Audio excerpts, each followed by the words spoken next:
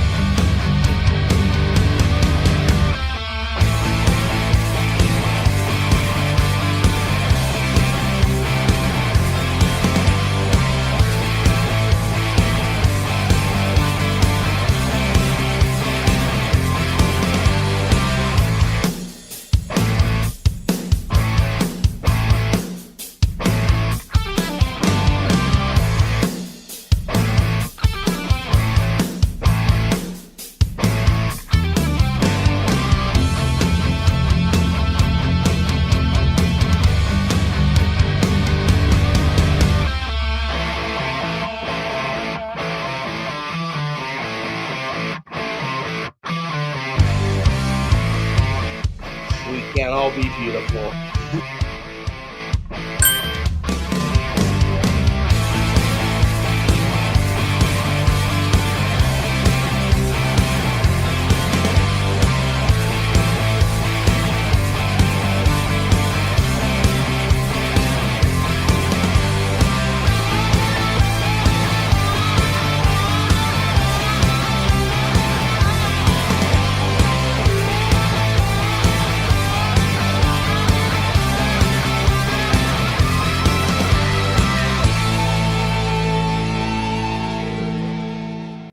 Put your seatbelts on and get ready for the ride.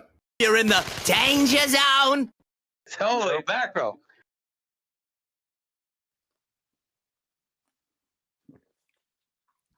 Well, hello.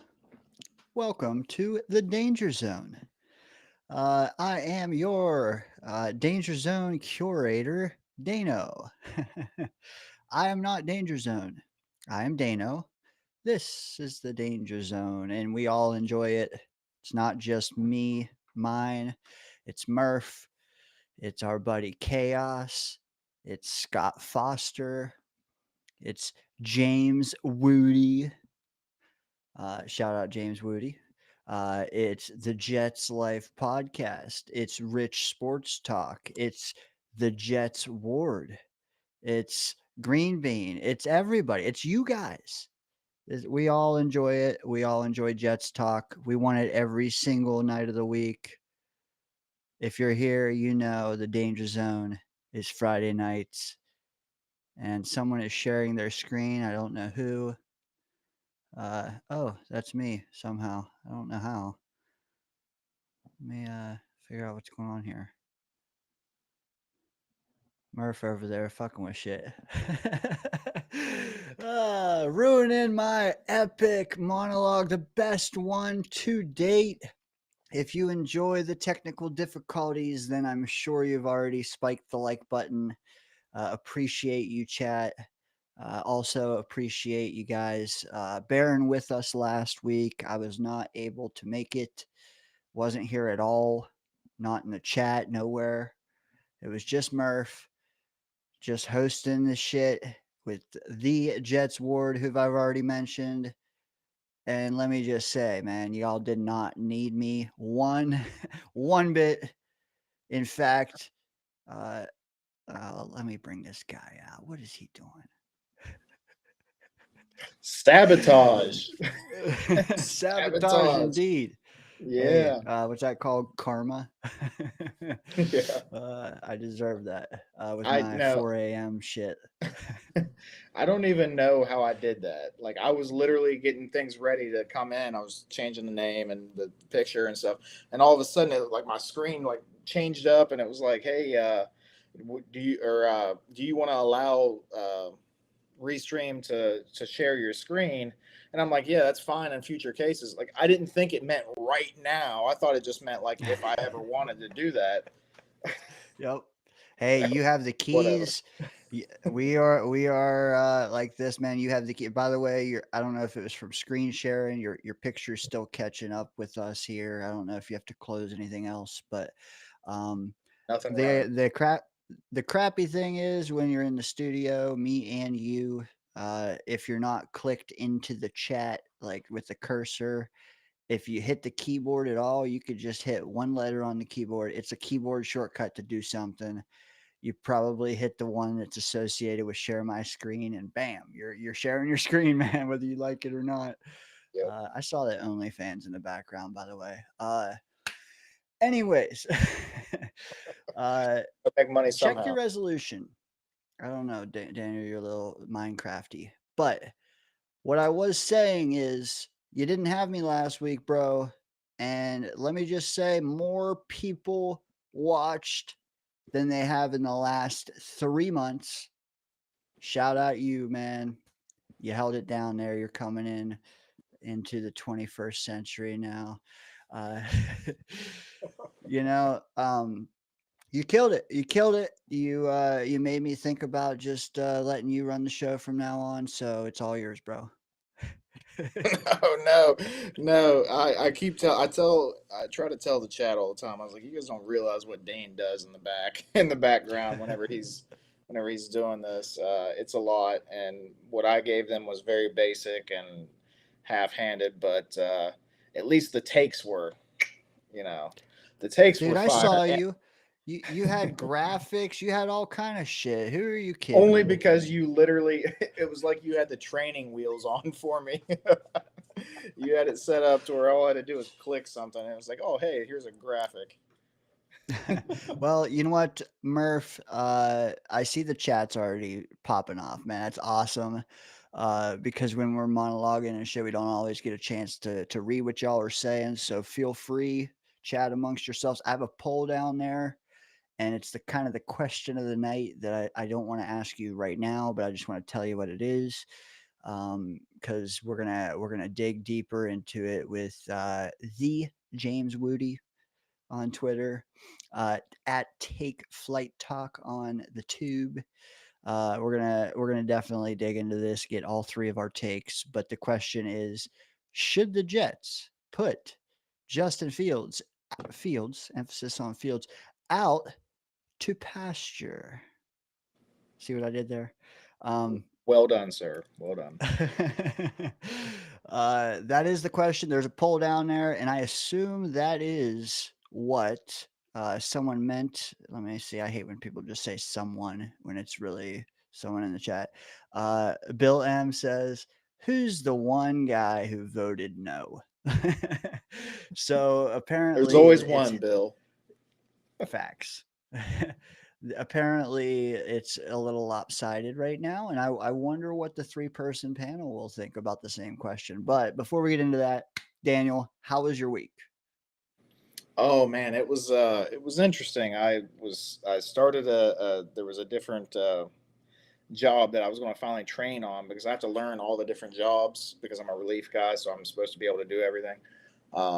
There's a different job that I was supposed to train on. Finally, I've been trying to do it but we've had vacations and they've needed me elsewhere. And finally, I was going to get to train and learn how to do it. And about an hour and a half into my shift, I get a call. Hey, so-and-so broke his foot. You're going to have to go run this route. So there went that. I ran that route. It's an easy route, so it was nice. And I imagine I'm going to be on that for probably about a month. But there definitely could be worse things I'm on because it's a pretty easy route. So it was a good week. It was a pretty good week, really.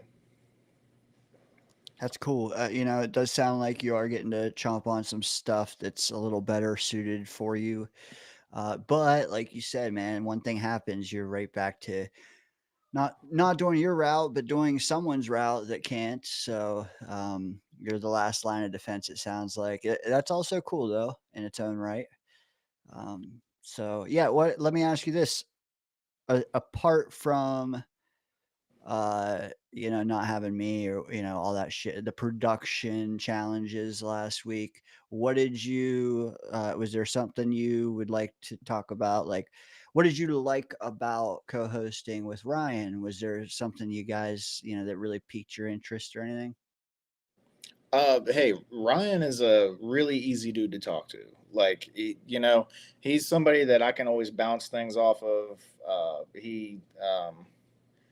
he's always got a solid, well thought out opinion, and he's always open to somebody challenging it, which is what I appreciate because I love challenging people's opinions, even if I agree with them. I mess with you all the time, Dane. If I agree with you, I'm still going to throw something out there to say, hey, well, what about if you look at it from this angle? Because I think that's what people should do in life. They should look at things from every angle. So that's yeah, Ryan's an easy dude to work with. Seriously, I appreciate the hell out of him. He stayed with us all night last Friday, did the pick'ems and everything, and I was blown away. And he didn't even phase him. So I appreciate the hell out of Ryan. He was a heck of a co-host that that stream, and I might replace you with him. Hey man, if I ever have to miss a stream again, there's it's a short list on who I would throw at you. You know, assuming like a just a straight stud. But why would I throw you a stud when I can hoard them for when we're both here? Um, I'm just That's kidding. true. But Ryan, Jets Chaos, two good ones. We did Dom, or else I would have thought of that. You know, this past week we've I been think doing Chaos. there's another really good one that I'm thinking of. And I was talking to him the other night, and I think isn't he supposed to be on the show tonight? I don't know. I haven't seen him. Hmm. I'm just kidding. You know what? We've already mentioned him like 16 times. So now he's forced to go back and listen to these 16 minutes in like 0.5 speed. So he has to tell me when he does that. Uh, just kidding, of course. Chat, you guys are popping. I'm gonna highlight some of your chats after I get him out here. We want to get to this guy though, because as Murph said, another great get for us when it comes to our vibe and what we can just flow through. Perfect guest to the Danger Zone. Hopefully he likes it as much as we like him. Bring him out, right? Bring him out, bring him out. Excellent introduction.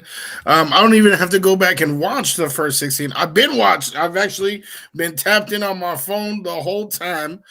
And you guys have an excellent program. I am honored. Definitely very appreciative to be a part of it.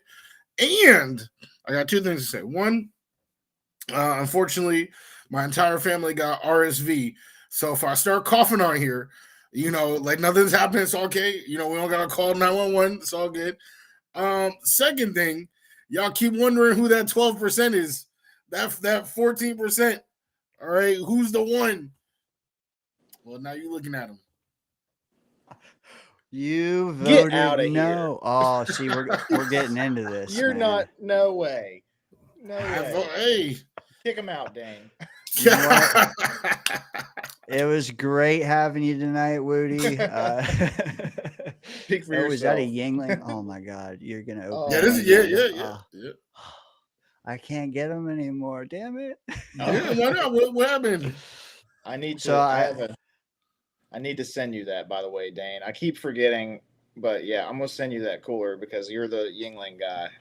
Dude, Well, apparently yeah. Wudi is too. Yeah.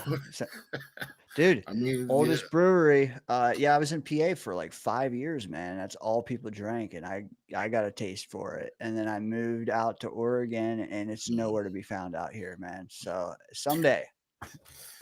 Yeah, the regionalism of beers is pretty tough, actually. I can't lie. But yeah, I actually had a random assortment that I had to pull up from the fridge. So yeah, we're gonna see some other ones. We'll see. Actually, I don't know because I'm sick too. So I'm not trying to die live on air. But we out here. Cheers to my guys. The best place in the world to be, the Danger Zone. That's right. Man. Little alcohol, clear them lungs up. Right on. Yeah. I don't, if you're a Jet fan, you better have at least one vice, man, because this is tough shit. No doubt. No doubt. You know what? Let's start with a softball before we get into the poll question. It's been a week since we've been in the DZ, and 2 games have been played. 2 games since Murph was here last week. I wasn't even here last week, so many games have been played. But here they are, folks. What can we go through it kind of chronologically? Maybe start with what you thought of the first one. And you know what? We'll all do the first one and then maybe hit that second one. How's that? And you don't have to go forever, just what you thought. You start. Okay, yeah. So first game, obviously was a dub. Obviously, Kane and Wangwu and Isaiah Williams deserve game balls, for real. And Breece Hall was spectacular. He, dramatically saved the game. He saved Justin Fields. This game, from that standpoint, reminded me of the Giants game. I don't know if you guys remember the Jets-Giants a couple of years ago. Zach Wilson had almost no yardage. It was just, 9-6, like the whole game. And the one touchdown that was scored was a 50-yard screen pass to Breece Hall that he just took to the house.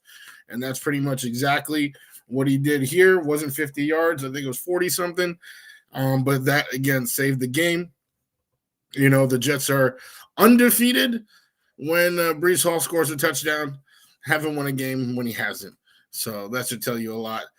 But obviously Fields himself was absolutely awful. Outside of that screen pass, he had 12 yards passing that whole game outside of that screen pass. So that is absolutely disgusting.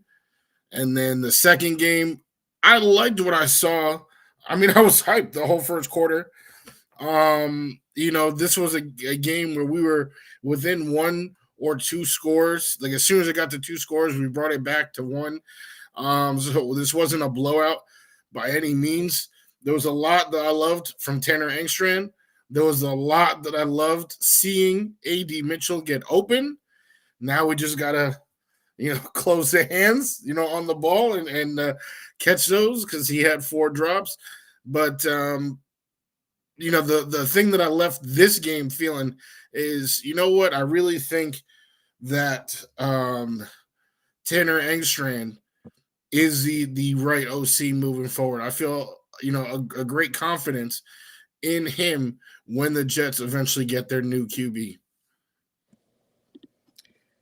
I gotta say, I do like that point, Wudi. The problem right now is unless the Jets have a spectacular special teams game, they're not going to win the game because the offense cannot do enough. They just can't. With Fields behind the helm, we've seen flashes, but even in some of the flashes we've seen, it's still not been enough. The offense cannot do enough, and the defense is subpar at best, really. Think about it. Like the Browns, they've struggled on offense all year. They've had a good defense. We still let them score 20 on us. Yeah, I know we feel good about winning that game, and I do feel good about winning that game. That was a game we should have won, and we did. But, minus the special teams, we're looking a little rough. If it wasn't for our wang, we're not putting it in, dude. I'm just saying. Anyway, feels good to have that win. That was a team we should have beat. That's fine. And it showed us, like, Aaron Glenn, I do think is improving. I will say that. I was hard on Aaron Glenn. You go back 3 weeks, I was real hard on Aaron Glenn. I'm still hard on him a little bit, but I do think he's improving, and I like to see that trend keep going up with him. But yeah, it was good to see the win, and then we fast forward to Thursday, and it's right back to where we should be. I mean, this is what the team is, 27-14. This is where we should be. The defense has been subpar. We let the Patriots throw all over us like it was nothing. You know what I mean? There was wide open. I've never seen so many wide open receivers in my life. I mean, as Jets fans, we've seen a lot of good defenses, right? That's something that we've hung our hat on. This is not good defense, man. We're letting guys just wide open on us. Stephon Diggs running out there finding a soft spot in the zone. Boom, nobody is even near them. Same thing with their tight end. It was rough, man. We had one good drive out of Fields in the beginning. Felt fluky to me the whole time, to be honest with you. It felt like, oh, okay, he's using his legs a little bit. Brees is going a little bit, and we just kind of got it in there. Well, It didn't feel. Hold that thought, man. We'll get to the Patriots. Okay. Okay. I jumped ahead. My bad. That's all right. Either way, that's all right. Browns Jets. We won as we should have. The team, technically, we are a better team overall than they are because our special teams are better. And I think Aaron Glenn did a good job coaching. I think he's getting better, but I need to see more, man. Facts. Murph, check the chat, the private chat, and talk to you in a minute, bro. Agreed though. Wudi, you said it, man. The Wang Wu, the Isaiah Williams, man, that was literally the best 5 minutes probably of the season. Like, that's hard to top, man. We got out to a 14-7 lead, and it was kind of nice to see this team play with a lead, I don't think that there's it's a coincidence that we had a first half lead, and I'm not talking about 3-0, a first half lead, and boom, Will McDonald 4 sacks. Like, not Agreed. A coincidence, Can we get more of that? Like, I wish we could have broke these games down 1 week at a time. We can't, but as high as the Browns game was, let me, all right. Say something, Murph. We good? Yeah. Good. Okay. As high as that Browns game was, coming off a bye, we hadn't lost in 3 weeks, whatever. It was short-lived because Patriots. Wudi, talk to me about last night, bro. Yeah, I'm not that as down as everybody else is on that game. Like, the defense, I'm expecting the defense, to not be that good, right? We traded away Sauce, we traded away Quinnen, we got a whole bunch of people. AZ Thomas is out. So, we got bare bones in the defense. And in the receiving core, it's arguably worse. We got Garrett Wilson hurt. A.D. Mitchell is playing his first game. John Mechie, we got, it's I don't want to say bums, but, we definitely don't have a top 25 receiving core right now. So given that, and given that Justin Fields routinely throws for under 60 yards in a game, which no other quarterback has done even once, I thought that from a coaching standpoint, I felt like they did pretty well. That's why I brought up Tanner Engstrand. I feel like Tanner, he did a good job getting points on the board. A.D. Mitchell dropped other points. That first drop that he had, that would have put us, pretty much in the red zone. That would have been points on the board as well. Steve Wilkes, still not my guy. And the defense, to Murph's point, seeing guys wide open nonstop, it's all that press man. And they just kept running the same play over and over. Josh McDaniels, he loves doing that. Right until you can stop it. And they couldn't stop it. It was actually super embarrassing. And just every single time it was 3rd and long, they'd have a guy wide open on a drag route. You would like to hope that when, they get their desired personnel, like when they, draft a corner or, add more talent there, that wouldn't happen in this scheme. But I really still don't like Steve Wilkes, what he's done to this defense. We'll see. Maybe I'm bugging, but just the concepts that I'm seeing, I feel like we're always at a disadvantage and having to play catch up. But offensively, Tanner, given what he had, which was almost nothing, I thought he would, he did a very nice job. And again, this was a game that was not a blowout. it was 1 to 2 scores the whole game. And there was that. Honestly, the Jets could have won this game if they could have caught a few near interceptions, and if AD Mitchell didn't drop 4 passes. There were a lot of things that could have shifted this game. So I wouldn't beat the team down for this game. Well, just like you're not beating the team down, I'm actually not beating AD Mitchell down.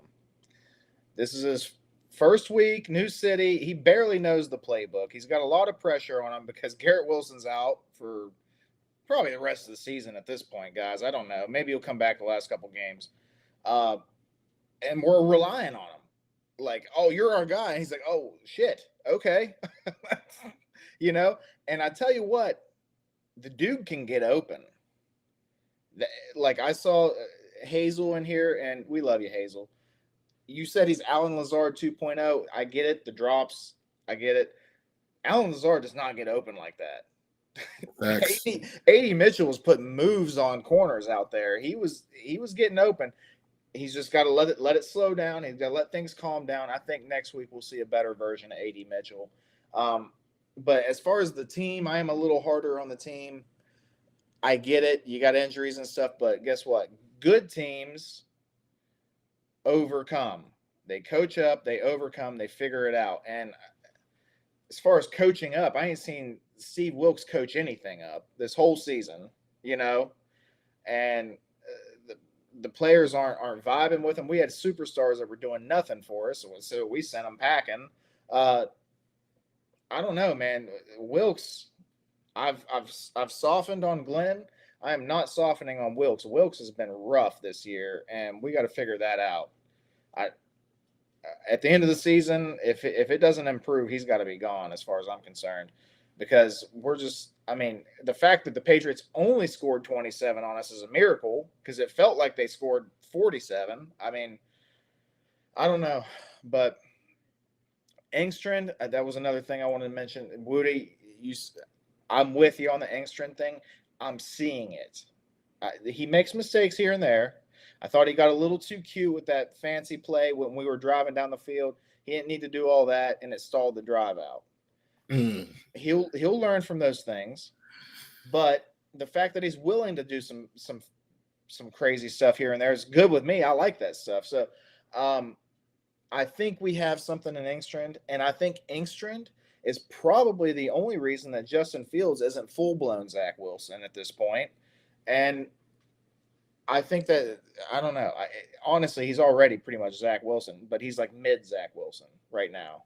He's not like in the dumpster, the worst of Zach Wilson that we've seen, but if it wasn't for Engstrand, I think he would be.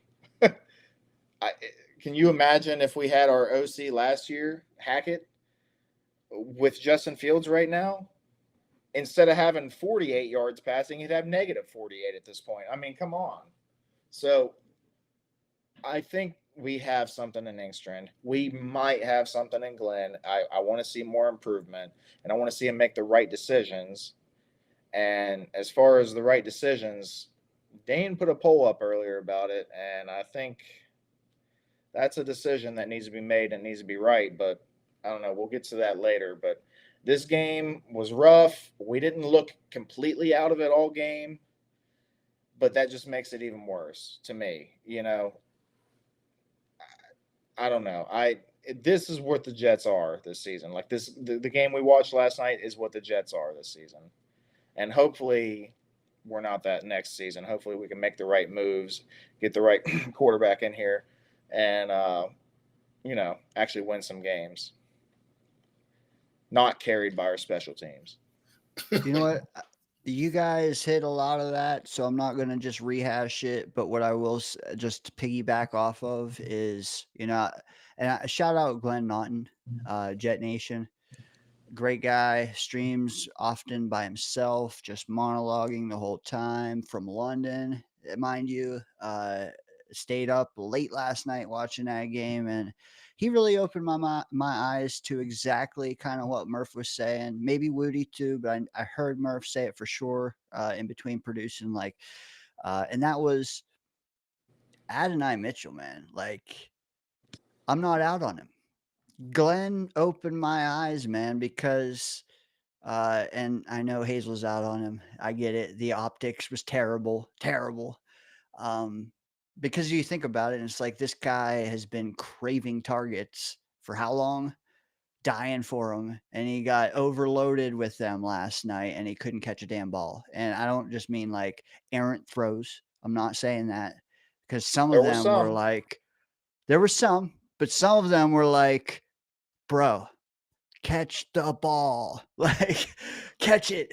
Is the stage too big for you, going from riding the pine to Amazon Prime? Ooh, that's a bar. New NF Bro, album. He needs to get you on it on the next yeah, one. facts, dude. Collab. Molten lava, dude, on wax. But guess what? He got open. Arian Smith getting open. Garrett Wilson comes back. You know what? We got to get into this next question, because like we got 20 in the house watching us. I don't want to miss the chance to ask it. The poll's there. Poll's there. Part of that 9% is James Wudi. We have to chop this up. Chat, I want to hear your thoughts on this next question. And I like the scoreboard graphic. I got another one primed and ready. Well, Murph's our graphics guy. But the question of the night, guys, is should we? Is it supposed to be us? Yeah, that's perfect. What? Dano, Wudi, and Murph. I got to ask you guys, are we putting Justin Fields out to pasture? Pasture. Woody looks like the only one involved in that picture. Like he's into it, and then I'm just looking out into space. And Dane, you had too much of the moonshine at that point. Oh my god, that graphic is killing me. I gotta say, Justin Fields has been utterly disappointing this year. And I just can't, like, I didn't expect a lot out of him, but I definitely expected something. And he's only shown a couple flashes to me. Otherwise, he just doesn't look like he has it, man. Like, if it wasn't for his legs, can you imagine if he wasn't mobile? Like, if he had Tom Brady's mobility, how bad would we be right now? Very bad. Very, very bad. Exactly. Pretty important to be able to read a defense and make throws if you're a quarterback. I don't care if you are mobile. Like if you can't do that, you're never going to be that guy. So I don't know. We've seen Tyrod do it. Why not see Tyrod do it again? You know what? Let me go next. I think Wudi. It sounds like Wudi is best saved for last. So I just want to take the chance to get on a soapbox a little bit, because if you're scrolling the timeline during the game, if you're watching the game and just using your damn eyes, just everybody, including announcers, fans, analysts across the league, Twitter analysts, you know them, I'm sure, by the boatload, cooking Fields, just utterly disappointing. Jerry, perfect. Use your Fields Cal custom emoji now, chat. Everybody's cooking him. So I want to just stop and tell them they're absolutely right. Keep cooking him. He's fucking terrible. Go ahead, Woody. It's just so funny because in March, April, I was like, yo, you guys, not you guys, the fan base. Oh, you guys want Justin Fields? He is literally my number one QB to avoid. And you guys, not you two specifically, the fan base, said, oh, but he was 4-2. He was 4-2.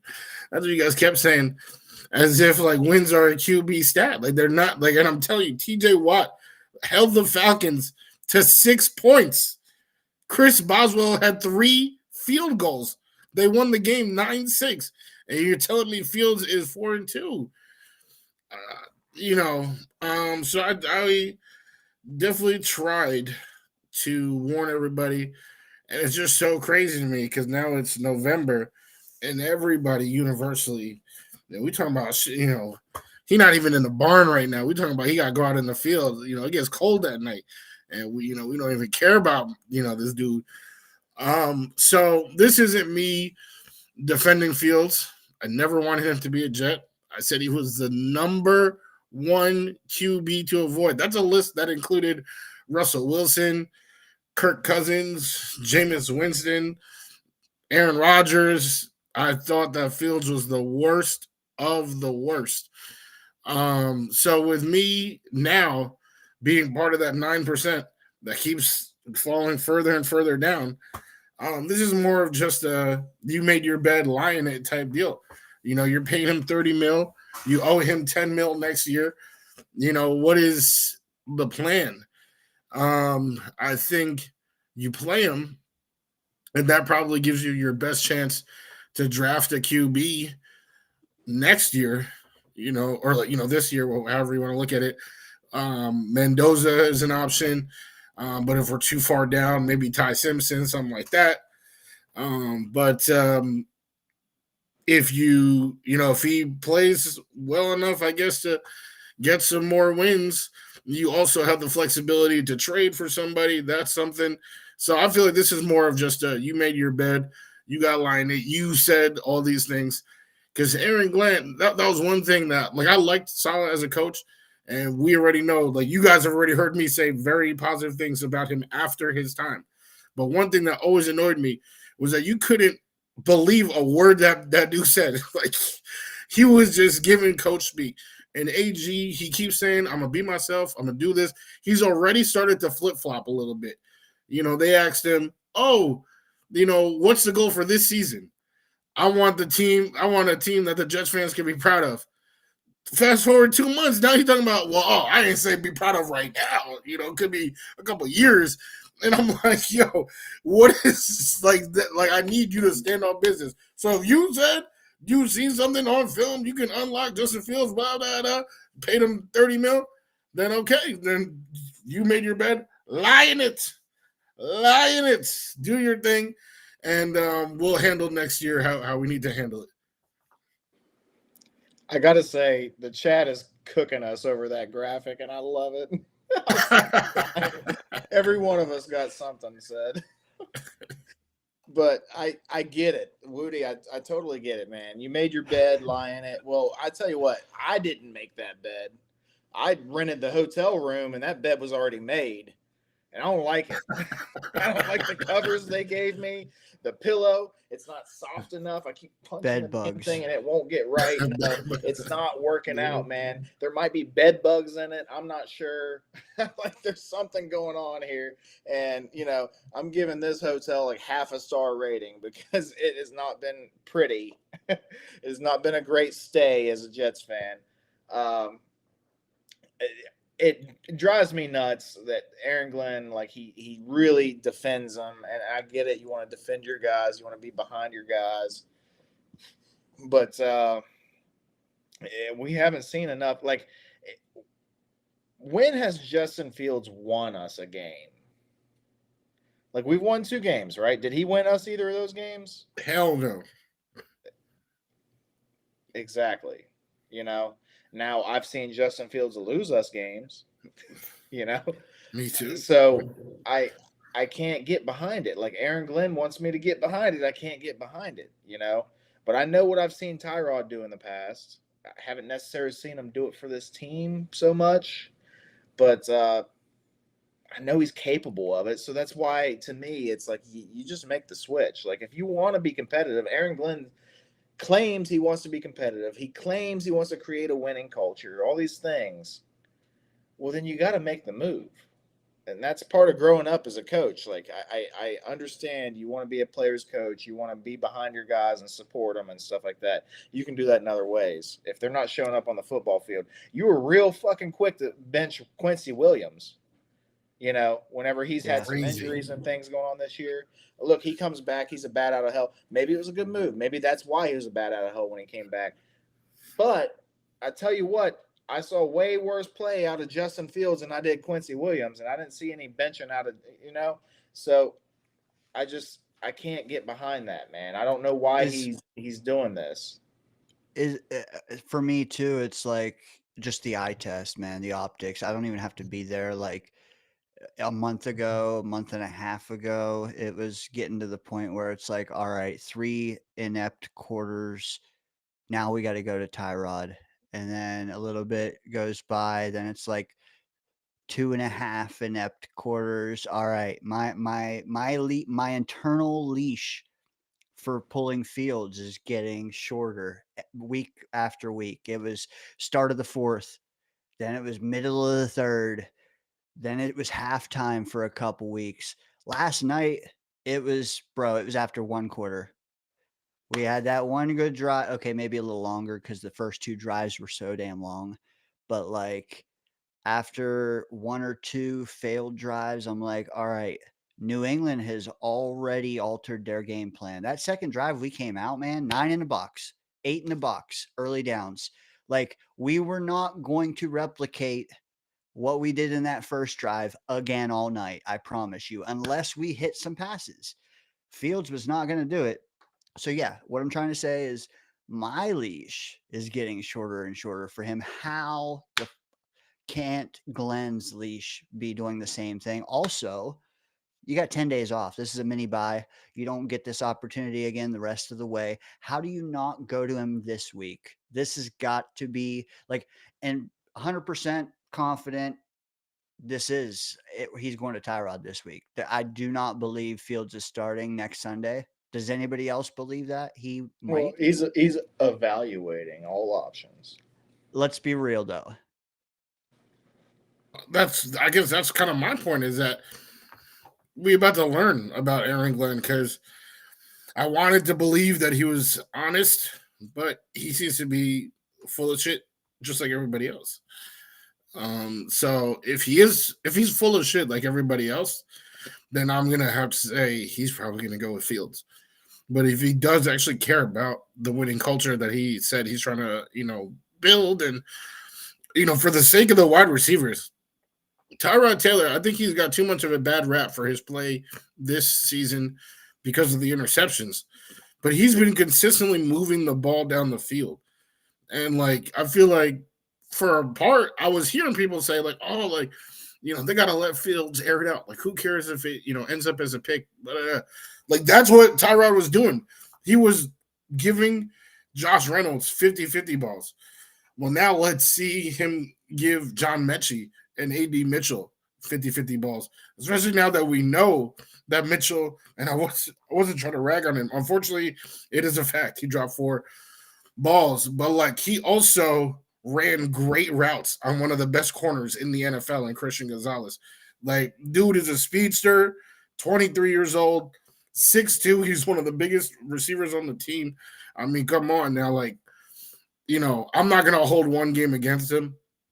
I would still dial up plays for him, and Tyrod is going to give him a chance. Oh, damn. Tyrod is going to give us a chance to see what those receivers have. Fields, not so much. So, obviously, if I'm making the call, yes, I'm going Tyrod. But, the question, the way I answered it, it was more Aaron Glenn based. Facts. I think we're all making that change. If it's us, I don't know how much longer. I am still defending Glenn in a lot of ways. If he trots, or I'm sorry, if he crams, #crams, Fields down my throat one more week. No defense, man. Can't do it. Cannot do it, man. I'm over it. Fucking over it. Can't even evaluate our offense as a whole, our OC, the way things are going. You're like you said, culture. It's not even just the vibes, which I'm sure the vibes are terrible when you're getting nowhere. You're running 60 routes a game or 40 routes a game and you just zero catchable or one catchable. Like, I don't know, man. It's frustrating. It's frustrating. I hope that my stuttering and my like that just conveys frustration because it really has been tough to watch. The whole country watched this last night. And yeah, at this rate, sure. You know what? You want to stick to your guns, start Fields the rest of the way. Guess which place is not going to be a destination worth coming to in free agency in the spring? Here. So, you know, you're going to cut him and you're going to pay Rodgers $35 million next year not to be here and Fields $10 million next year not to be here. You're going to have to go out and pay what, Daniel Jones $40 million to come? Psh, come on. You're going to draft a guy and instead of sitting him like we all want to do, you're going to start him and possibly make that a volatile situation. Dude, it's just you got to figure it out, but luckily I'm not paid to do so, although I do have my opinions on how to. I do like it. The one thing is if I heard Glenn go up in front of the presser and say,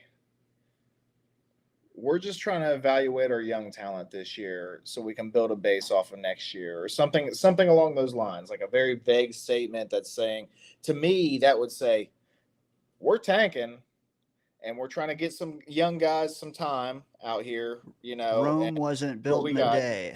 Yeah. If he said something like that and I'm like, oh, we're tanking, and then I'd be like, yeah, start Fields. Okay, I get it. Like, I understand now. But I don't understand because he goes up there and he says, oh, we're trying to win. You know, we want to win. Like his mindset is that he wants to win every game. He's been building a winning culture. I know he didn't say this year technically or whatever. He just left it open-ended.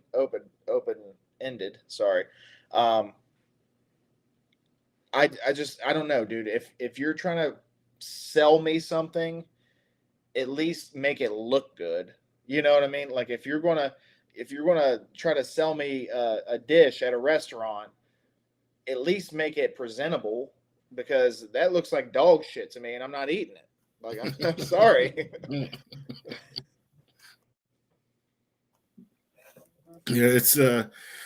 It's real bad.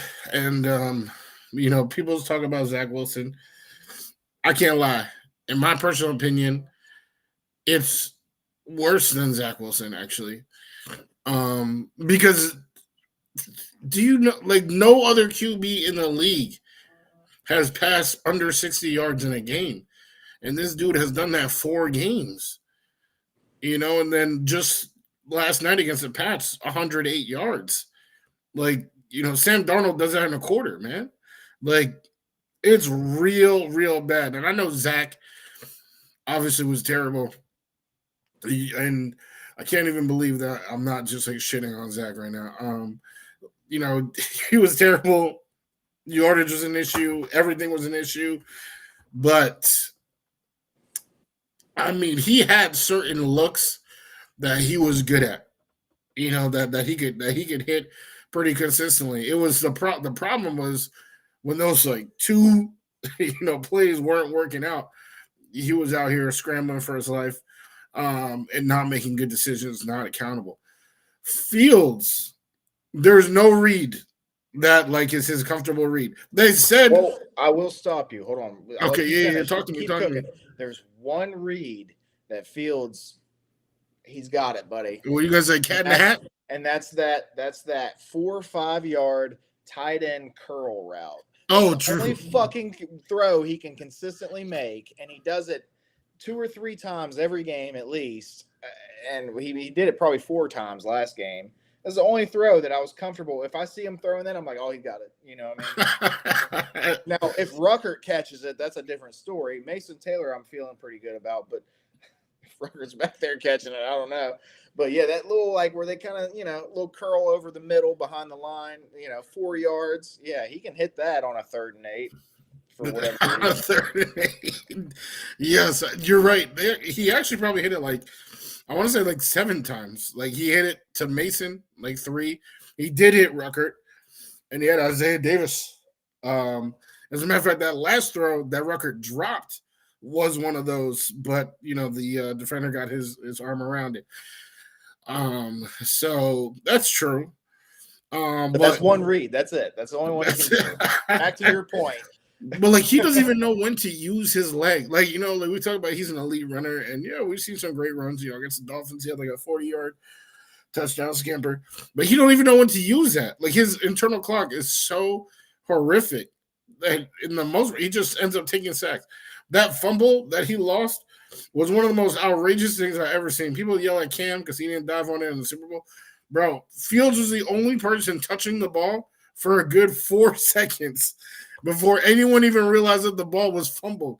And he still wasn't the first one to get it. That was that, like, if there was if there was ever a reason to, kick Justin Fields in the balls, like that's the top reason right there. Like, what are you doing? What are you doing? So all I'm saying is I don't hate the person. I do hate his play. I tried to warn you, but I do already, like, based on what I've seen, I think, like, for AD to be that open and that used game 1 against that tough of a defense, it showed me what I need to know about Engstrand, and when we finally have like multiple good pieces out there. Like, right, we just only had Garrett. Mason was trying to find his footing. Now we have year 2 Mason. We have Garrett. We have AD. They need another one, whether it's a veteran or draft another receiver. But now we're talking about weapons. You extend Brees. Dane, cover your ears. We extend Brees, and like now that's even more weapons in the pass game. Like that, we know Engstrand's going to get people open, and it's just a matter of, will the quarterback at that time be able to make throws? And every name that I'm hearing, you should feel very confident in, would be a huge step up from Fields. Yeah. I just, the thing about, I'm okay. We've done the Fields. I think we get it. Everybody in here is with us. Really, it's bad. We're tormented as we have been with quarterback play as Jets fans our whole lives, pretty much all of us, except for the few of you that watched, some Joe Namath, and we did have some Pennington years, Anyway, Wudi, I haven't got a chance to hear a little bit on Instagram. I did, but I did want to get full blown. I got to know how you feel, and this is a little bit ago, but I got to know how you feel about the trades that we made. Sending Sauce Gardner to the Colts. We got 2 firsts and 80 Mitchell. We sent Quinnen Williams to the Dallas Cowboys. We got a 2nd this year, 1st next year, plus Mazzie Smith. I'm not sure how you pronounce it. And then also, and I know this one probably, I'm pretty sure you're with me on it, probably broke your heart too, sending Michael Carter II to the Eagles for a bag of chips. I got to know how you felt about all of it. What did it tell you? Do you like the compensation? How are your feelings on the trades? We got to figure that out. I can't lie. In real time, I felt like my family was under attack in real time. Like it was crazy. I still wear my Quinnen jersey. I just bought one last month, and I was blindsided by that. I think we were all blindsided by Sauce. I don't think that was a name that anybody was saying. So we were definitely all blindsided by Sauce. So yeah, it was definitely a lot of shock. Compensation, I'm not gonna lie. Compensation was fantastic. If you want to break it up per trade, then you could say, they didn't get enough for Michael Carter, because that's how I felt. I'm sick wild too. I promise. I'm not. I'm sick. But for Michael Carter, I didn't really feel like they got enough. Sauce, come on now. Like what more can you ask for with Sauce? That was perfect compensation. And then Quinnen, I would have loved to get 2 firsts as well, but still the deal that they got and getting Mozzie back, who's actually not even that good, but like maybe, they can turn him. A solid deal. So when you add it all together, I mean, that's a franchise restarting package there for really just 3 players. And a very important question that you asked that I'm happy you asked was, what did that tell me? And what it told me was that they're trying to rebuild the defense. They only got rid of defensive pieces. Garrett was untouchable. I'm thinking at this point now you have to extend Brees. And when you talk about that, so now you have a wide receiver 1, an RB1, and a tight end 1 all under contract for the foreseeable future, assuming they extend Brees. Like that is a tremendous foundation to build an explosive offense. Like that is, and you have an offensive line. And when I saw, the totality of the trade and the compensation is that now you look at all the, picks that we're looking at on the screen right now. You look at the fact that they have $100 million in cap space the next 2 years. And if they're saying like, okay, Garrett, Mason, Brees, like, okay, let's go. Let's get a wide receiver 2. Let's get AD, out there in the fold. Let's solidify the interior. Obviously, our tackles are set, but we'll figure out, obviously Tippmann is set, but we'll figure out the other 2. So, like, long term. And now you really have, like, an explosive offense, like what, because I know everyone loves comparing to the Lions. Like, that's how they were built. Explosive. I mean, a great offensive line. That 1 wide receiver, they eventually added Jameson Williams. And then, of course, the running backs of doom. So I think the Jets, by doing what they did, kind of said, like, we feel like we're on that path. And defensively, now they have a lot of tools to rebuild the defense. So I'm actually, personally, I'm expecting a lot of picks to go to the defensive side of the ball. Like, I'm expecting to see a lot of, high premium defensive players added, whatever Steve Wilkes is looking for. I don't know what that is because, he keeps getting rid of great players.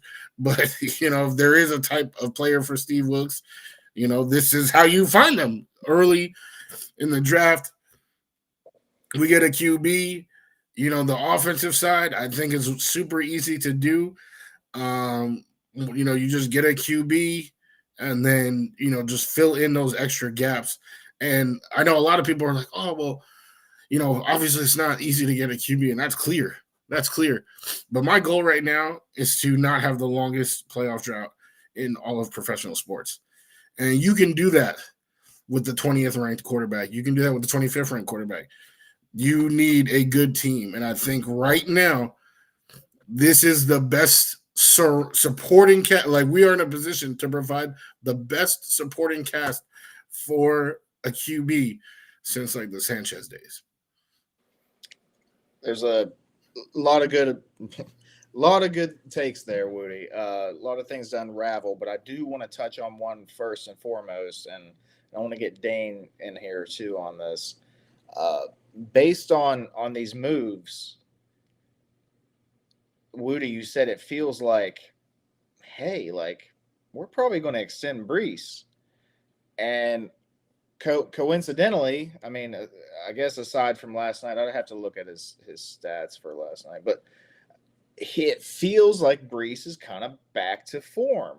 His vision seems improved. That was the biggest thing whenever, like last year, it was rough, man. The beginning of this year, it was hit and miss. And then now it feels like he's starting to see the holes again. He's starting to break tackles again because for whatever reason, he got hit in the backfield. He was done. And I'm like, Brees, you're a big dude. Why can't you shed a guy or two? And all of a sudden he's doing it now, and he feels like we have old Brees back. I don't want to stamp and say, yeah, Brees is back, but coincidentally, Brees is starting to play better, right? And it's like, oh, we need weapons. We shipped off these guys, don't have to pay them anymore. We have the money. We're relying on Brees a lot this year. We're relying on the run game a lot this year. We have a good offensive line. You want to set up a quarterback for success, maybe you keep Brees around, right? That, and then also having Braylon and Isaiah Davis just to have, to spell them out. Those guys are good too, It might make sense to go that route. You want to set your quarterback up for success when you draft a young quarterback. So, yeah, if you want to make the playoffs, maybe you extend Brees, man. So, I don't know. Playoffs. Dane, playoffs. Who knows? Who knows if we ever can? But just your thoughts on that, Dane. I know you were a little critical of Brees early this year. A little, my God. Brees is number one nemesis. Just a little bit. My God, he's the Lex Luthor to Brees all Superman. Come on now. But I will say yes. But I will say that Dane is willing to admit whenever he's been confundled, whenever he's been sabotaged, like I did earlier to him. Anyway, he's not afraid to admit when a take was wrong. Were you wrong, Dane? You know what? Maybe you're not wrong, or maybe you're half wrong. Who knows? Where is your mindset on this? Do you think that they will extend Brees? Do you think that's a good idea? Do you think that these moves are pushing it towards that? Great question.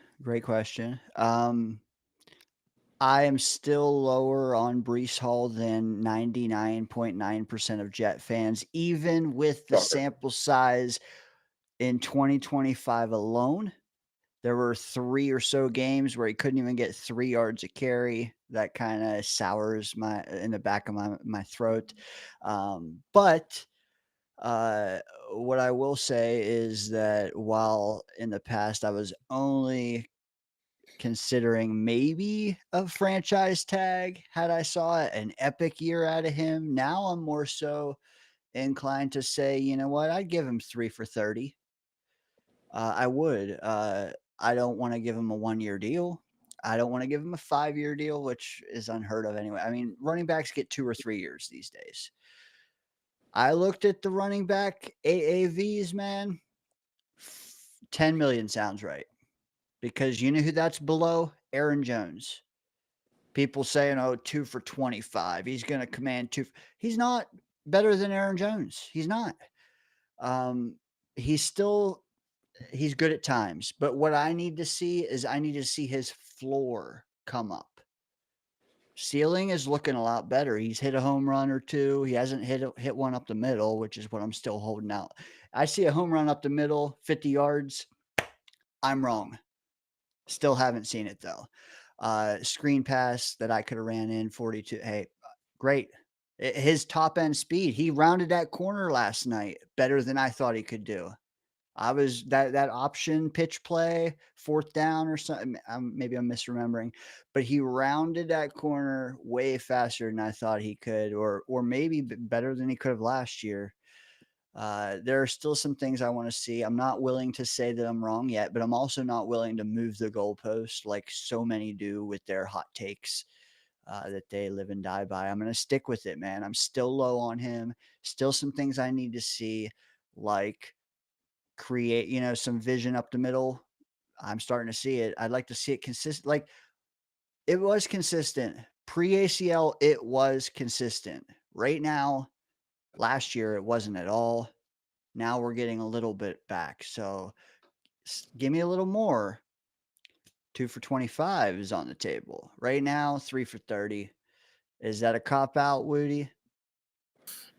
I personally, and you already know I'm probably higher on Brees than 99% of the population. I never entertained trade talks one bit. I would probably go as high as 3 for 36. Now, I will agree. Like, I don't think you're wrong, and I would never say like, oh, like dang, like haha, like victory lap, nothing like that. because the points that you make are valid. And like, it's not like every game, he has 100 yards, he's dominating. Where it did seem like that rookie year, that was the case. Like, he was, and then of course, when he came back, he started off hot and then kind of flamed out a little bit. But I think what also should be taken under consideration, and I think it was taken under consideration with Garrett, is the trajectory. Because I personally don't think that Garrett has ever been like a top, and I'm not trying to get kicked off this podcast right now, but like a top 10 receiver. Like, no, there's been plenty of guys, more stats, more touchdowns, and then you say, okay, well, look at the QB situation, like, and then with Brees, it's kind of the same thing, look at them stacking the box and all this type of stuff. So it's that projection of, okay, in this new regime, new offensive line, we're getting weapons. What can they do these next 3 years? And I think, given what they have, if you look ahead of the next 3 years, I think you're going to see like a Brees that's highly, highly productive, even in those, 2.8 yard per carry games. Before, he's still getting 6 catches for 70 yards. He hasn't had that, but that's because Fields hasn't had 70 yards. So I think, when you're thinking about Brees, I definitely would extend him. I feel like it would be a huge detriment.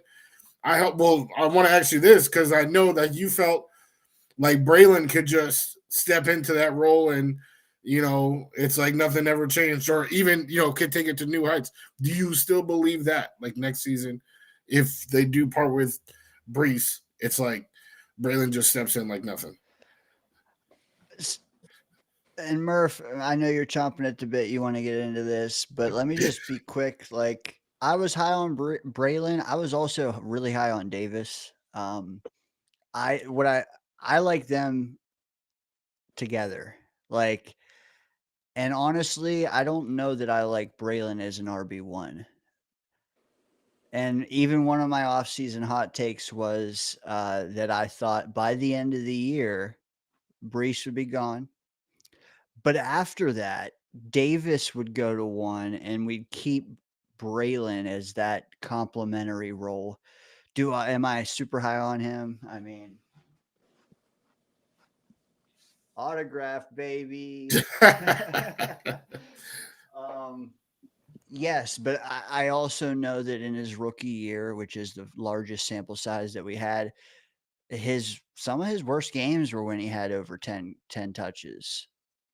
I don't know that he can just bulldoze a team all game, but if someone else could, if he could spell someone who's also running well, I think you can wear down a defense. I am no lower on Braylon, though, to answer your question, than I was 6 months ago. Still high on him. I really like Davis, too. The more I see him, the more I like him. He had a hell of a run last night. Just not enough. Like, they don't use him enough. And that's the thing with Brees, too. Like, he gets all this yardage. He also gets all the goddamn touches, man. Like, all of them. Same with Garrett. Getting all these yards. Him and Brees are our whole offense. How many yards should they get? Like, but anyways, Murph, I know you're chomping at the bit to talk. Preach on whatever it is you want to preach on. Okay. Well, if him and Brees are our entire offense, then why would we let him go? You know what I mean? Why would we let Brees go, especially if we have plans to draft a young quarterback? You don't want to give one of the only 2 quality pieces you got going on, away. So there's that. But I feel like we have to add context. And this is something that we've done. As Jets fans, sometimes we add a little too much context and we don't just see it for what it is. We do this. We have this coping mechanisms, especially when we have like a young quarterback and stuff like that. We've done that. We did with Zach Wilson for a while, whatever. Well, I'm going to add context with Brees, because let me ask you guys, what complements a passing game and allows you to be able to pass better? The run game. The run game. Okay. So, what complements the run game and allows you to be able to run better? The pass. The O-line. Yeah. Oh. The pass. You know what I'm going with, Dane. The pass. If teams are not scared of you to throw on them, if they don't think your quarterback can complete a pass more than 10 yards down the field, or I'm sorry, 4 or 5 yards, because that's your tight end curl routes that you have going on, then they're going to load the box. We saw it with the Patriots last night. Like, Brees didn't look bad eye test wise, but they start loading the box on us. They know we're going to run it because that's all we can do. We should prove that our first drive. That's all we did our first drive. We ran the damn ball. So you're not going to get 110% A quality Brees if you don't at least have something else on your offense. You know what I mean? You have to take some attention away from him so he can make the plays. Nobody is Superman out there, dude. I don't care if you had Jonathan Taylor out there. If he's running against 8-9 man loaded boxes, he's not going to get a lot. So I just, the context has to be there. And as far as like whether you re-sign him or not, yeah, and I think you guys are both right. Like that 3 for 30, 3 for 36, that range, yeah. But he's also got to keep up some momentum. He still has to show me that he has the vision. He has to show me that he has that pop whenever he hits that second gear, you know.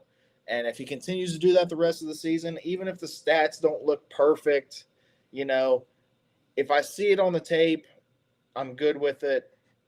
Extend him as far as I'm concerned.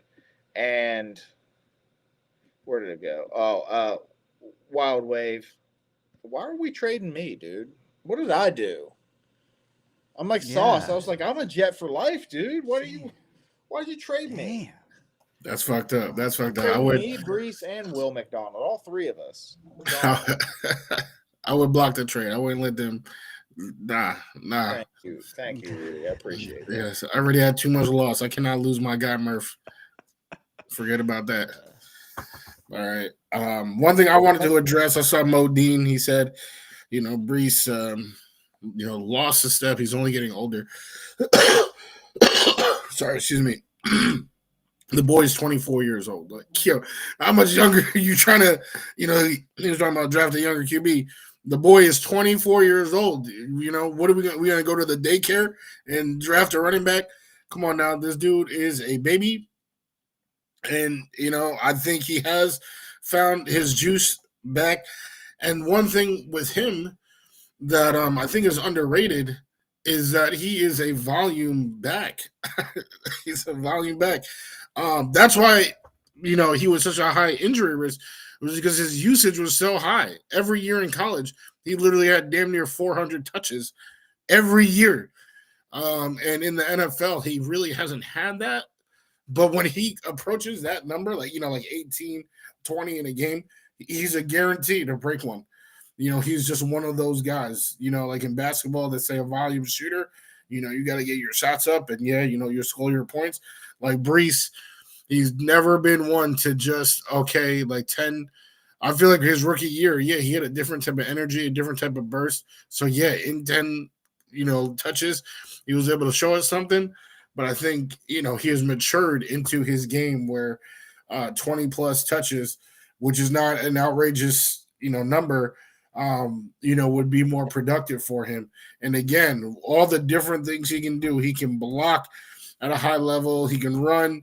He can catch with the best of them. Like, his running routes, like, it's not like, he's only running screen passes. He can run wheel routes. He has a route tree. I just think he is a Swiss Army knife for the young QB to just be like, wow, like, thank God I have this guy. Like, he's going to block for me. He's going to catch for me. In terms of him wanting to stay here, I can't lie. If I was him, and all the trade rumors and disrespect, how they just extended Sauce and then traded Sauce, how can you feel comfortable with this regime?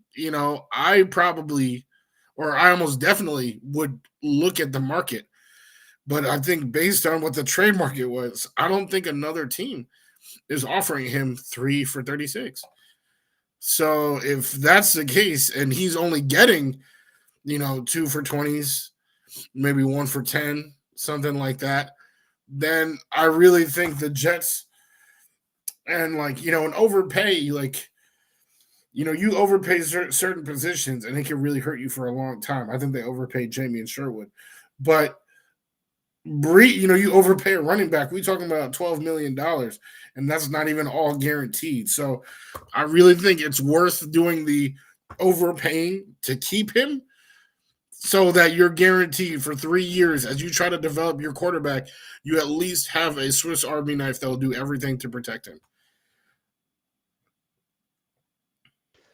I agree, Woody. I guess I'm hung up on that 6 million we're fighting over. You know what? It's just this damn dead money, man. 2027 is so clean. And if it's a little bit extra next year and we got to tighten our belt, that's fine, because we talked about it. I don't know how good of a destination we're going to be this spring. So it's sure sounding like 2026 is a year that we eat our dead money. That was, I thought that was this year. Call me crazy. I was wrong. Not this year. But you know what? Let me ask you this here. I was stalling because I wanted to show you this. Based solely, and there is a caveat here, based solely on APY. Yes. Or, not even, but where do you slot Brees into this graphic? Yeah, no, this is a perfect list, right? And you talked about it with Aaron Jones. My 3 for 36, but obviously put him tied with Josh Jacobs, a little bit above James Cook. And I think it's a little bit, and that's what I said with Garrett. I feel like the contract they gave Garrett was a projection. He is not better than some of the guys that he's getting paid more than, but it's a projection that, okay, your stats will be better as the team gets better. And the guys below you, why can't I think of one right now? Well, I know Emeka Ibuka, the way he started his career, right? They're going to outpace Garrett, right? You're setting the market. So I think that's what Brees is kind of doing, is you give him a $12 million deal. Is he better than James Cook or Kyron Williams? No. Is he better than Aaron Jones? I do think in the next 3 years, he will be better than Aaron Jones. Jones is kind of on the decline. Brees should be on an incline. But what you're doing is projecting. He's not going to be the highest paid in by the end of that contract, because who else needs to get paid? Jahmyr Gibbs, Bijan Robinson. There was another person that I was thinking of. But those guys are definitely going to get paid more than Brees. So I think it's a fair number, that 12. Obviously, if he's okay with 10 or 11, that's what I'm saying, 10, 11, 12. I think above 12 is kind of crazy, given the names that we see. And I think below 10 is kind of crazy, because none of those guys, yes, they're good players. They've all had better years than Brees. None of them, I'm willing to bet that none of them have better years than Brees if he ascends, in the next 3 years. So, yeah, that's why that 10 to 12. So that's the 30 to 36. I'm okay. Whatever he's okay with, I'm okay with. I just need you to be a New York Jet. Yeah, and I am with you. The chat is hesitant to believe he wants to be here, regardless of money. But I heard a very wise thing said by Connor Rogers on the New York or the NFL Stock Exchange, Fixing the Jet edition. That was a pretty good watch if you haven't seen it. He said no-brainer is to slap the transition tag on Brees. And I thought that was just a bold, outside the box way of thinking. Maybe the foresight, like maybe that is what we'll do. Top 5 average salary for a year or whatever, however it works, for right of first refusal, whatever it is, man. A way of, if he doesn't want to be here, hey, tying him down, man. Do it one more time. And, that'll buy us some instant offense while we eat all this dead money. But, we'll see. We'll see how it is. There was somewhere I was gonna go next. Oh yeah, callers. I think you got about 20 minutes in you, Wudi. Do you mind if I open the call-in line? Of course, that's perfectly fine. Oh, you mind? You mind? Oh no, Mind, no! folks. I don't mind. I don't mind at all. Hey, mind over matter. Hey, Yeah. Hey. You know what? So give me a minute there. Murph, I don't know if you saw the graphic. If you care to see it, I'll throw that out there one more time. Wudi had Brees at 12 AAV. Is 12 a deal breaker to Daniel Murphy on November 14th? No, it's not. But, and not that I think that he's better than James Cook or Kyron Williams, but you have to think about the market. And, the newer contracts get paid more, So if you get paid as the 6th best running back in the league, because you were paid the most recent, you're probably more like the 8th or 9th best running back in the league. That's just how it works. So do I think he's like I said, better than James Cook or Kyron Williams, Aaron Jones? Like, not necessarily. Like, he hasn't quite proven that to me. But I think that due to the way contracts go in the NFL, that's about where he would be. Well, you know what? That's what I said. The same thing, word for word. We are in lockstep with that. Facts. You know what? If we're spending 12, can we get Kyron Williams over here? That's all I'm saying. I'm just kidding. You know what? With a better QB, I bet Brees looks even better. Like Wudi, my takes would be wrong if we had a QB. I guarantee you. I do. We have a caller. Before we get to them, just bear with me, caller. Get your mic and video and all that set. We had a super chat, and I missed it for a few. But let me bring it up now. I just want a quick hitter on you guys. Super chat, $2.99 Australian dollars. I believe that's like 200 US dollars. So just keep that in mind. Jesus Jerry Vodka says, why isn't Brees Hall and Mason Taylor used more in Garrett's absence? Someone want to hit that? I think they are. They have kind of consistently been the top targeted options in the game. It's just that, again, Fields can't throw. So he not hitting them. He's not hitting them. But if you look at every game that Garrett's been out, they are in the top 3, usually the 3rd, right? Like AD Mitchell's probably in the top 3, this past game. Tyler Johnson was probably in it the other game, but they are definitely in the top 3 with that random person. It's just that, 54 yards is 54 yards, no matter what, it's not going to be a large, and they dialing up plays. That's another thing. My biggest pet peeve, and clearly there are no Fields truthers on this stream whatsoever, but the ones that do be, flying around like a little gnat, in my ear on Instagram, they love saying, well, of course he's only going to get 54 yards on 11 pass attempts. And it's like, no, they're not calling up 11 plays. They're calling up 20, 22 plays, and he's taking sacks. That does not count as a pass attempt, or, what I'm saying? Like, or scrambling, right? Because he can't read the field. Every scramble, every sack, like those are plays where, no, you could have found Brees, you could have found Taylor, and you didn't because you can't read the field. So that's one thing. Like they don't even know football statistics, and for us who are stat guys, we love finding the most obscure stats and sharing them with the fan base. It just disgusts me, like literally disgusts me when people don't even understand the statistic that they're trying to evaluate. I don't know that they're used. I feel like they were used a lot. Like they were already a big part of the offense.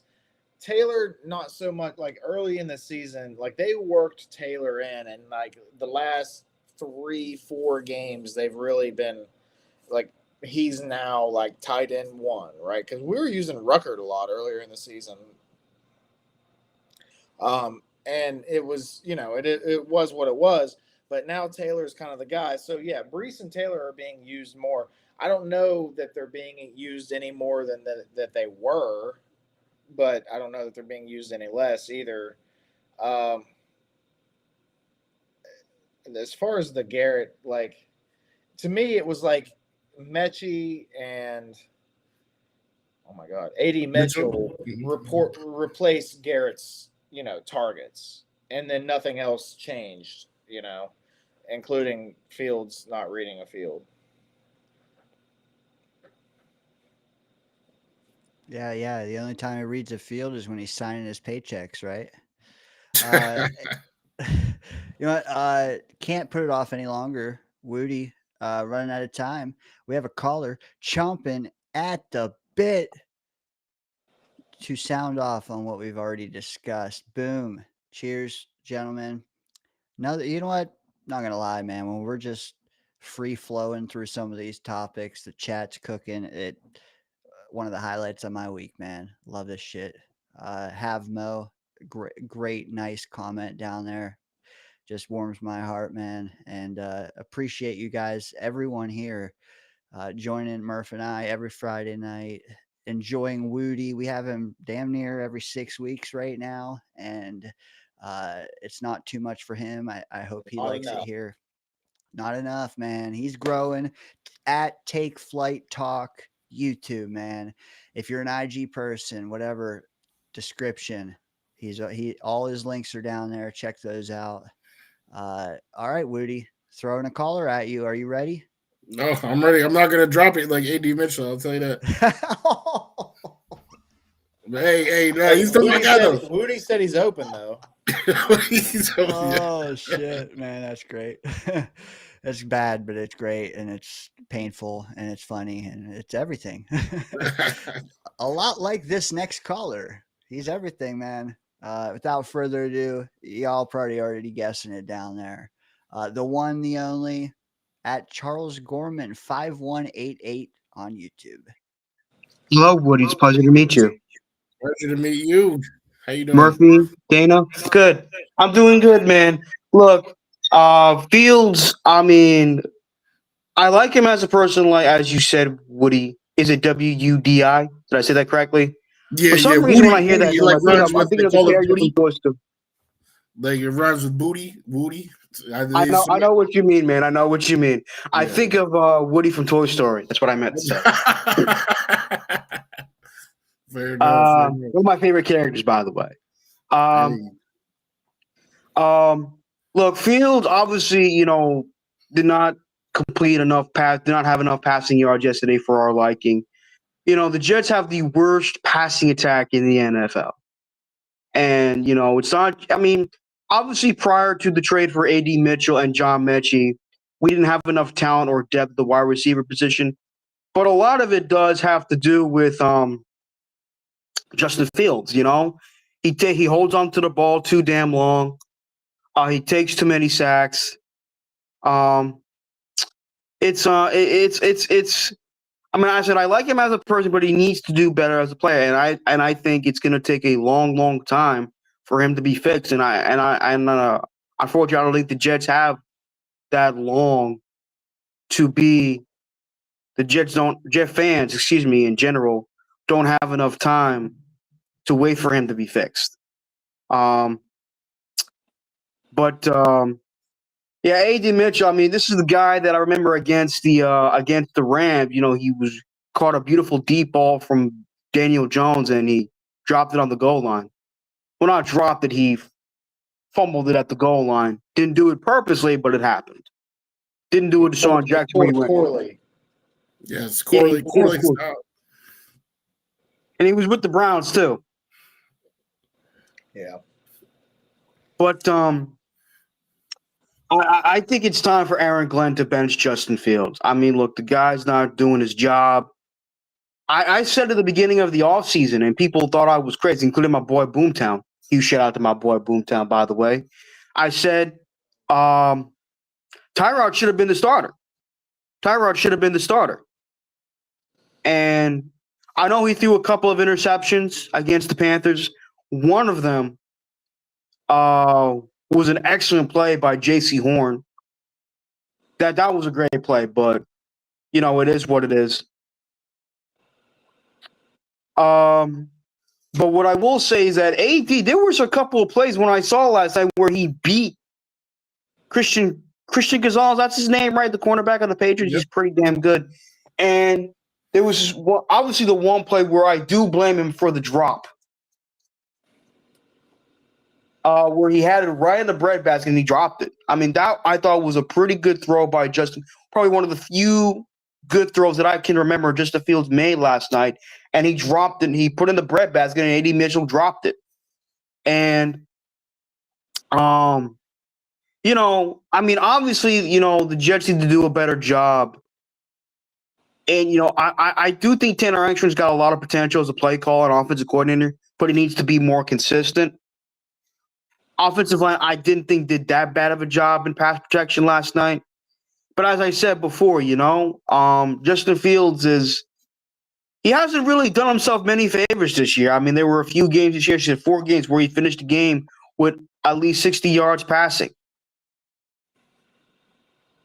Crazy. And Breece Hall, as for my man Breece Hall, you guys know I'm a huge fan of Breece Hall. I think he's a very special player.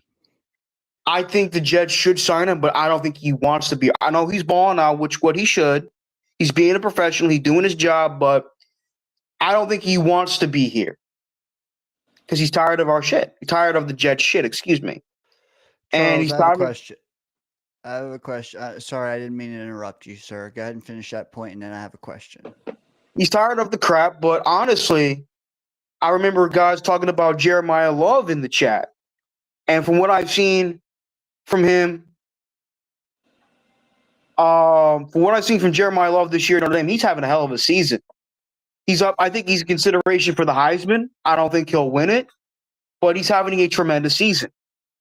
He's one of the best running backs in the country. He could be one of the first ones taken. If the Jets, and this may not be that much of a hot take or a bold prediction, but if the Jets move on from Breece Hall, they should get Jeremiah Love.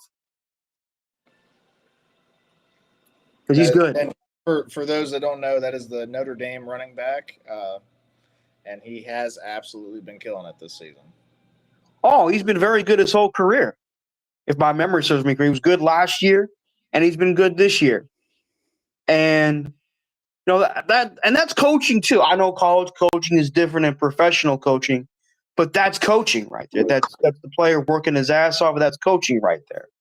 So, what's your question, Dano? Well, I'm sitting here. I got a chat comment from you earlier, and hear me out for a second. But I got a chat comment from you earlier, and it said the Jets don't need a great quarterback. They need a consistent quarterback. Hold on, yeah, hold that thought. They need a consistent quarterback. So, and knowing Charles Gorman, I know here on November 14th that you are kind of split between the 2-8 Jets in your fandom and the 8-2 Colts.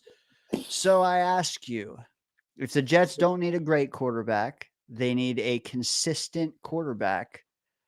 Are the Jets one Daniel Jones away from being 8-2 right now? Well, here's the thing, though. I do think Daniel Jones is a talented player. Obviously, these last couple of weeks, he turn over the ball quite a bit, but throughout most of the year, he's been relatively solid. He's been relatively consistently good for the Colts.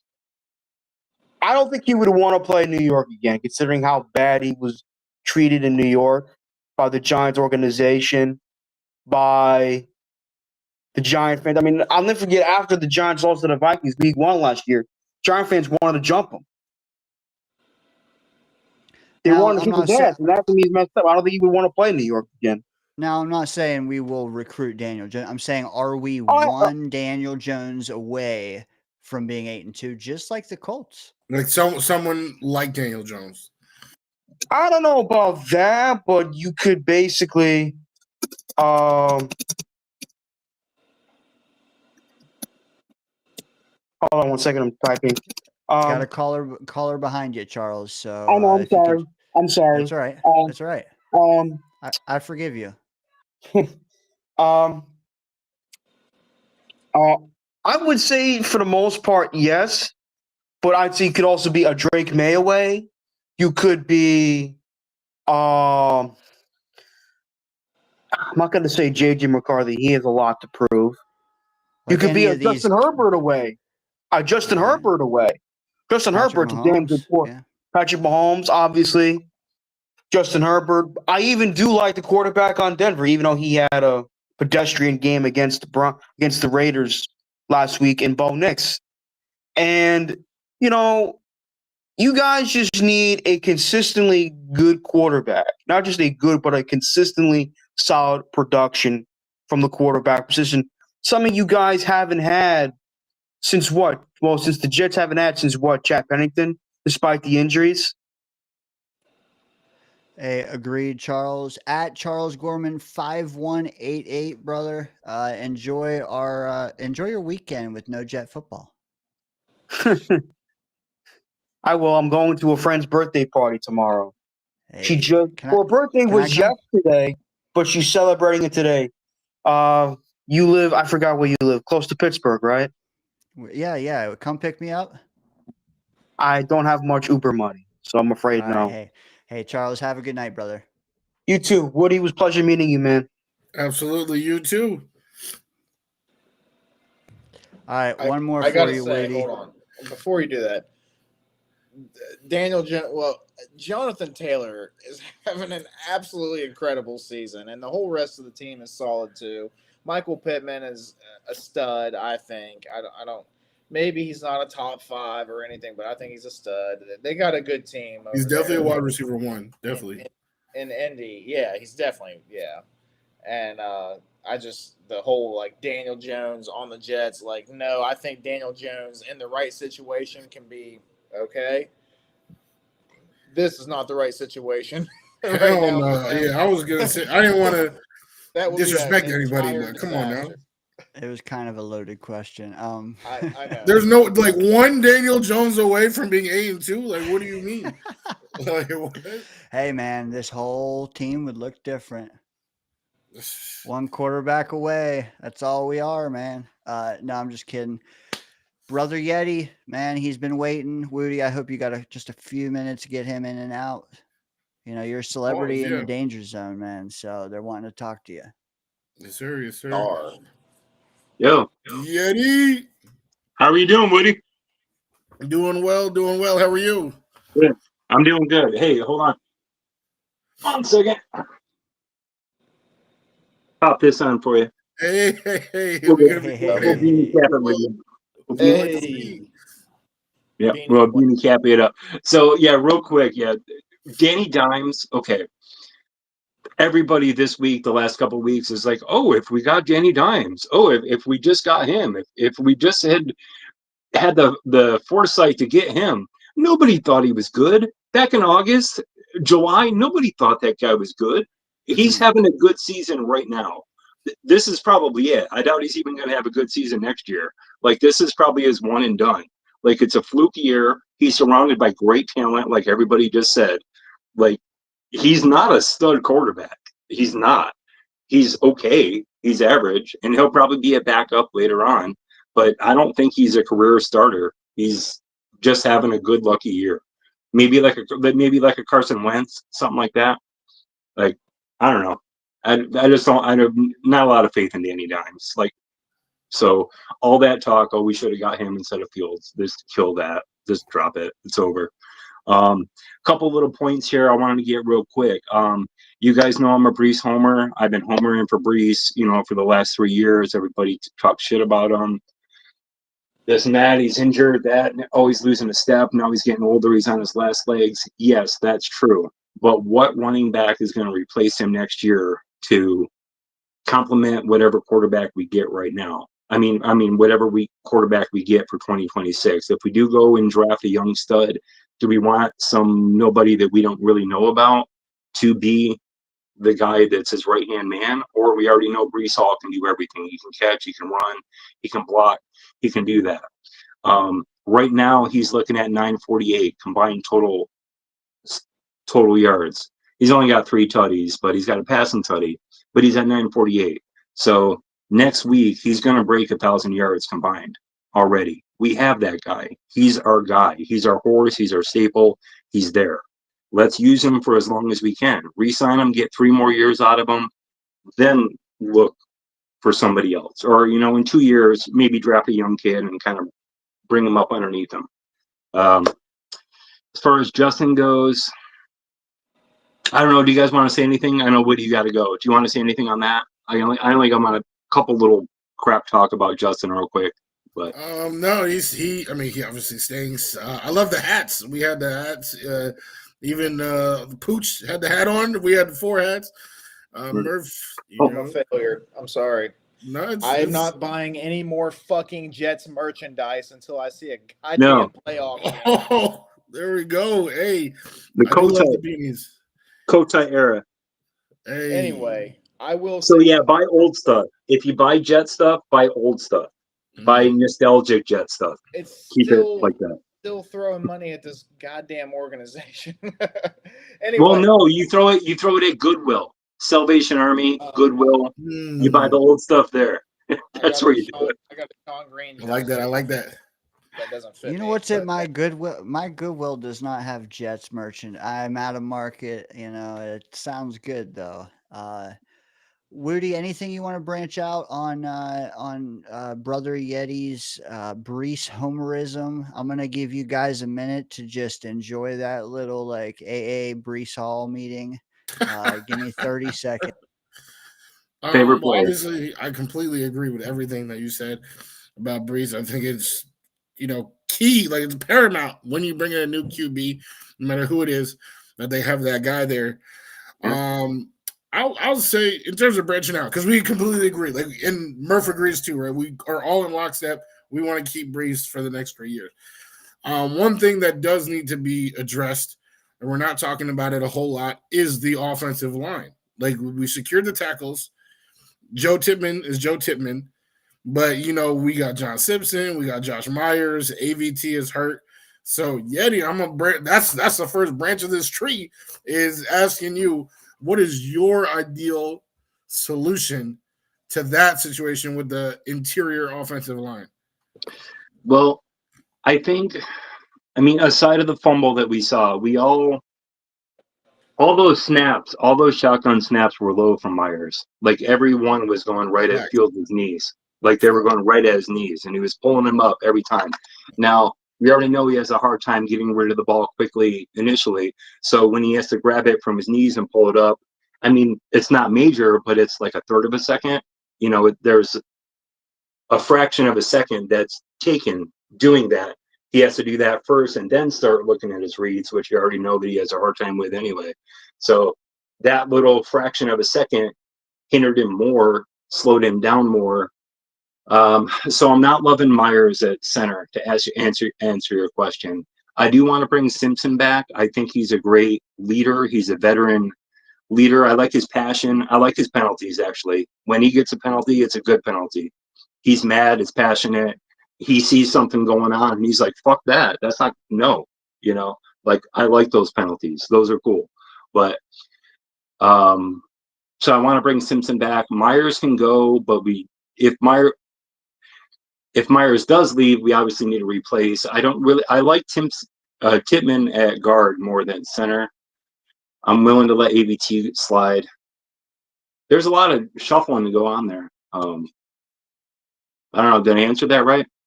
Answer that. Yeah, you did a good job, and you said something that I think is an unpopular opinion, but we both share it. Is that Tippmann? That might be his future because he was having some snap issues. Yeah. I don't know. I mean, he's definitely a great blocker.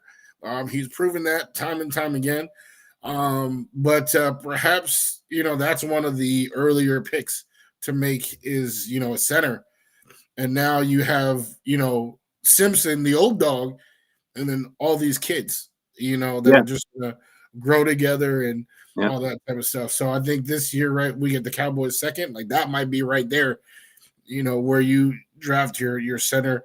I mean, Tippmann was drafted in the second round.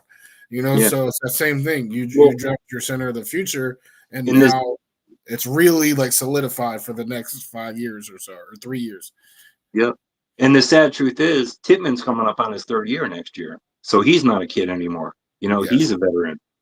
So yeah, we can't keep calling them kids anymore. I do. I'm pushing 50, so they're all kids. But yeah, I don't know, man. Good talk. Thanks for hanging out with me. Yeah. Real quick, Justin Fields is just killing the heart of his team. Like we're talking about the O-line. Like they give him time. They give him time just to be defeated, just to like mentally be defeated. Like, God damn it, we're protecting this guy. We're giving him time. Why can't he complete a pass downfield? Like we're giving him time. Like he could do things. Rather than throw it, he'll just take off and run. I mean, sure, but you can't do that all game. You're gonna wear anybody out. You can't run freaking, play after play after play after play. Your quarterback just can't keep running and running. It's not high school playing playground, 2-hand touch or whatever with friends. You can't just run the ball with a quarterback every play. He's just getting beat up, and he's not going to make it. The D line, the same thing. If they shut any team down, they stop them 3 and out, or whatever, hold them from scoring, or shut them down hold them to a field goal. Then Justin comes out and goes 3 and out. That just defeats the team. It just deflates them. They just shut down. And then this swap meet YR room, they're getting open. They're like doing things, getting open, and he can't even find them. And I say swap meet because nobody even knows who these guys are. They're just like players out of anywhere. They're like, oh yeah, I think I remember him from somewhere. Did he play at Alabama? Well, I don't know. I think I remember him. But it's just right now the wire room is nobody's. And these guys are getting open and he can't even get it to them. And if he does, there were a couple of drops. But all right, I could vent on this forever. I'm gonna shut up. Appreciate you joining the Danger Zone, brother. Always a pleasure having you, man. Like the feng shui in that room. We'll catch you next week, brother. Cool. Peace. See you guys. I'm glad I could actually join the show. Usually I text you Saturday morning and say, "Oh, I just missed you." Best your video and audio has been ever. So keep it up, man. Have a good one. Word.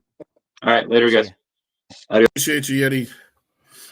Hey, sometimes Saturday morning, he did just miss us as late as we go sometimes. But yeah, thanks, Yeti, for coming on, buddy. Facts. If you're missing us in Saturday morning, we'll still be on because we're waiting on Scott Foster to do our next segment. But shots fired, Scott. Wudi, man, boom. 2 freaking hours just about with you in the Danger Zone. You know what? Before we get into the final spiel, let me ask you one question. Complete this sentence using one word. One word, damn. Okay. You got one shot, one opportunity. Oh, damn, Murph. You just made me brain fart. All right. My time in the Danger Zone tonight has been blank. Fantastic. I mean, it always is. It's a gold standard. You always say, oh, I hope, he likes our time. And let me be the first to tell you that I don't like my time. I love it. Okay. This is the show to be at the show to be on, the place to be.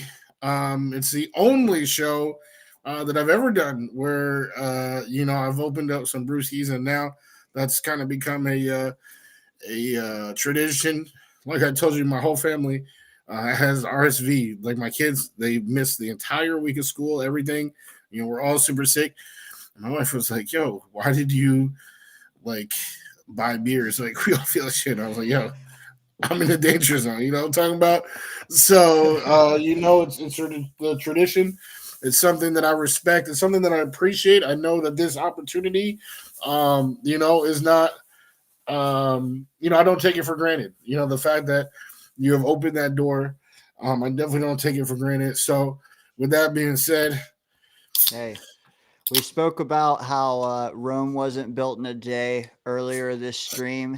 How about when in Rome, do as the Romans do? exactly. You see what I did there? I do. So, hey, man, yeah, definitely appreciate you guys having me. And this obviously won't be the last time. It's just another fantastic time in the books. In the meantime, and I appreciate all the love and the comments. Yes, definitely hoping that they feel better. It's been 10 days. It's been a long time. I thought it was something that was just going to pass. And then we had to, bring my boy to the hospital because it's just like, yo, it's been so long. And then that's where they're like, oh, well, you guys are all fucked. But no, we all gonna feel better, of course. For me, Take Flight Talk. I have little shorts on there, little things on there. I have my flagship show with Abby and Michael. Abby, you guys have seen her on TikTok. She's on Instagram now doing big things on Instagram. She got more followers than me. One of us is in love with her, and they don't have a foot-long beard. Well, I'm going to have to do the math on that because mine, we'll see. But hey, she's on the show. And then Michael, current college running back. So he is, really dissecting with the X's and O's, what he sees, what he says. Sometimes I'm even like, yo, can you dumb that down? Like just like a little, pretend like I'm 5. When we're watching the game, with the group chat and stuff. So always appreciate talking to him. He actually unfortunately tore his ACL this season. He just had surgery last week. So more time to produce content. But hopefully he comes back faster than Brees. I mean, hey, come on now. Brees came back pretty fast. The slander, that's crazy. You knew there was going to be shots taken. Yeah. Dude, links in the bio. I might even have a TikTok down there for you. So is it IG? Yeah. It's IG. It's YouTube, Twitter. Did I miss anything? Well, TikTok, I'm definitely more active. Twitter, I can't lie. I only have Twitter because Boy Green made me. He was just like, yo, you don't have a Twitter? You're not like a real person. And I was like, damn, like, come on now. Right. That sounds right. But I almost never use it. I only use it to like retweet. Like I retweeted our show today and like, his show that we do Tuesdays and Thursdays. But Instagram, I produce fresh content on. Instagram, I would say is the main one. I'm on there every day, producing stuff, stories, all that type of stuff. YouTube, I'm trying to build up. I'm trying to be like you guys. If there's a way that, diapers aren't, free, if there's a way to start paying for diapers off YouTube, I'm trying with that. And then TikTok, also, I'm trying to produce content for that. But yeah, Twitter, I'm just out here. I'm the retweet god. Like I'm not even like making original tweets and stuff. It helps, man. Appreciate you, man. It's like 3 bros being in a man cave, watching the game when you're on, and that to me is why I think Murph and I both do this. We like the heady brainiac stuff sometimes, but like there's something to be said when it's just like 3 bros and 3 different unique perspectives, chopping it up. The chat riffing with us, bouncing, and every single time, man, you bring it. You're under the weather tonight, man. You brought it again. So I appreciate you, man. We held you over. That isn't something I'm sorry for, man. I really am. Absolutely no worries, no worries. The only thing you held me back from is just coughing on my pillow. Like it's not like nothing too crazy. I appreciate you guys big time. During this, I've seen that the Knicks won for any New York sports fan. That's a great thing. Also won my parlay, So I'm telling you, that's the trifecta. I know somebody earlier said the trifecta, the Trinity, was like the cross, Charles Gorman, and the smoke detector. Now the real Trinity is being in the danger zone with my guys, the New York Knickerbockers, getting a dub, and my bank account getting a little bit heavier with that parlay. Come on now. Come on now. Man. So definitely a fantastic by night. themselves. And you know what? I'm gonna be coughing all the way to the bank. Hey, Wudi, I know how bad the Jets have beat you down over the years. You can handle this little shit like RSV. They ain't nothing, man, compared to what you've already been through. we in the danger zone have faith that Wudi and the Wudi bloodline are going to make it through this RSV, but we are keeping you in our thoughts. And hey, once again, man, thanks for coming in and hanging out with us. We can't wait to have you back. I will text you here in a minute and ask you to come back on because I can't wait to have you back. No, but anyway, yeah, Wudi, it's great seeing you, buddy. I hope you feel better. I hope the family feels better, and we will see you again, hopefully pretty soon. Absolutely, that's a guarantee. Thank you guys. Thank you everybody in the chat. Too much love. I don't even know how to act. And yes, you definitely will be seeing me again soon. Hey, good night, brother. Take care and get that soup going, man. You and your family. Appreciate you, man. Subscribe to Take Flight Talk on YouTube. Final thoughts, and that is it. Subscribe to Wudi on all platforms. Links down below. Wudi, good night, brother. Appreciate you guys. Peace. What a guy. He mentioned chicken noodle, and I gotta say, I understand that there's so many other soups out there, and chicken noodle is kind of like the basic bitch of soups, but you just can't go wrong with it, man. You know what I mean? I know this is not Jet content at all, but I'm just saying, you cannot go wrong with chicken noodle, dude. I am down for random content sprinkled in. We just can't do 2 hours straight of it unless the chat knows it, and can expect it. But let me just tell you, to me, what makes a great chicken noodle soup is decently sized chunks of chicken. Don't just give me these tiny little fucking morsels of chicken. But the Hardy brand, you ever see the soups that say Hardy, blah, blah, blah. Mm-hmm. Yeah. Those ones are fire, man. Yeah. See, to me, homemade chicken noodle where you get your own chicken breasts and you shred them. You cook it in the crock pot, you shred your own chicken breast. So you got you can put as much as you want in there really, but you got a lot of chicken in there. That's what I'm talking about. And I use a lot of crackers. I crunch crackers up and make it into a mush. I'm weird like that. I understand that that's not typical, but I like it that way. I don't know, man. Growing up, we did it was saltines, which is the basic bitch cracker. That's what we did. Like me, basic cracker. I mean, 8 kids in a family. It's you're gonna get some crackers in that soup whether you want it or not. Yeah, we got to fill those stomachs up. Yes, but I haven't done that in decades, man. You saying that just core memory unlocked. Let's just put it that way. That's how I always eat it, man. Campbell's, homemade, it doesn't matter. That's how I can order it from Permanis. It doesn't matter. I'm always putting crackers in it. That's just how I grew up. Like you said, maybe is that regional? Is that our thing? Pittsburgh, West Virginia area. Guys, let us know. Do you guys put crackers in your soup? Yeah, or does that sound crazy to you at least? Maybe you don't, but does that sound I'm talking wild? Half or maybe even 3/4 of a sleeve of saltines. I'm in there, dude. For sure. You might want to get your cholesterol checked, Murph. I don't care. Cholesterol. I don't care. I'm If just anything kidding. kills me, it's going to be this damn team we watch every Sunday or Thursday. You know, it's bad, man. I don't even know if saltines, if eating 3/4 sleeves of saltines and soup would equate to I don't even know, man. I don't know how that would affect you. I really don't. I'm not a nutritionist, despite my thin physique. I think that's just genetics. Because if you watched how I eat, I should be, I don't even know, man, Joe Tipman.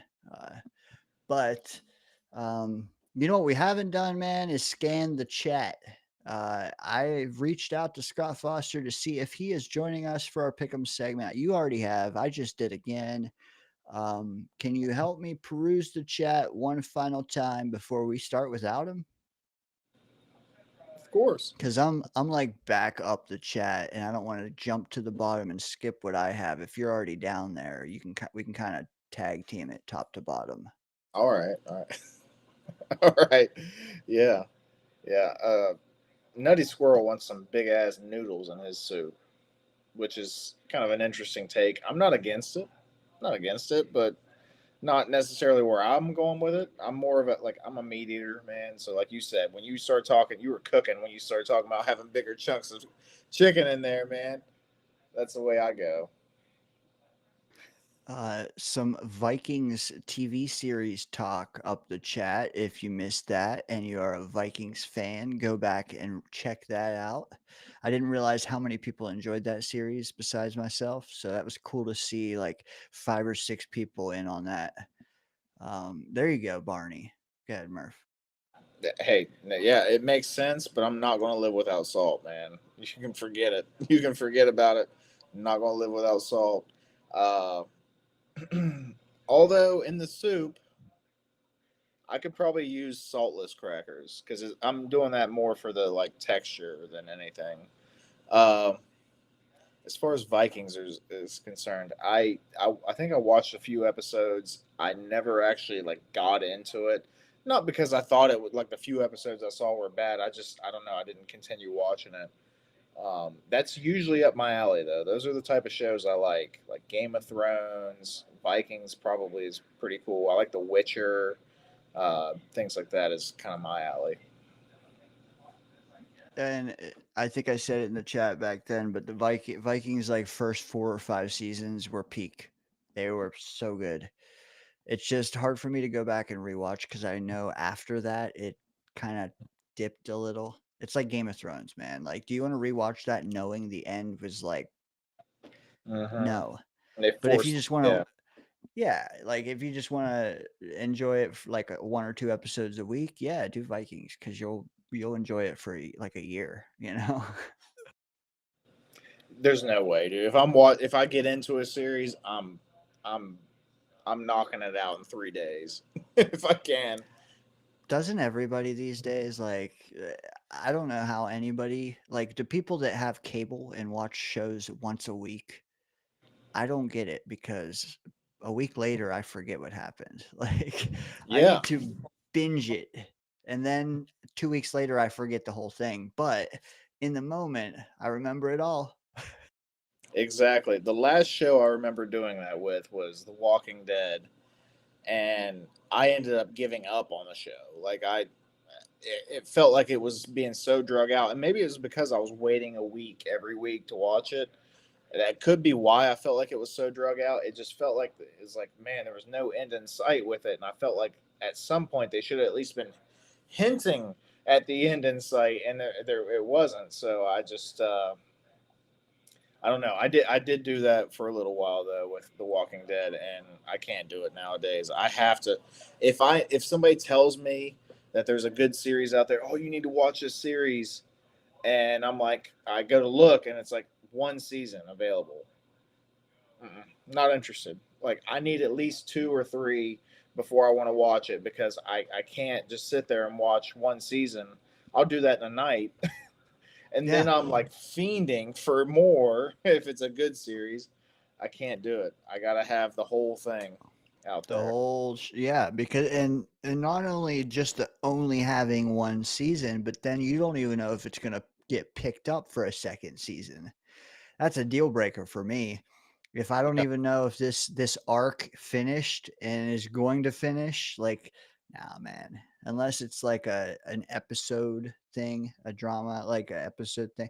If it's a serialized drama where they're building to something, and I don't even know that they have backing from the studio, yeah, I'm gonna wait. I'm gonna wait that out. I've set. I know I gotta watch Severance. I haven't seen that, but that's on my list to watch. But there's some other new ones that I'm gonna circle back to in a couple of years just to see them finish a few more. Yeah, Scott will be joining us shortly, guys. So apologies if you're waiting for Pick'em. You're waiting for Scott Foster. So make sure you give him some shit down in the chat right now. Yep. And hey, AFG's on it, man. He said, I'm ready for the pick'ems. He said he's ready for it.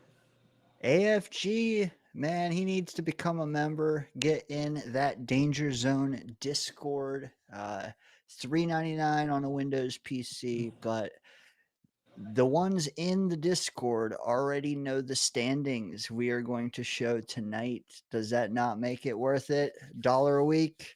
I don't know, man. I'm just saying. The graphics are made. I'm ready to drop them. Already dropped them to the members. Ready to drop them. We're just waiting on one Scott Foster. As always. Hazel, you might think I'm crazy. I've actually never had wonton soup. Never. I'm a very plain Jane kind of guy. I don't deviate from what I already know and what I like.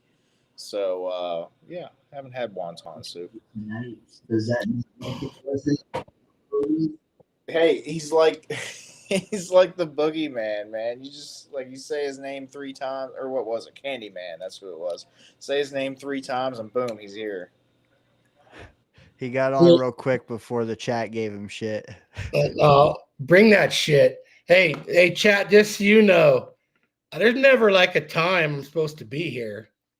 I'm like on call. Hold on, let me You've been on call before. You're just lucky it was halftime. Yeah, dude. They're come on, they're boat rate. They're shellacking them, Scott. Hey, I can't get enough. Well, I don't know what it is now, but I'll dump I'll dump half our team for Sadiq. There we go. Yeah, Scott, I haven't seen tonight's game, but I too will dump half our load on Kenyon Sadiq. He makes a couple great plays. I hope you tape this game, Dane. There's a couple great plays.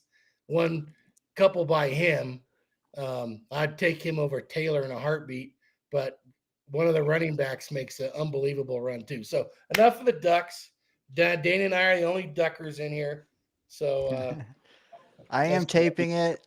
I just don't know if my VCR is hooked up to my HDMI or not. So I hope it's working. I like the flannel, Scott. I'm digging the flannel, dude. Looking good. I got some cold weather coming up. Just ordered 2 cords of firewood today. Because what did is get me through the winter. What is a cord exactly? 4 by 4 by 8 in measurements. So it's like 154 cubic feet or whatever that do if you want to do the math. What you got going on there, Murph? Oh. I thought I had a cord. I guess not. Hey, you know what? According to Scott, I didn't. I see what you did there, Murph. You know what? I was just throwing a challenge out there, and a fly guy says, I'm gonna pick up your challenge. Challenge accepted, sir. Became a member to the Danger Zone officially. Freaking awesome, man. There it is. for you and anyone else who becomes a member, go to my channel, hit posts or whatever, membership posts. You'll see a link to the Discord, man. We can't wait till it says that you swooped in there, man. You'll get some love, and you'll get to see like the ground floor of what we're trying to get this click to be together, man, and chat it up anytime. So appreciate you. You know what? Let's get to it, because A Fly Guy is one of the guys I want to see react to these standings, alongside some of you. Some of you guys, we already spoiled it too, but I don't think it matters. What the hell is the pick'em everybody's talking about? Well, here it is. Tune in every Friday night. Watch us break down each game individually. Then submit your picks for each game alongside us and the chatters in real time. Best way. Trust me. Do it once, you're hooked. Number 2, post. If you can't make it in real time, not everybody can tune in every Friday night. Not a big deal. You're still eligible to play along. Just post your winners of the week in the comment section on this stream, from the end of this stream through until the games kick off. You know, a lot of people, Modine, Bill M, they'll just type their 13, 14 winners in a comment. Boom, they're in. If you can't do that either, just DM Scott, Murph, me, your 13 picks, whatever it is, who you think's going to win each game. Not talking spreads. We're just saying who's going to win them. If we were talking spreads, I think our records would be even worse. So let's just stick with winners.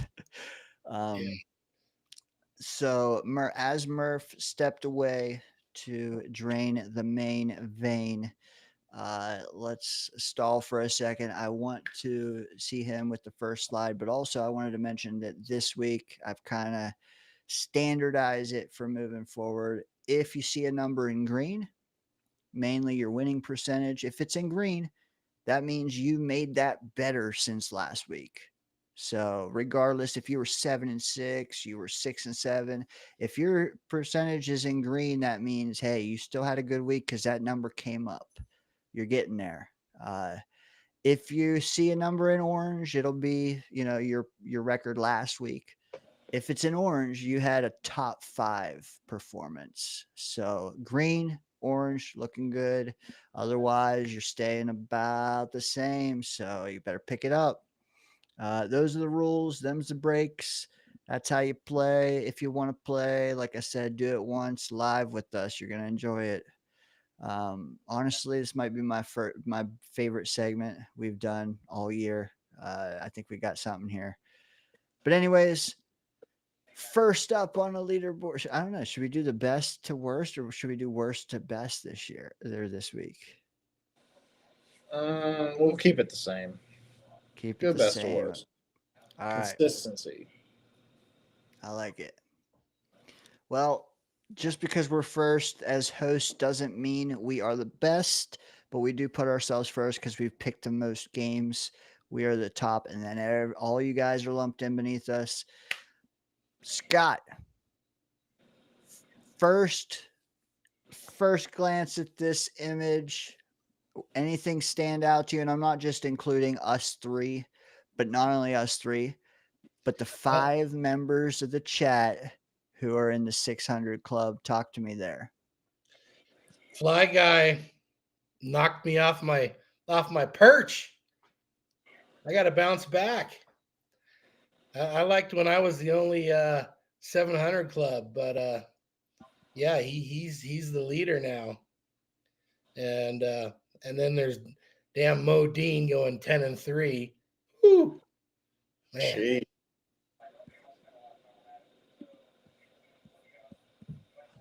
Murph, what about you? First impressions looking at this compared to what you've seen in the past. Anything stand out? I think our chatters are catching fire, man. That's what I think. Look at those numbers last week. My goodness, 9-4, 9-4, 9-4, 10-3. Like, wow, you guys crushed it last week. I had a rough week. I think I had a little too much of that last week. I think that's what was going on. At least that's what I'm blaming it on. None of that this week. I'm locked in. We're going like 12-1 this week. But either way, props to these guys. They're killing it. They're passing us up. All of a sudden, we thought we were the top guys just because we're on screen. We ain't. We ain't. Because Adirondack has a little something to say about that. So I don't know. These guys are killing it, and I'm starting to get a little worried. Yeah, yeah. You know what? Some of them are pushing for me to make a 700 club. I'm not gonna lie.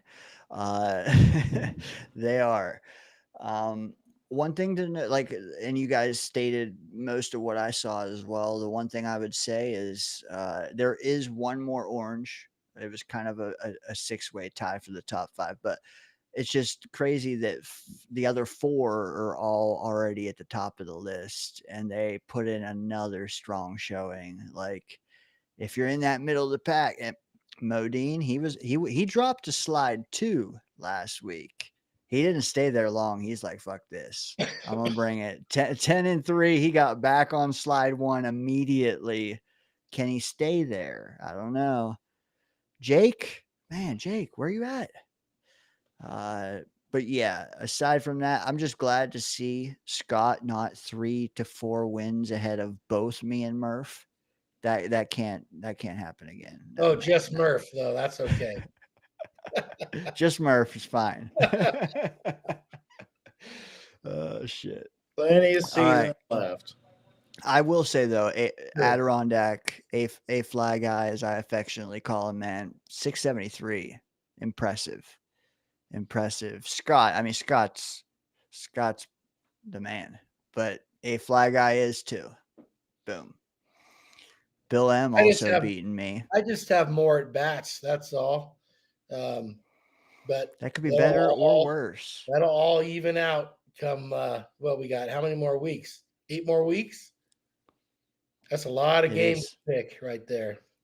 It is. I got to stop for 1 second. I'm sorry, guys. I have to shout out Hazel. Gifted 5 channel memberships. Those aren't freebies that I've floated around these past few weeks. These are 5 hard fought, paid for memberships. Freaking legendary, for real. Thank you, Hazel. I like to think she has a Y in her name because there's a Y in Danger Zone, but I don't know that.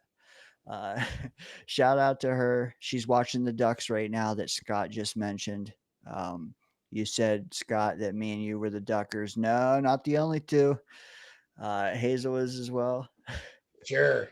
She's been a Ducker much longer than you. Don't call her a mother Ducker. And Minnesota they're about to score, so this game's not over. Are they gonna go for 2? Good one. All right. Barney Miller, recipient channel membership. Like I told Fly Guy, if you want to join Discord, check the channel membership posts. Braden, New Zealand, I believe it stands for. Welcome. Silent Assassin, with a picture of Glenn in a mask and like a Ninja K95 mask. Jerry Moore, and the one, the only, Wyatt from Montana. Welcome to the crew. Freaking legendary, Hazel. Chat's loving it. I'm loving it. We got to get back to the pick'em, but just didn't want you to have to wait a half hour to hear that. Freaking awesome. Fly Guy 9-4 is disappointing. I need a strong week. This guy, I swear. Yeah. Back to that real quick. 9-4. You know what? And how can you enjoy 9-4 like me when you look down and Modine goes 10-3?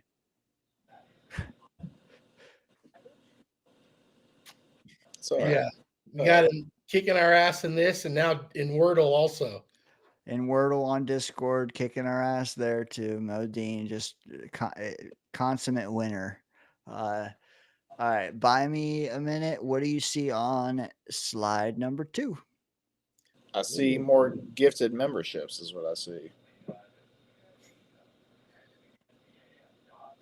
Do you really? Thought I'd join the party. Murph, Jesus. Save your money, man. Hazel, save your money, guys. Come on. You're right. You know what? Let me move us to the other side. Daniel Murphy dropping his hammer, not to be outdone by Hazel. We need Daniel to spell his name Danyel, and we'll be set with the Y's. We get the Y's going. But anyways, that might open the door for Charles Gorman to slide into Discord. You just gave him a membership, sir. You gave Stack one. You gave Sharon McLean one. You gave Dino one. Last but not least, you gave West Virginia University scored again a DZ crew membership. Murph, thoughts on those people winning that? Couldn't be a better group of people, as far as I'm concerned. Hazel says you're copying her. But you know what? People are waiting. I'm sorry. I will circle back to appreciating both you two. Thank you. That'll Let's get to grow the pick 'em, Discord. dude. Come on. Yes, let's do it. What do you guys see on slide 2? I'll be back in a flash. Barry Allen. Right. Ooh, holy cow. We got another 10-3 and Havmo. Wow. 2 10-3s. I don't know, man. My 7 win. That was a rough week for me. A couple 8-5s, Chris B and Wild Wave. 7-6, Amid, Snowball. I'm with you guys. I feel you. I was the same way. Grinch having a rough week. Grinch. Yeah, he was the only one. The only one sub 500. Yeah, the only one below 500 on that one. Woo. And below 500, period. So, Grinch, we gotta start studying these teams a little better, buddy. Myself included. I only won 7. Plenty of ball left. Right? There were some upsets. Yeah, there was. No question. We so what are we? We're 2-8, right? So it's 10 games. So we got 7 games left. 7 games. You can cover a lot of ground in 7 games. Seriously. So it ain't over yet, fellas. Even for you, Grinch, it's not over yet. Agreed. Johnny boy, I'm disappointed, man. I couldn't make it last week. I guess I took you away with me. Anyways, Snowball, shout out to you. You got up and over, or you're climbing out of the 500. You are. I think that covers slide 2. Let's hit slide 3 and let's get into it, man. You know what? We had some good ass people on this slide. They just need to pick more, and that's why they're here. The Jets Ward with a strong showing in his first week, 8-5. Co-hosted the show for like 4 hours. Went 8-5. He'd be a member of the 600 Club. He just needs to put some more selections in the bank. Jesus Jerry, 7-5, 583. He'd be high up the list. I missed one of his games. I didn't see it anywhere in the chat. Because I can click your name and see all your chats. I think it was the Tampa Bay New England game. But 7-5, JT, brother. Yeah, we need more from you, brother. Let's get into it. I know you guys are chomping at the bit. I'm getting a sore throat from all the monologuing. Hey. Who wants to go first? You've taken a backseat all stream. What are you talking about, Dane? Get out of here. You know what? Let me promote Discord a little more. All right. I'm going to start us off because I'm feeling froggy. Thursday night football. No, I'm just kidding. We have Madrid game. Holy cow. We're going to Spain with this one. We have both teams flying out of the country to Madrid. Technically, the Miami Dolphins are the home team, but is it really a home team when you're not even in the same country? Washington Commanders are playing against the Miami Dolphins. It's not a division game, so I guess it's not super, super important, but both these teams need a win for real. And I don't know. I guess we'll see how it goes. Scott, you got any thoughts on this game while I try to look up to see if there's any injuries? My thoughts on this game, I'm not going to set my alarm for it if it's early. Fair enough. Yeah. I'll be rooting for my boy, Marcus Mariota. Now, it doesn't mean I'm picking them, but I'll be rooting for him. Quack, quack.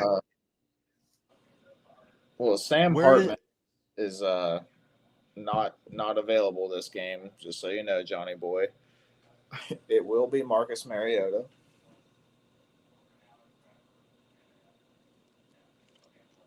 Ben Sinnott is questionable, and Luke McCaffrey is now on IR. That is the Commanders as far as that's really all I saw for them on fantasy. I don't know about their linemen and such. The Dolphins, other than the injuries that they've already had, they seem to be relatively healthy. Eskridge, was it D. Eskridge? He's questionable. I don't think anybody was that worried about him. Yeah, that's it. Nothing notable other than that. What's going on with McLaurin? Is he out? I did not notice anything about. Hold on. Terry McLaurin and Jaden Daniels both ruled out. Okay. I assumed everybody knew about the Jaden Daniels thing, so that's my mistake. Yeah. No, you're good. It's in the, I'm trying to bring it up. I'm just slow on it, but I have a list of guys who are out.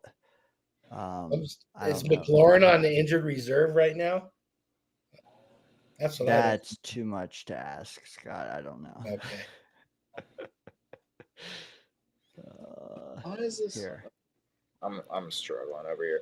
Either way, I'm going to say the Miami Dolphins are going to take this game. They're going to feel at home there in Madrid. Ooh. Tough one there, man. This is a tough one. It is because it's neutral territory. They're both equidistant. I mean, relatively speaking. The Dolphins have been hot and cold. Didn't they beat the Bills or something recently? Yeah. But can they do that twice in a row? That's tough to gauge. Chat, submit your picks at your leisure or after the show, but submit them. We'll collect them later. Don't think we're ignoring you. Chop it up amongst yourself. Who you think will win? This is a tweet from Schefter today of all the impact players who are out. It doesn't list them per game, but I'm going to have this here on the side. Anytime you guys want to see it, it'll be right here. But, shit. You know what? Still out. Who is? Surtain. Oh yeah, we'll get there. But yes, that's big. Give me the Fins. Yeah. I'm taking the Fins also. They're playing better now. I mean, shoot, they beat Buffalo, and Washington's no Buffalo, but and here I thought I was going to be howling by your guys' reaction to my pick, and then you both jumped right on that bandwagon. What the hell? following the Murphh. That's right. Follow the Queen. Isn't that a card game? Anyway, Scott, would you like to lead us? Well, no, hold on. Let's make sure we see what the chat's saying over here. I was jumping ahead. We got WVU scored again. Skins over Fins. Some of us just refuse to call them the Commanders or the Commies, and I totally get it because That's a they're bar, though. always the Skins to me. It is a bar. It is a bar, and he is a musician, so that makes sense. Clancy is saying the Dolphins. Wild Wave got the Dolphins. Jets fan 2405, Dolphins winning. Havmo says the Commanders. Commandos. Does that mean they're not wearing pants? Probably. That's probably the only way they're going to win. No jock straps. Just slinging that. Yeah. Just swinging that day. All right. Mead has Dolphins, the adopted team of Spain. See, that was a thought process for me, too. I don't know why, but I'm not going to get into the reasoning for there. Excuse me. Jesus Jerry has Dolphins, A-Chain, 6 catches. He always gives us a little something for our parlays, too. I love that about Jesus Jerry. Johnny Boy is very upset over Sam Hartman not being there. How did I know he was in the chat? Like, I just knew he was in here, and I had to say something about it. I can't believe Hartman's still on the team. Sadiq. Yeah. Okay. Adirondack Fly Guy. Now, that's a guy that knows what he's doing over there, and he's going with Dolphins, so maybe there's something to be said here. Rich says, F the Dolphins. Oh, what the hell? My shit just completely refreshed. I jumped all the way to the bottom. My mistake. Either way, Rich said F the Dolphins, and I totally agree with that. Yeah. And I'm still picking them. Yeah. All right, Scott, you want to read the next one? Sure. Oh, got the Panthers playing indoors in Atlanta. Man, those damn Panthers, I think, screwed most of us last week, didn't they? Yep. Last I heard, Dowdle was questionable. Don't know what's going on there. Dowdle play. Dowdle. How about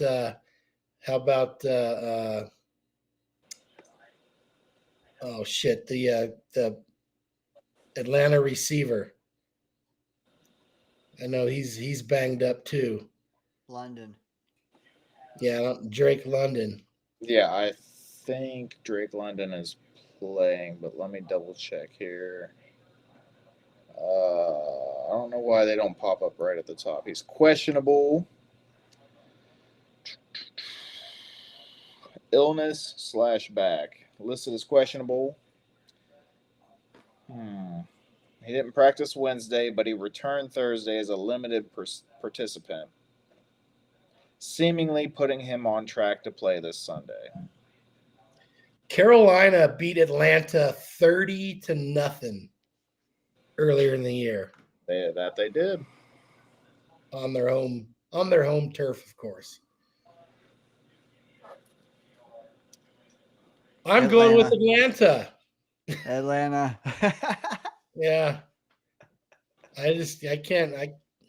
Not that I trust either one of those teams, but man, after what they did against the Saints last week, I gotta go Atlanta. You know what? A lot of Panthers in the chat. I'm with you, Scott. Give me Penix. Sorry, I'm just not a Bryce Young guy, and he did get thromped by all shucks last week. I think he gets the Penix this week. He gets the penis this week. What'd you call me? Well, you guys believe in big Penix energy, but Carolina's proven to have done it before because they like to keep pounding. But it ain't fucking happening. Atlanta's taking it. Hashtag keep pounding. They got that 30-0, but they ain't getting it again. Dude, we were in lockstep. The chat's like 90%. Panthers. If I'm I'm blown not away by that. Really? Yeah, and Wow. that's in Atlanta, right? Yeah. Am I reading that right? Yeah. Ameed, Clancy, Jerry, WVU scored again. He's trying to ruin that plus 500 right there with that one. Jets fan 2405, who I'm sorry, I don't recognize, but he's been killing it tonight. He's with us though, Falcons. Yep. Modine is also with us. I don't know, man. Like the Panthers, even when they lose, a lot of their game. I mean, obviously, aside from that Panthers game earlier, but the Falcons, even when they lose, like they've lost a lot of close games. Like they played New England tight till the end. I don't know. They look good, but the Panthers, they're just hot and cold, and I don't know. I see ATL taking it. All right. Next up, we have. Ugh. Yeah. The Baker Mayfield led Buccaneers traveling all the way north, all the way to Canada to play the Buffalo Bills. Josh Allen led Buffalo Bills. That is Bucks, Bills. It might be the game to watch of the 1 o'clock Eastern hour. Whew. Dalton Murphh said Kincaid out. Kincaid.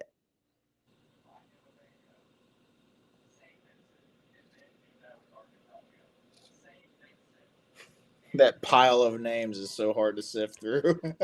Bucky Irving, Chris Godwin, Hassan Reddick, Dalton Kincaid. Who else are Bills? Is Jalen Walker a Bill? No, I think it's by game, kind of. So, okay, guess that makes sense. Okay, but man, still no Bucky Irvin. Chris Godwin. Did we ever expect him to return? Like, I don't, whatever. But Bucky Irvin, yeah. I don't know Hassan Reddick. That's a needle mover.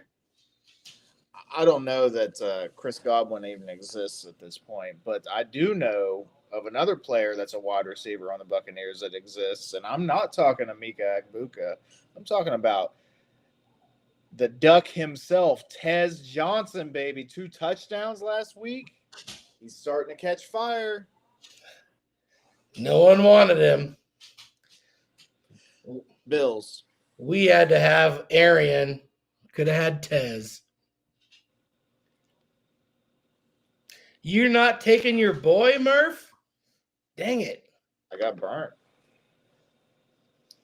I just can't, man. So many people, like Dom C and included, talked about how Tez Johnson cooked people in the Senior Bowl. It was spectacular to watch, but that he was too small and they doubted he would thrive in the league. Look at him now, baby. Look at him now. He may not thrive long, but he'll thrive. Yeah, hey, he's thriving now with Baker Mayfield. Baker Mayfield. But without all the injuries, he wouldn't have gotten the chance. True. What are your guys' selections? If you've already named them? I'm going Buffalo. I went Buffalo. I was hoping Murph would go with his boy, but no, I'll be right back. Yeah. You know what bothers me, and I think it's going to bother Buffalo even more, is last night when they showed the New England Patriots remaining schedule and how the freaking weak it looked. So weak. Not a single 500 team on it except the Bills. They got to win. They got to win now. They got to win next week. They got to win the week after. Or they're going to be a wild card team. They might have to go into Arrowhead for all they know. Go into who knows where. But Baker is a tough out, man. With that being said, give me the Bills. I don't see Buffalo laying 2 stinkers in a row. They sure screwed all of us, though. I think every single person chose them last week. I think maybe one chose the Vikings. I forget who. Maybe Crispy. It might be this week like that too. Definitely looking like it. Yeah, Buffalo just I don't see that like they're not going to lay 2 stinkers in a row like that. Not whenever the shit's on the line. But you did mention like the Patriots. The Patriots. There's 2 teams in the league that are like that, and they're like the Patriots and the Colts. They haven't played a ton of quality opponents, and their records are good, and it makes you wonder, like, are they good teams, or are they just lucky teams having played all the crap teams in the league? I don't know. Like, it's tough to tell, but I will tell you that the Bills have a history of proving that they can beat tough teams, and maybe they can't make it all the way to the Super Bowl, but they're usually a force to be reckoned with, and they're at home. They just took an L. They're not going to take 2 in a row. Moving on from that, since everybody, I think, has the Bills, moving on from that, we have the Los Angeles Chargers. Not San Diego, Los Angeles. Whole new team, baby. Traveling to Jacksonville and Duval County to play the Liam Cohen-led Jacksonville Jaguars. Is Travis Etienne going to be eating?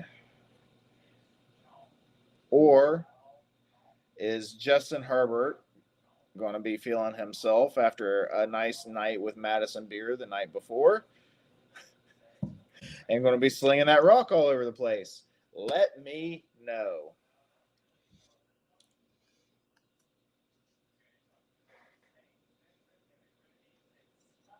Thoughts? Give me the Chargers.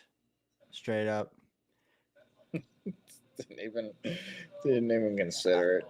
Yeah, well, I wasted a lot of people's time tonight, so let me just be quick. Give me the Chargers. Can you believe that this Jaguar team took care of the Chiefs? Give me the Chargers, and I wouldn't be surprised if it didn't go well for them. Chargers, they're one of those teams that has 2 or 3 complete meltdown games every year, but I'm behind them. Let's go Chargers. It sucks for Jacksonville playing without their first-round pick this year and next year. And Travis Hunter, man, out, done, LCL surgery, boom, tough. Yeah, that's tough. That's what I don't want to do, by the way. But yeah, I see you yawning, Murph. So let's move along. Don't trade. Yeah, well, no, it's fine. Don't trade a bunch of freaking picks for somebody that's not a quarterback. I'm sorry. Like, I never really agreed with that. I'm gonna say, Scott, you're right.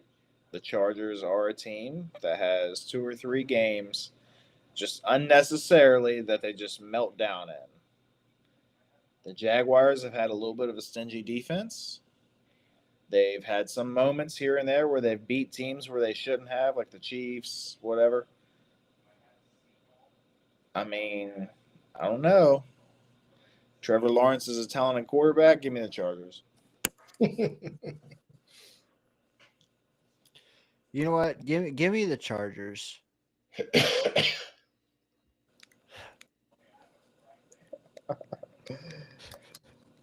You know what's funny? Scott, what about you? I think I already said the Chargers, but if not, give me the Chargers. Yeah. What, Murph? when I wrote down these matchups before, and I put SD/JAX. I can't get it out of my head. I'm getting old, man. It's like putting Oak versus let me guess. They got one of the few bye weeks this year. Monday night, yeah. Dallas at Oakland. That would have been guilty a of that. great matchup in 1977. Just outstanding battle then. Just a reminder, Jerry is Chargers again, FYI too. Or no, he changed it. He was he was Chargers with the prop bets. Then he was Jaguar. Now he's Chargers again. I believe you are up, Scott. Oh, yes. My favorite quarterbacks. Mr. Painted Fingernails versus Mr. Eye Black. This actually could be one of the sleeper games of the week. Must win for Minnesota. Chicago's playing well. Did they both win last week, I believe? Minnesota, I think, beat like Buffalo or Baltimore or someone good, didn't they? Did they lose to Baltimore, maybe? Oh, maybe they did. Never mind. But Chicago won. Don't remember who they beat. But I'm going to take the Vikings at home, and I don't feel good about it. Maybe the Bears are turning a corner, but I'm not ready to grant them that yet. Give me the Vikings.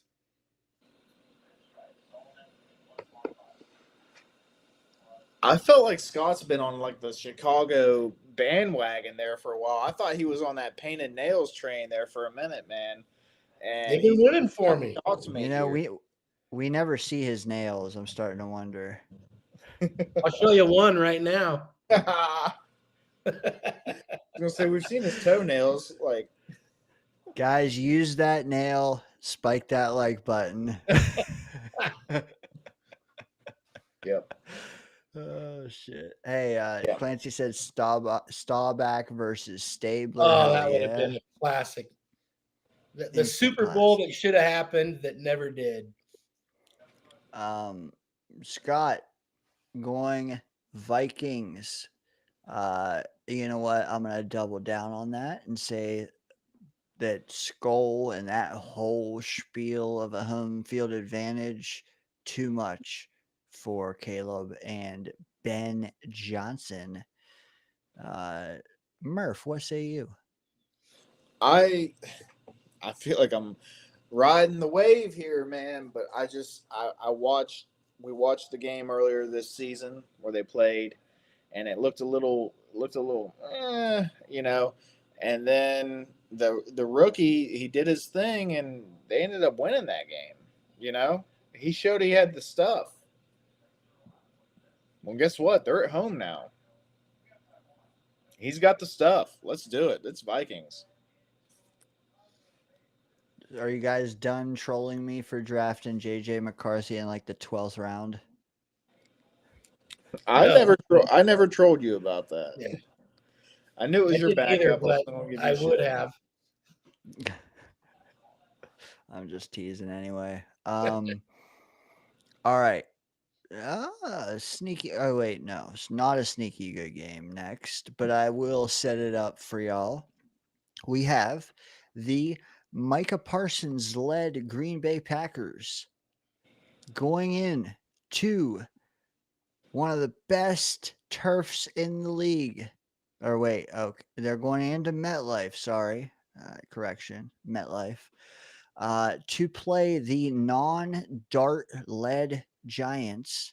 In fact, the non-Russell Wilson led Giants. In fact, the Jameis Winston led Giants, baby. And there was a comment earlier that said, is Dano's co-host really a doppelganger for Cam Scadaboo? I'm starting to see it, man. But it's the non-Scadaboo led Giants. It is Jameis time against Micah Parsons, against Jordan Love, against Christian Watson, maybe some Dobbs back, maybe some Golden back. I don't know, man. There's so many weapons in Green Bay. I need an R lads depth chart to keep track of them. What do you guys think? Is home field advantage enough for Jameis and the Giants? Something to keep in mind. The Giants fired their head coach, as a lot of us know. Brian Daboll, gone, out. Mike Kafka, in. Sometimes, whenever you get a new head coach, even though it makes absolutely no sense, they have that, what do they call that dead coach bounce. Is that what they call it?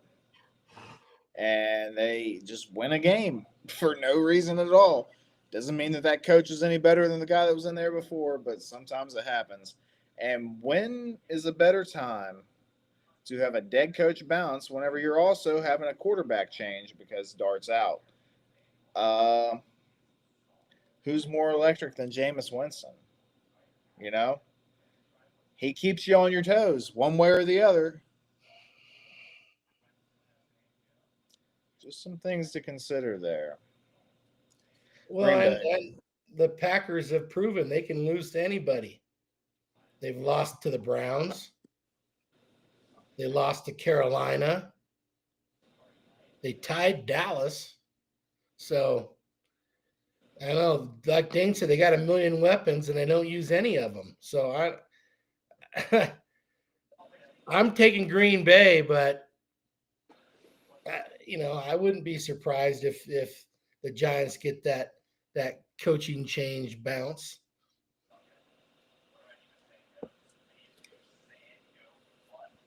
Packers.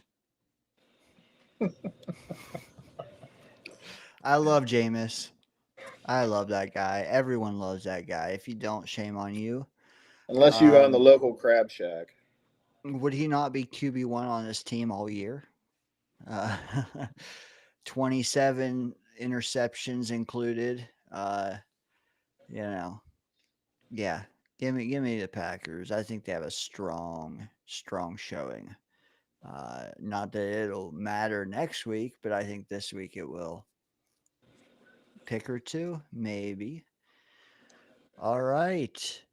Back to Murph with the two local teams for old Murphy here. We have, and this is a repeat of a division game that we saw a few weeks ago. We have the Cincinnati Bengals are now traveling to Pittsburgh, just about an hour and a half north or so of me, to try and repeat the upset that they pulled earlier this season and kind of threw the Steelers into a funk, I feel like, when they did that. Flacco came into the Bengals and he said, "Hey, I know how to beat the Steelers. I've done it before." Question is, can he do it again?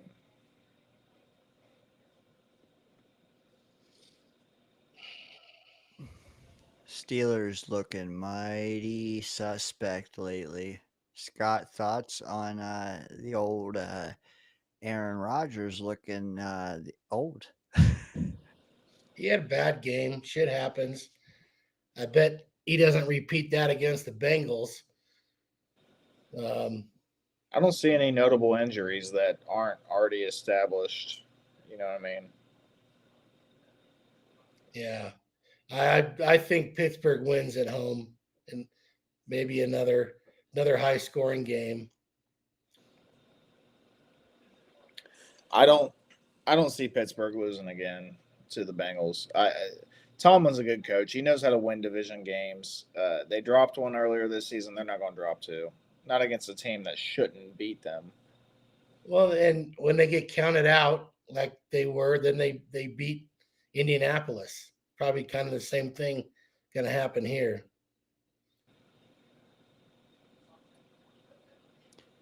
Amid channeling an emoji that I was thinking of verbalizing because I do also think that Schittsburg wins this one. Shit's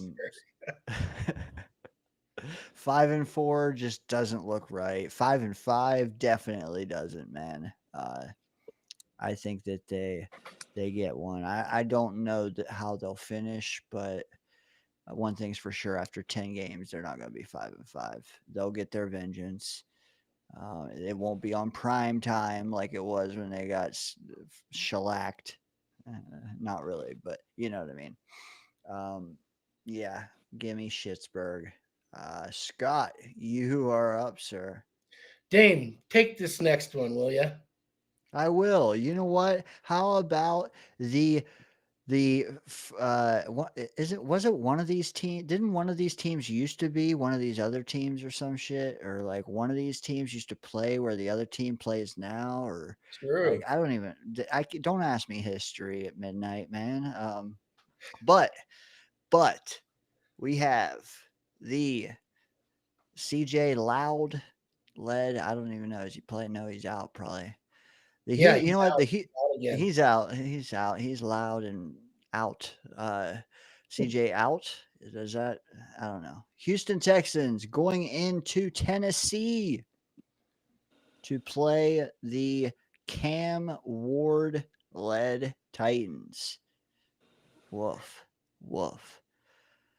I know who I'm picking. I don't have a lot of thoughts on this game though, so someone got a buoy for me. When you said Cam Ward led Titans, it just did not sound intimidating at all, man. Based on what we've seen this year, it was like, ooh, Cam Ward led Titans. Oh my God, they're a mess this year. Fired their head coach. He was a mess. He has the team a mess. Cam Ward doesn't look good. Maybe they'll get a good offensive minded head coach to get him back on track next season. But right now it looks rough. And the Houston Texans haven't looked great this year, but they've had their moments. Nico's at least keeping them somewhat together. I'm going to go Houston, man. Yeah, Houston made a hell of a comeback last weekend, which I think screwed at least me in these picks. I don't know about you guys, but give me Houston, and I'm going to root like hell for Tennessee because I'm in a last man standing league where that would help me out quite a bit if Tennessee pulled this one out. You know what? Somewhere on some interstate out there, some route in the backwoods, some boulevard of broken dreams, we have Snowball out there listening audio to the Danger Zone. Shout out Snowball, Jets Worldwide. Wasn't able to go live tonight. I know he wanted to, I'm sure. Be back next week, but he says, hey, can't chat.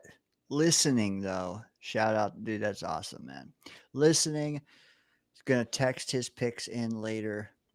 Discord DM the picks in later. Comment the picks. Just know, guys, if you're listening, like Snowball, in the car, whatever, you can submit your picks the same way he is, the Salt and Pepper King himself, driving. Hopefully he's at 10-2, you know. But, yeah, anyways, Houston for me. I think you guys said it as well. Do we have a lone wolf yet? I don't think so. This is crazy.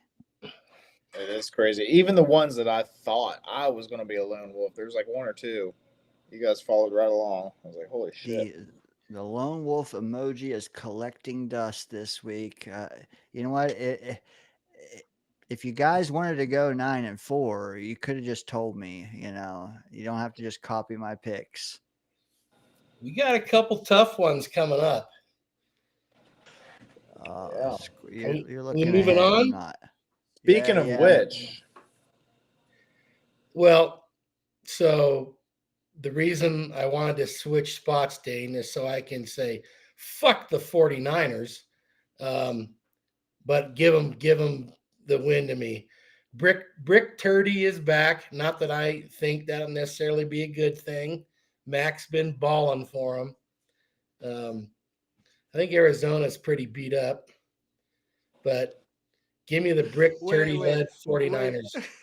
What did you call their quarterback again? Brick Turdy. Brick Turdy.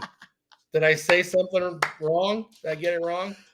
That is the most original nickname I've ever heard. That's hilarious. Oh, you gotta watch some 49ers shows once in a while. There's been some good ones, but that one's mine. Oh shit, man. So Hilarious. apparently San Francisco's quarterback has eaten too much cheese and he's having some Brick Turdies. He's also got one of his receivers back. The kid that got shot, actually. Pearsall. Pearsall, yeah. Pierced all his ribs. He's coming back this week, too. So I'll take the 49ers, but fuck them anyway. That's for all my ex-California neighbors. Murph caught that zinger. I did.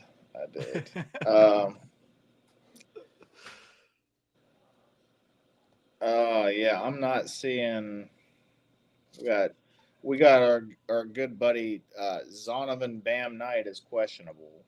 I don't know if that's a needle mover for you guys or not, but just saying. Yeah, I don't know if it's a question here. I think it's the San Francisco 49ers. Actually, did they lay an egg earlier this season against the Cardinals? Am I wrong? I don't think they've played them yet. Really? Okay. They laid an egg against Jacksonville. Same division, so I could have swore that they had already played them and lost to them. Like, oh, they might have. Hopefully.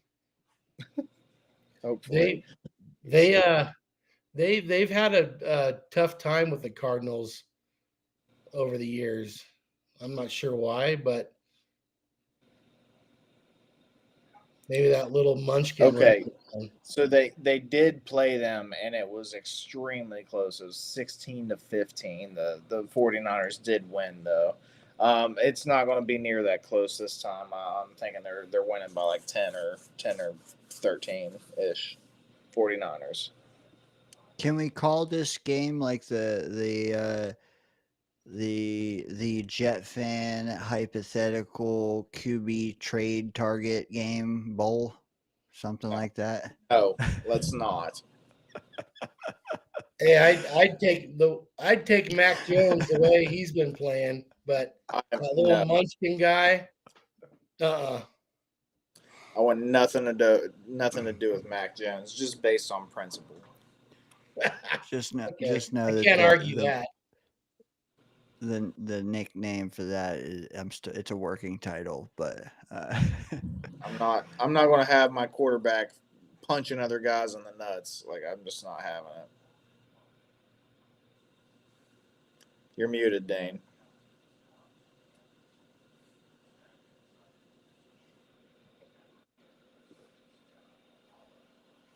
I got you. Give me old Brick Turdy. I'll take Brick Turdy. Old Brick Turdy. One thing's for sure, he won't be running. He had to punch Brick Turdy in the nuts. Keep his job. I just realized that San Fran SF Scott Foster, just pointing that out there. There's a little. I know. I've heard it. I've heard it. Moving on. I think most of us got the 49ers. Looking in the chat. Twist his dick. There you go. Twist. Anyway, coach. DJ we got the Seattle Seahawks. Sam Darnold absolutely just murdering it this year. He is traveling. Him and the Seahawks are traveling to LA to play the Los Angeles Rams. Another quarterback, Matthew Stafford, who has been killing it. He's like friggin' 45 and still killing it.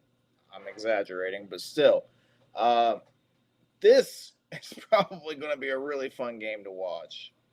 Yeah, I do say so myself. I hope I get it. Ooh, yeah, that's a good question. If you will, I don't get Seattle games because of Dane's location. Yeah. Yeah.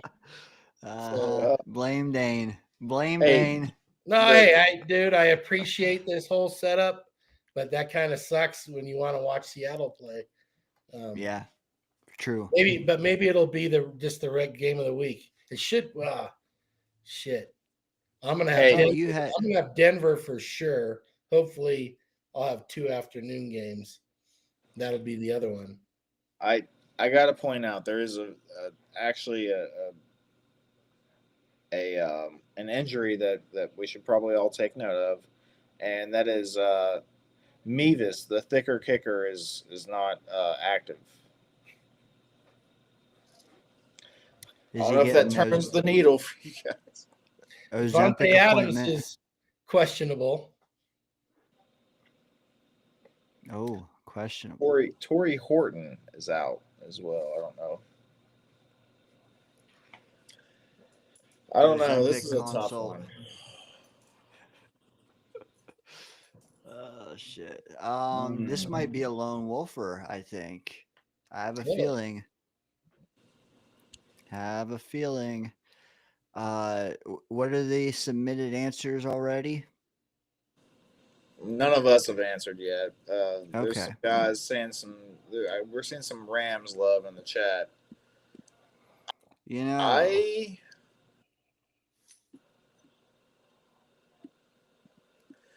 I'm gonna say I believe in Darnold. Oh, after he's not a Jet, I believe in Darnold. Seattle is taking her. Man. John, you just got Johnny so lathered up when you said I believe in. I know. That was kind of the point. You know what? No, Scott, let me go because I'm going to go with the home team, baby. Give me the Rams. And now it's on Scott to pick the lone wolf. Well, I'm going to take the team that first exposed Sam Darnold, or maybe not first, second team to expose Sam Darnold last year. Give me the Rams. Howl, Murph. Howl, bark. Ow! Finally. Oh, yeah. He's getting third again, Scott. Yeah, it's going to be close no matter what. It is. Right. It is. You know, if I was in Seattle, I hope you guys enjoy your 6 and 7 week, okay? Oh, yeah. You picked all the same games. I know. I'm going to be 7 and 6. Okay. Hey, there you go, Clancy.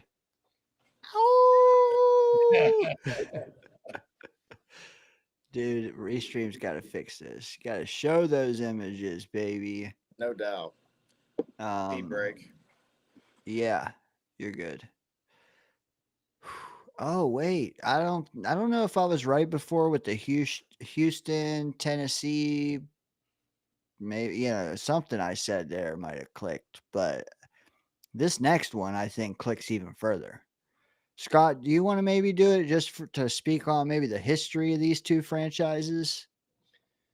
Well, let's see. The Ravens were the Browns, or not. I mean, the Ravens weren't the Browns, but they were in Cleveland. The Colts are tied in here too, also.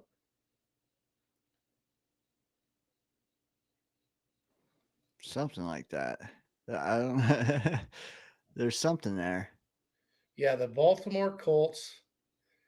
So, yeah, the Browns moved to, I believe, to Baltimore after Baltimore left for Indianapolis, and then the Browns became an expansion team.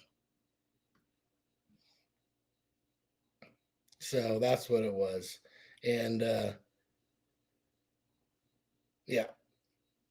Do you think that'll play an impact on Sunday? I don't think it does anymore. I think there might have been a time. Maybe there's a little, hey, these teams in this division, they all hate each other anyway. So, it's mostly been the Ravens and the Steelers as the big brothers kicking the Bengals and Browns teeth in all the time. But yeah, that's I don't know. I bet there's the fans more than the players, of course. Yeah. Especially the old timers, that Oh, for that sure. is it's like a blood feud, you lose a team to another city and then you get a different team and it's like Yeah. it's like we talked about Houston Oilers #1, baby. Houston Oilers, and then they're Oilers. gone. They go to Tennessee. Yeah.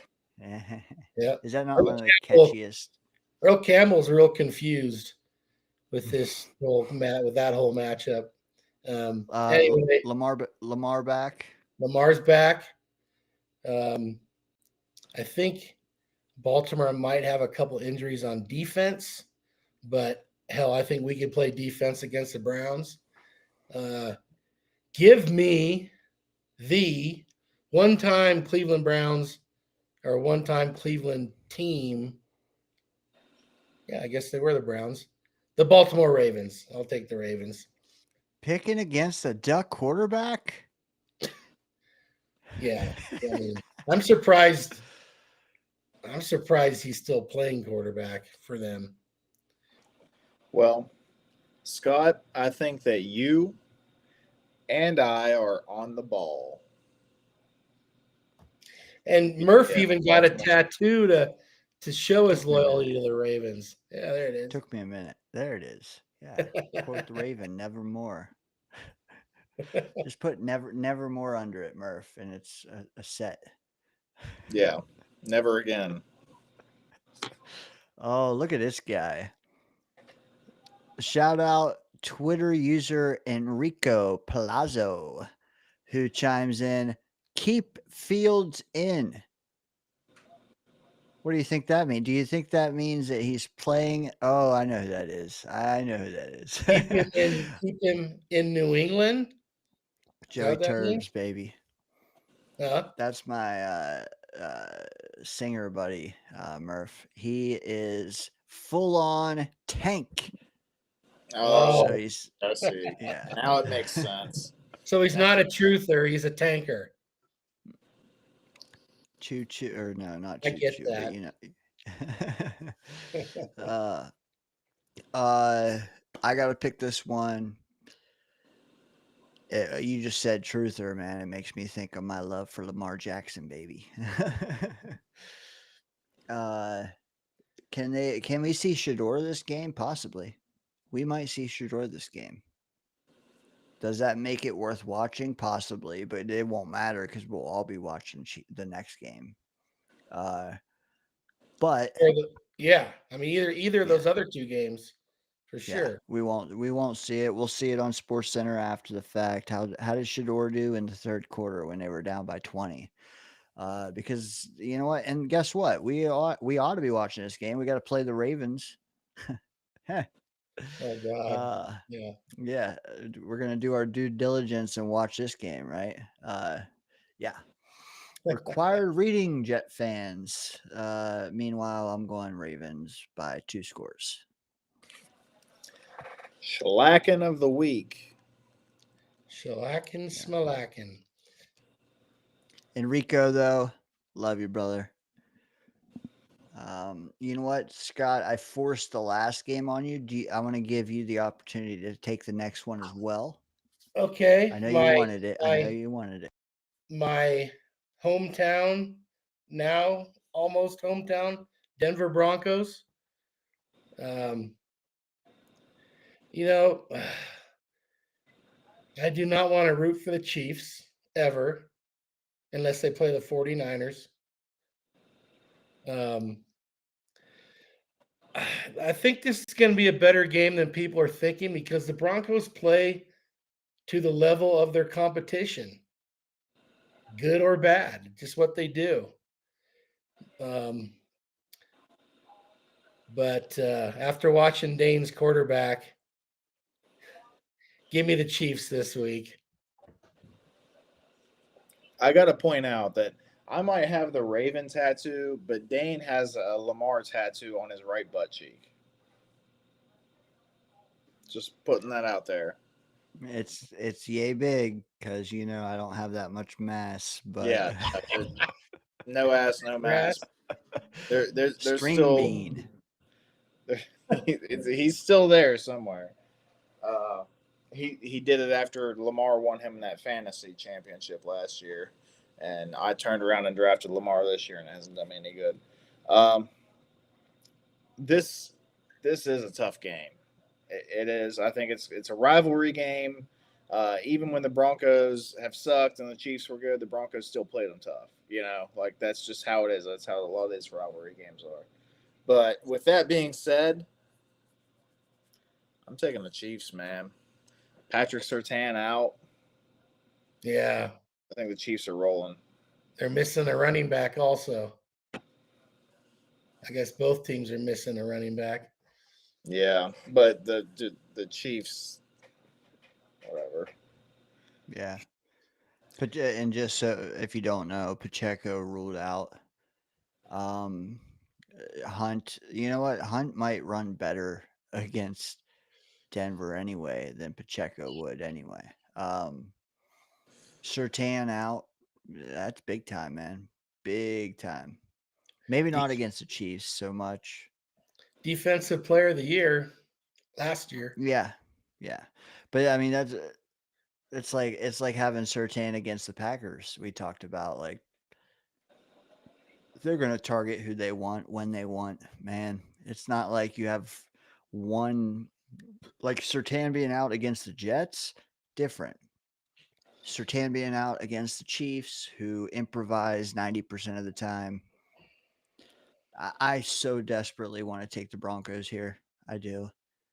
But the Chiefs, yeah, it's like the Steelers. They're 5-4. Chiefs, 5-4. Do either team, I think, get to 5-5? No, I don't. I gotta go Chiefs. I have to. Backs against the wall. Man. Yeah. No how. No, like Johnny's worst enemy. No howl. No how. So Scott, you also, to clarify, you also went Chiefs. I went Chiefs. Yeah. Okay. Damn, I really thought I was going to be a lone wolf there. Well, this next one has some lone wolf possibilities.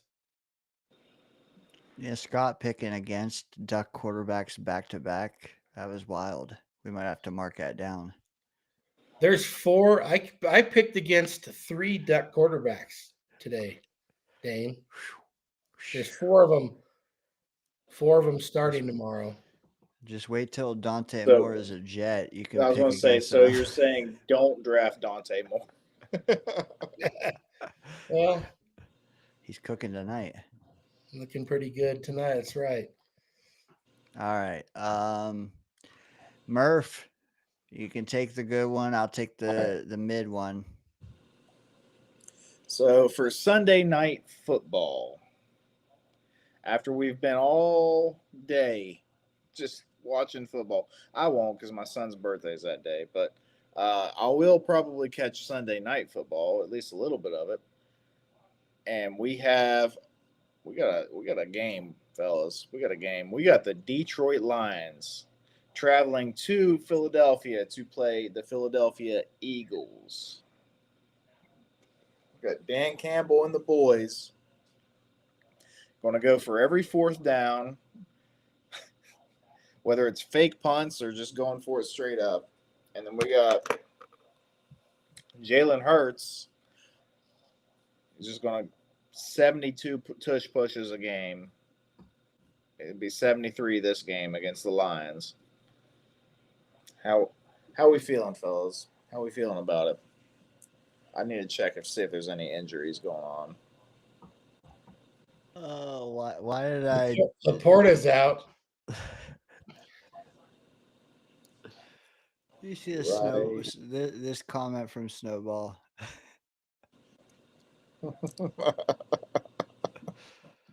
Gluteus minimal.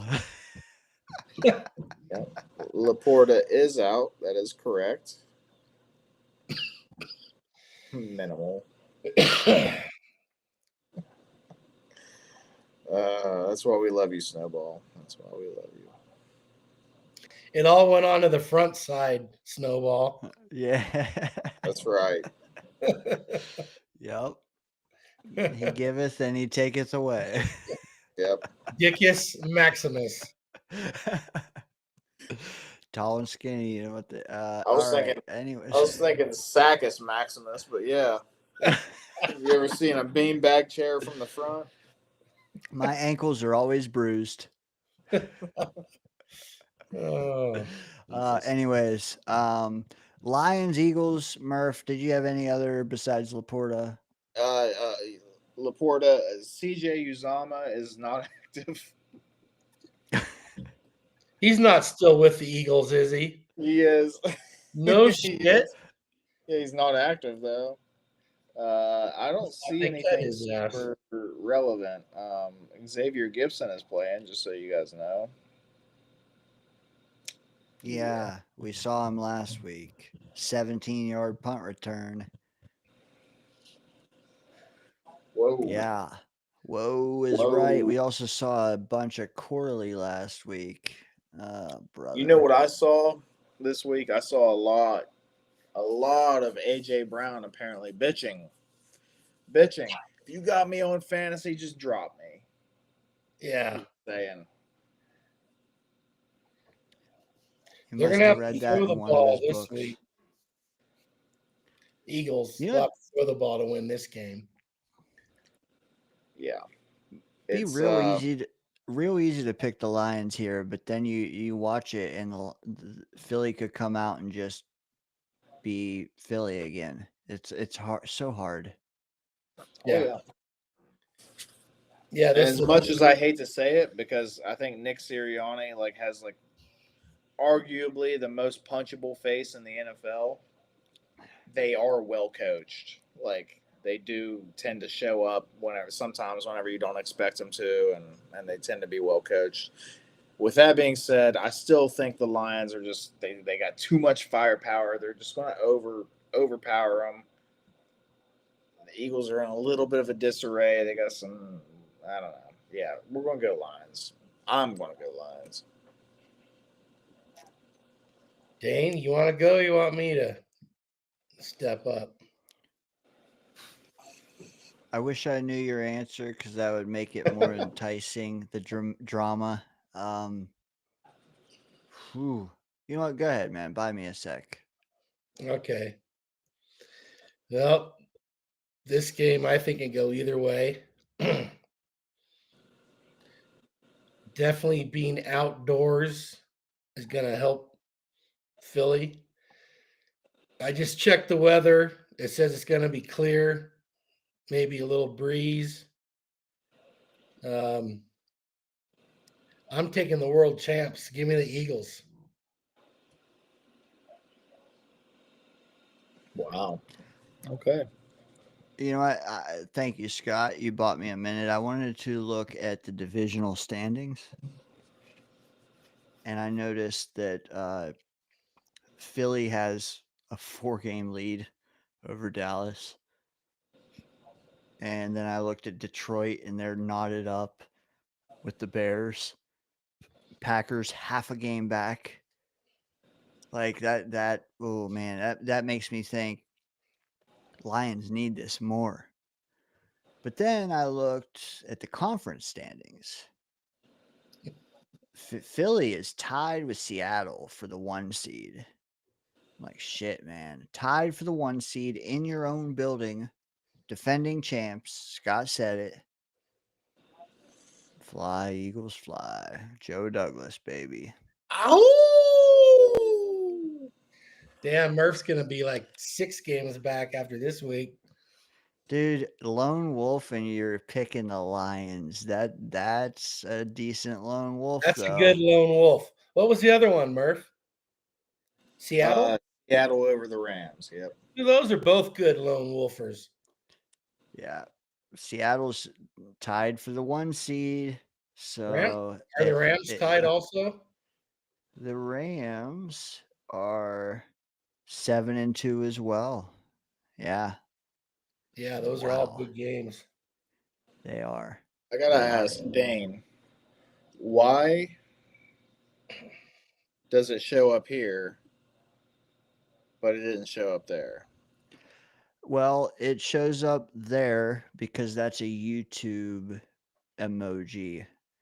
It doesn't show the other way because it's a danger zone emoji.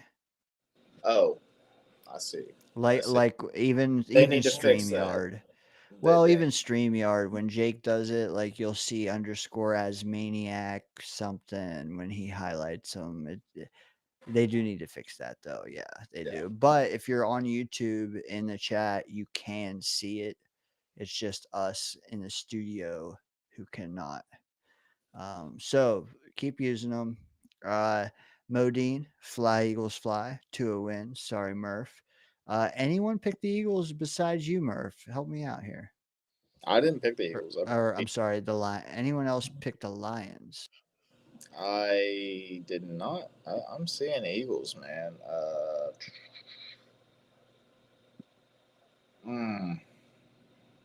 Clancy. I think Clancy said he's going Detroit. Yeah. Clancy and me. Hey, Lone Wolves, baby. That's right. Wait a minute. Did Clancy actually pull a trigger? I see him kind of picking both teams. Yeah, I like. He said Eagles in a close one. Oh, did he? Okay. All right. Like I mentioned, Detroit needs it more.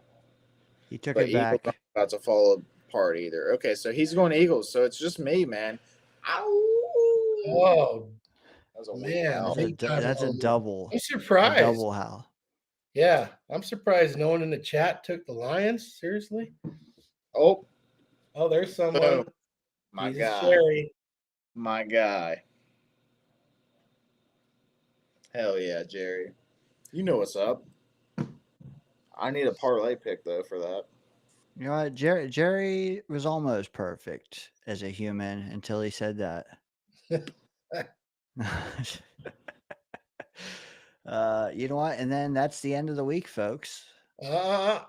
Pretty much. All right. Monday Night Football. We have the Jerry Jones led, Quinnen Williams led. That's right. Yeah. That's right. The Quinnen Williams, Solomon Thomas, Tanzel Smart, Aaron Whitecotton led Cowboys facing off against all of Jed Up's Bauer boys and Geno Smith. Bauer's Wait, is active. that legit though? Aaron Whitecotton, Tanzel Smart, everybody. Wow. Everybody, bro. Yeah, Tanzel might be on the PS, but he's there. Probably. Or he was there. I think he was. But yeah, squad. Solly is actively there. Quinnen is actively there. Bowers is 100% healthy. Genty back. Geno back. It's a healthy Raiders team. I believe they traded Jacoby Myers, which actually flew under my radar. I didn't see that when it happened. Oh, really? Yeah, I don't know how I missed that. I thought maybe you missed it. I thought maybe Murph and I talked about it. I was probably working. I sent my condolences sort of in text message to Dane. To me. Yeah, because I think they gave a bag of chips or something. Where did he go? Jacksonville. Okay. You want to change your pick? Jacksonville over the Chargers? Shit. Well, at least Jacksonville has a receiver now. Yeah. Whoa. Whoa. Damn. Hey, Cheers. I just ran out a little bit ago. Oh, what are you doing, bro?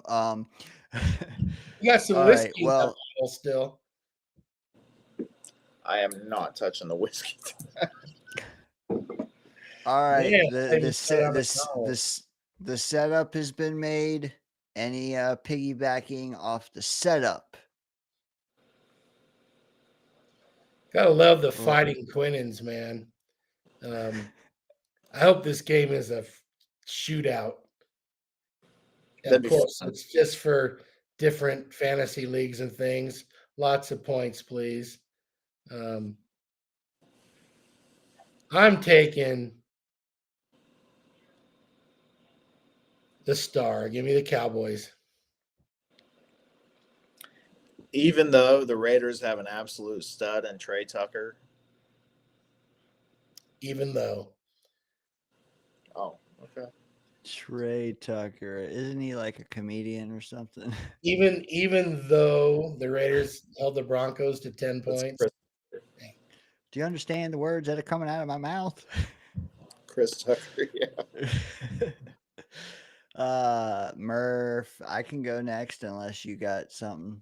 Core memory unlocked with that, by the way. Chris Tucker and oh my god. Yeah. Anyway. Yeah, there's really no thinking about this game. It's the Cowboys. Even though they don't deserve to be thought of as a team that's a guaranteed win, but you know, it's the Cowboys, man. Well, I do think that Scott said it best. He's going with the star. I think I am too. Oh, shit. Brock Bowers, baby. Brock Bowers, baby. Ow! There you go. Scott, you see that coming? Yeah, a mile away. As soon as you Okay, so said, I just wrote it down. Are you being serious? I am dead serious, baby. All right. The black hole of your life savings that is Las Vegas. Murph, we didn't know that the biggest Bauer boy of them all was Dane this whole time. You know, and I He was one. a closet Bauer boy. I wasn't one until I drafted him in Dynasty. Oh, shit. He had a big year and his first game back, but man, one catch last game. Ducks. Yeah. By the way, that was Hayes. bad. Yeah. Dante Moore, 27 out of 30. You know what? On a week where he says he's coming back, or I'm sorry, scouts are saying that it's rumored that he's potentially, that he might come back. Like, come on, bro. Like, nobody knows. Let's see the CFP. He was playing without his top two receivers tonight and top running back. Hazel said it earlier too. The announcer said if he comes out, he's going to be the first or second overall pick. Yeah, I also heard today that there's a world where there's one good quarterback in this draft named Mendoza, and everybody else returns. If that's the case, and you're Moore, what are you doing? I think it would make sense to come out at that point. If you don't have a lot of competition, you might as well take advantage of it and get that high draft pick. Get that money, dude. But he also could be, a lot of those guys could be thinking, if I stay, if everyone's thinking Mendoza goes first, well, if I stay another year, I can be number one. But yeah, but you run that risk of injury. You run that risk of having a down year. Yeah. Well, the thing is, all these guys on this list are gonna make millions staying in college, and they're gonna have insurance worth millions for if they get hurt.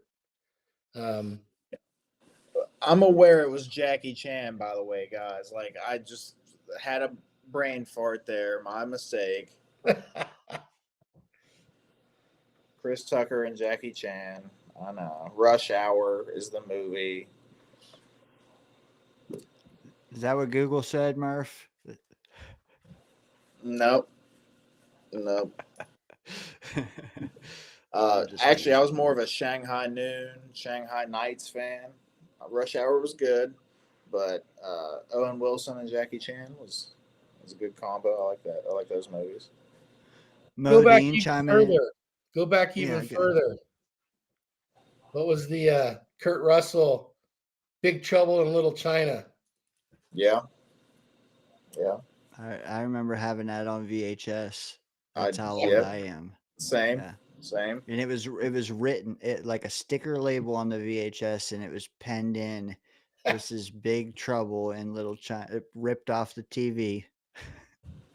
With commercials. Yeah, with commercials, indeed. You had to hit the tracking plus and minus to get it to smooth the picture out, you know. Modine, you know what? People don't realize I go through this live chat days later and collect all their answers, and Modine is saying, "Hey, whatever I said tonight, ignore. I'm gonna put my answers in separately."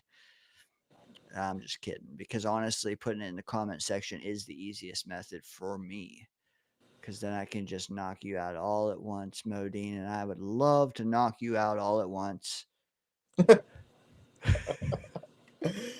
It's not the first time he's heard that. Oh, We shit. love Mo, seriously. We so really fun. do. He's so fun. He is. Livens up the place, man. Livens. I don't know who this DJ Dirty Cooch is. Does anyone else? I don't know, but that's a great name. He's had some zingers tonight, I will say.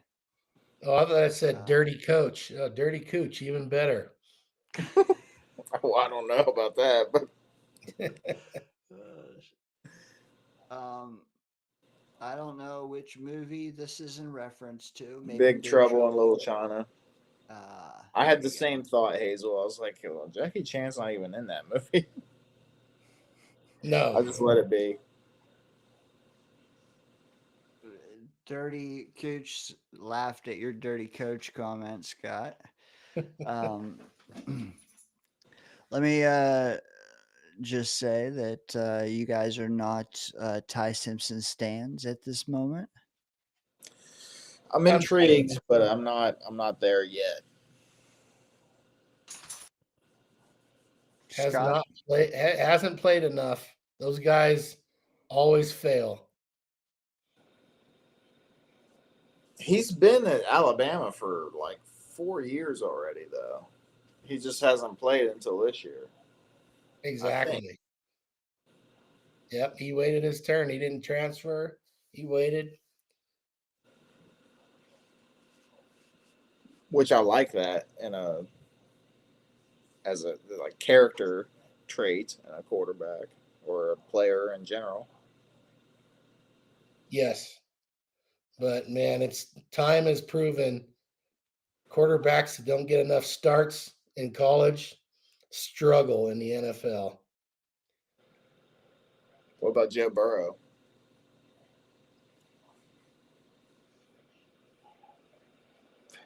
He didn't get a chance at Ohio State.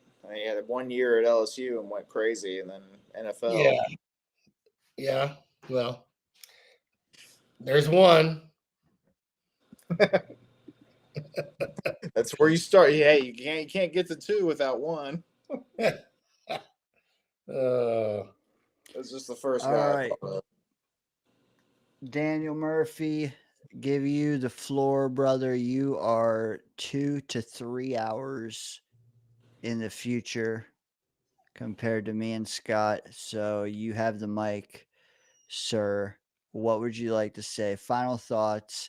We don't have a game this week. We didn't have to circle back to the Jets and pick them last or not pick them last. Well, we got 10 days off, hopefully, to get the right quarterback prepared for the next game. We got Lamar. Just talk to it. It doesn't even have to be about that game. You had the floor, sir. Well, I'm 21 hours into my day so far, so I'm I'm hanging in though. I'm hanging in. We got through everything. We had Wudi on. Wudi was great as always. He was trucking through the old RSV, which by the way, I mean RSV sucks. Trucking through it, hanging out with us. He did great. Scott came in the clutch, ready for the pick'ems. He came in. Not a single lone wolf from Scott. That's okay. That's okay. I got to beat you somehow, Scott. With my lowly two lone wolves. Anyway, we'll see how it goes. We don't have to get tortured with Jets football this weekend, so we can just enjoy our weekend. And speaking of enjoy, I enjoyed my time tonight in the DZ, in the Danger Zone. And I don't know. Thanks for hanging out with us, guys. Including you, Scott, as always. Thanks, Murph. I think Dane took a pee break. He just said, hey, have a really long monologue at the end so you can leave so I can pee. I'm pretty sure that's what he just did to me. Okay. No warning. No warning at all, guys. I just want you guys to know he does that to me sometimes. And also, words of wisdom from Snowball. Been dirty way too long. Clean it.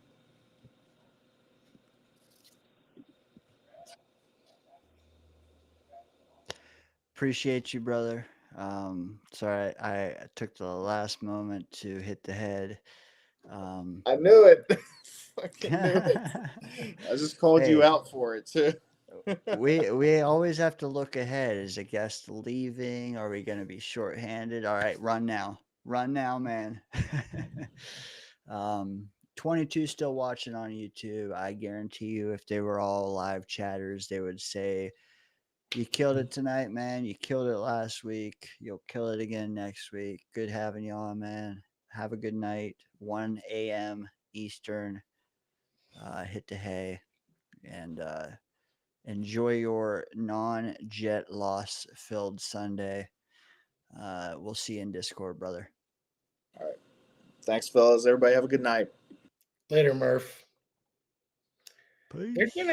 There'd been a couple Jet win Sundays recently, Dane. You know what? We haven't lost on a Sunday in like a month. It's been a while. That's right. You see what I did there? Yeah, on a Sunday. On a Sunday. Yep. Shit. You know what, Scott? I didn't get a chance to pitch you some of the same questions that I pitched Wudi and Murph. Can I do that now? Sure. Okay. First question I have. Can I be honest? Please do. Please. Because, Wudi. No, I'm just kidding. Okay, first. Did Wudi didn't hold back tonight? You know what? He's a Brees truther, but, otherwise he's perfect. Well, shit. I wish they'd have thrown Brees the ball once in a while. I'd have a few more dollars in my pocket right now. How do you see him hit a home run like that last week and you don't even try it again? You know what? I don't think that's them not trying. I think it's our quarterback. Well, maybe he wasn't ever the first read, which would have been the play call, but there were times when Brees was just like out there as a check down by himself and Fields never got there. I needed like 15 more yards receiving to hit a parlay, and he didn't do it. I don't even care about his routes run. Like, why isn't he the primary read on some passes like that? Like, just make him read one, and Fields will find him because he's read one. It seemed like maybe one time they did do that, and the screen pass, and he lost a couple yards or something. But he had him on the check down several times when he just wouldn't throw the ball. So, yeah. Anyway, sorry to go off. No, you're fine. You're fine. I have Fields questions for you queued up, but like we're talking Brees. So I'm gonna ask you this next. Let me get the chat out of the way. Let me get us on the side smaller. If you notice, this is the running back contract value chart. This is sorted by who makes the most average per year. And I want to ask you what I asked them, and that's, where would you be confident slotting in Brees Hall? Should we extend him?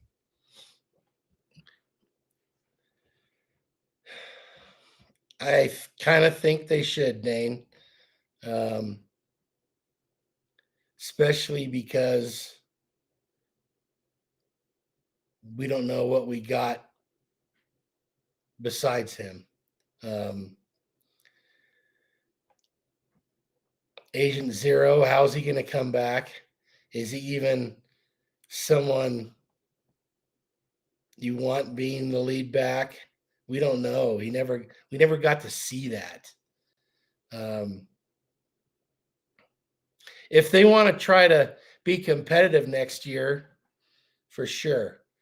If they're writing it off, well, okay, you can save some money, but I can see him coming in there around, James Cook, Kyron Williams money.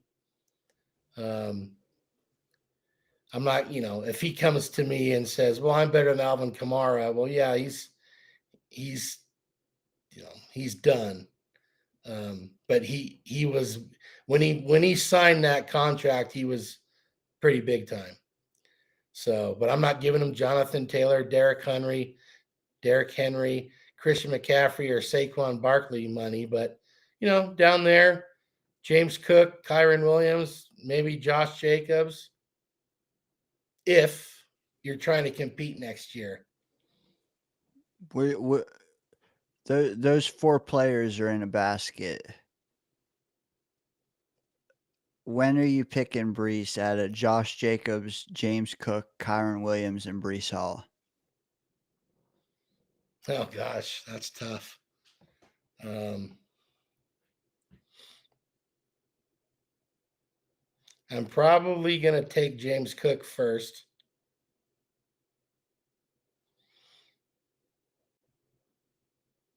I might take Brees second. I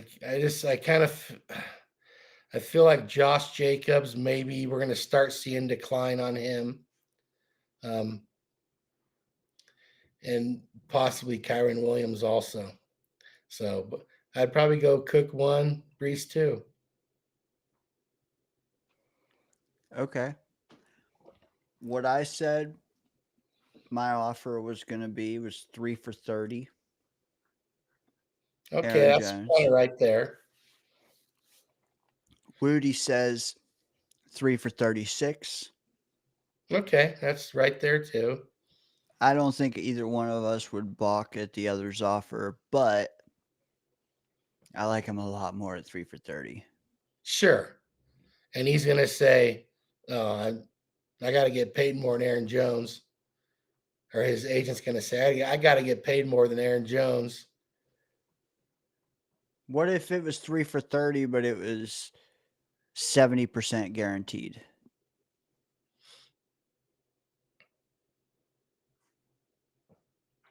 Well, what are all these other guys guaranteed? If you look on all the way on the right is like the percentage guarantee. Okay. Oh, who's got Kamara? God. Oh, Man. Derrick Henry, 83%. Oh, Barkley, 87%.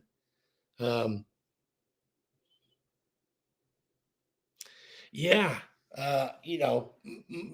Myself, I'd love that. But I don't know what he's thinking. I don't even know if he wants to be here anymore.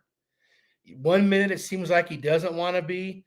1 minute he seems like he's embraced this change since the trades.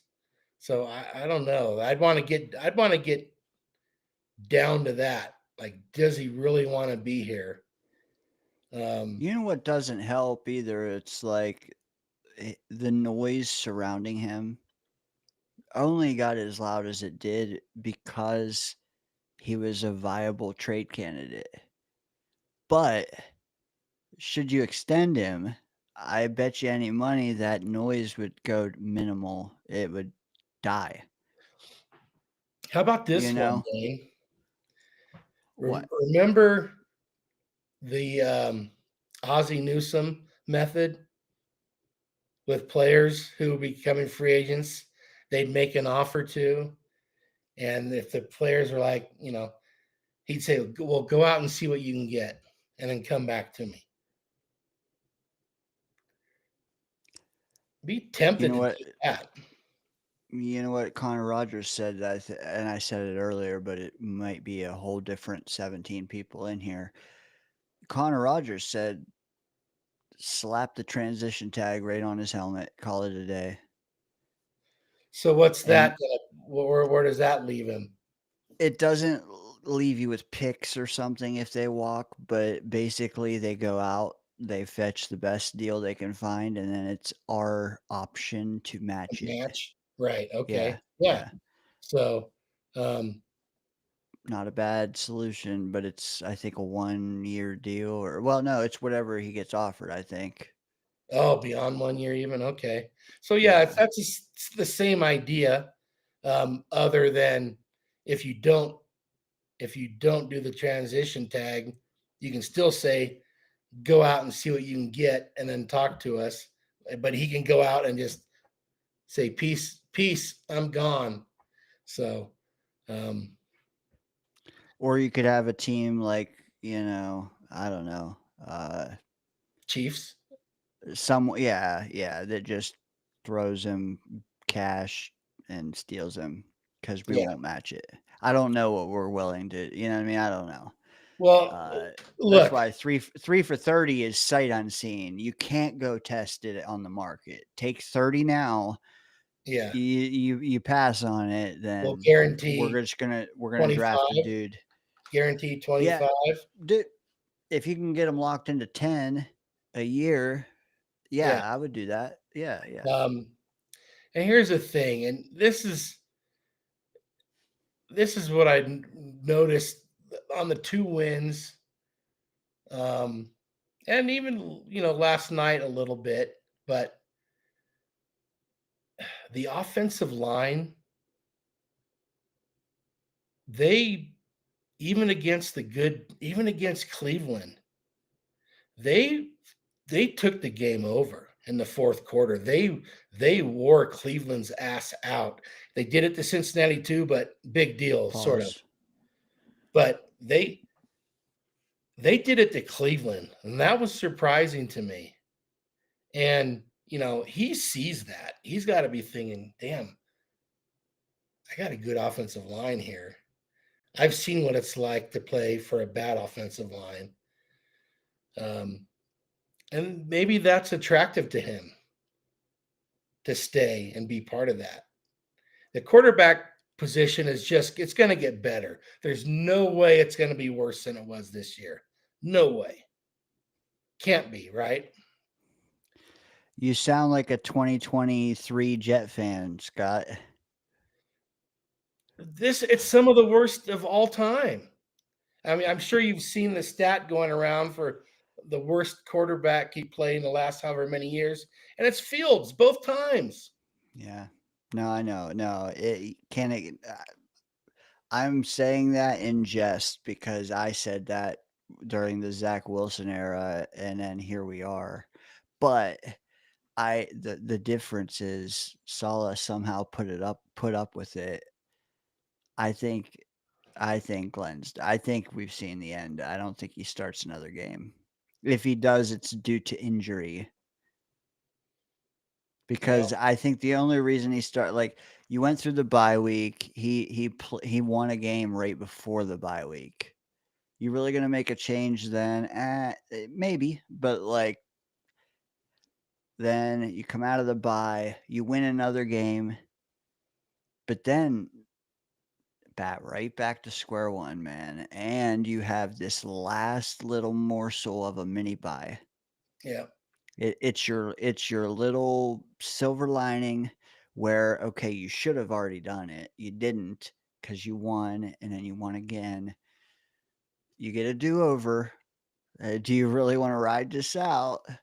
Or, and I think that's why you didn't put Tyrod in the second half of that game, because then you're juggling shit again. Just Fields, you got the rest of this game. If you still can't do it, you're done for good, man. Not just I'm done with this juggling act.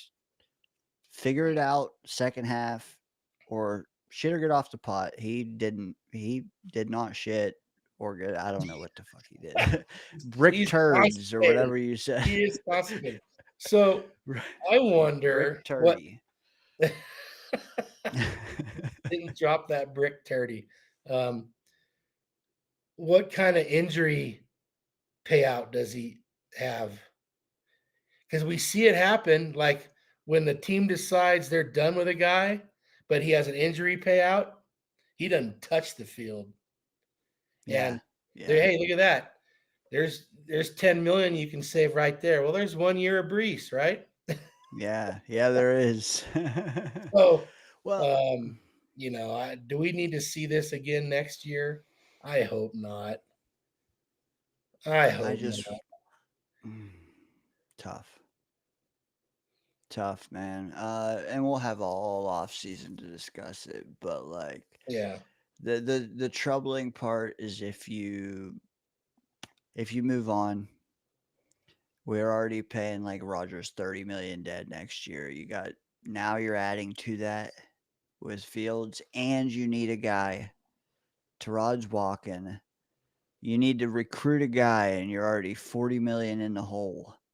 You need to recruit two guys. Tyrod and Fields are both walking. Cooks, come on, man. You got to recruit two guys, and you're minus $40 million.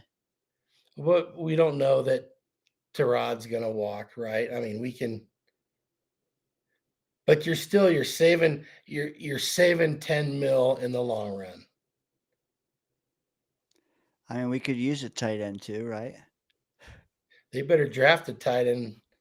They got enough draft picks to, or a running back 2 or 3. You don't think Justin Fields can be Taysom Hill 2.0? I don't know. Can he catch the ball? Well, we saw him try. Yeah. What did you think of his hands there? I'm trying to remember. Isaiah Williams with the wide receiver pat. And was that the one I was saying? Why are they doing that? Yeah. Running the ball down their throat. Why are you doing that? Yeah. Yeah, I don't know. Logan Thomas came, and he's a lot bigger, but he came into the league as a quarterback and became a pretty good tight end.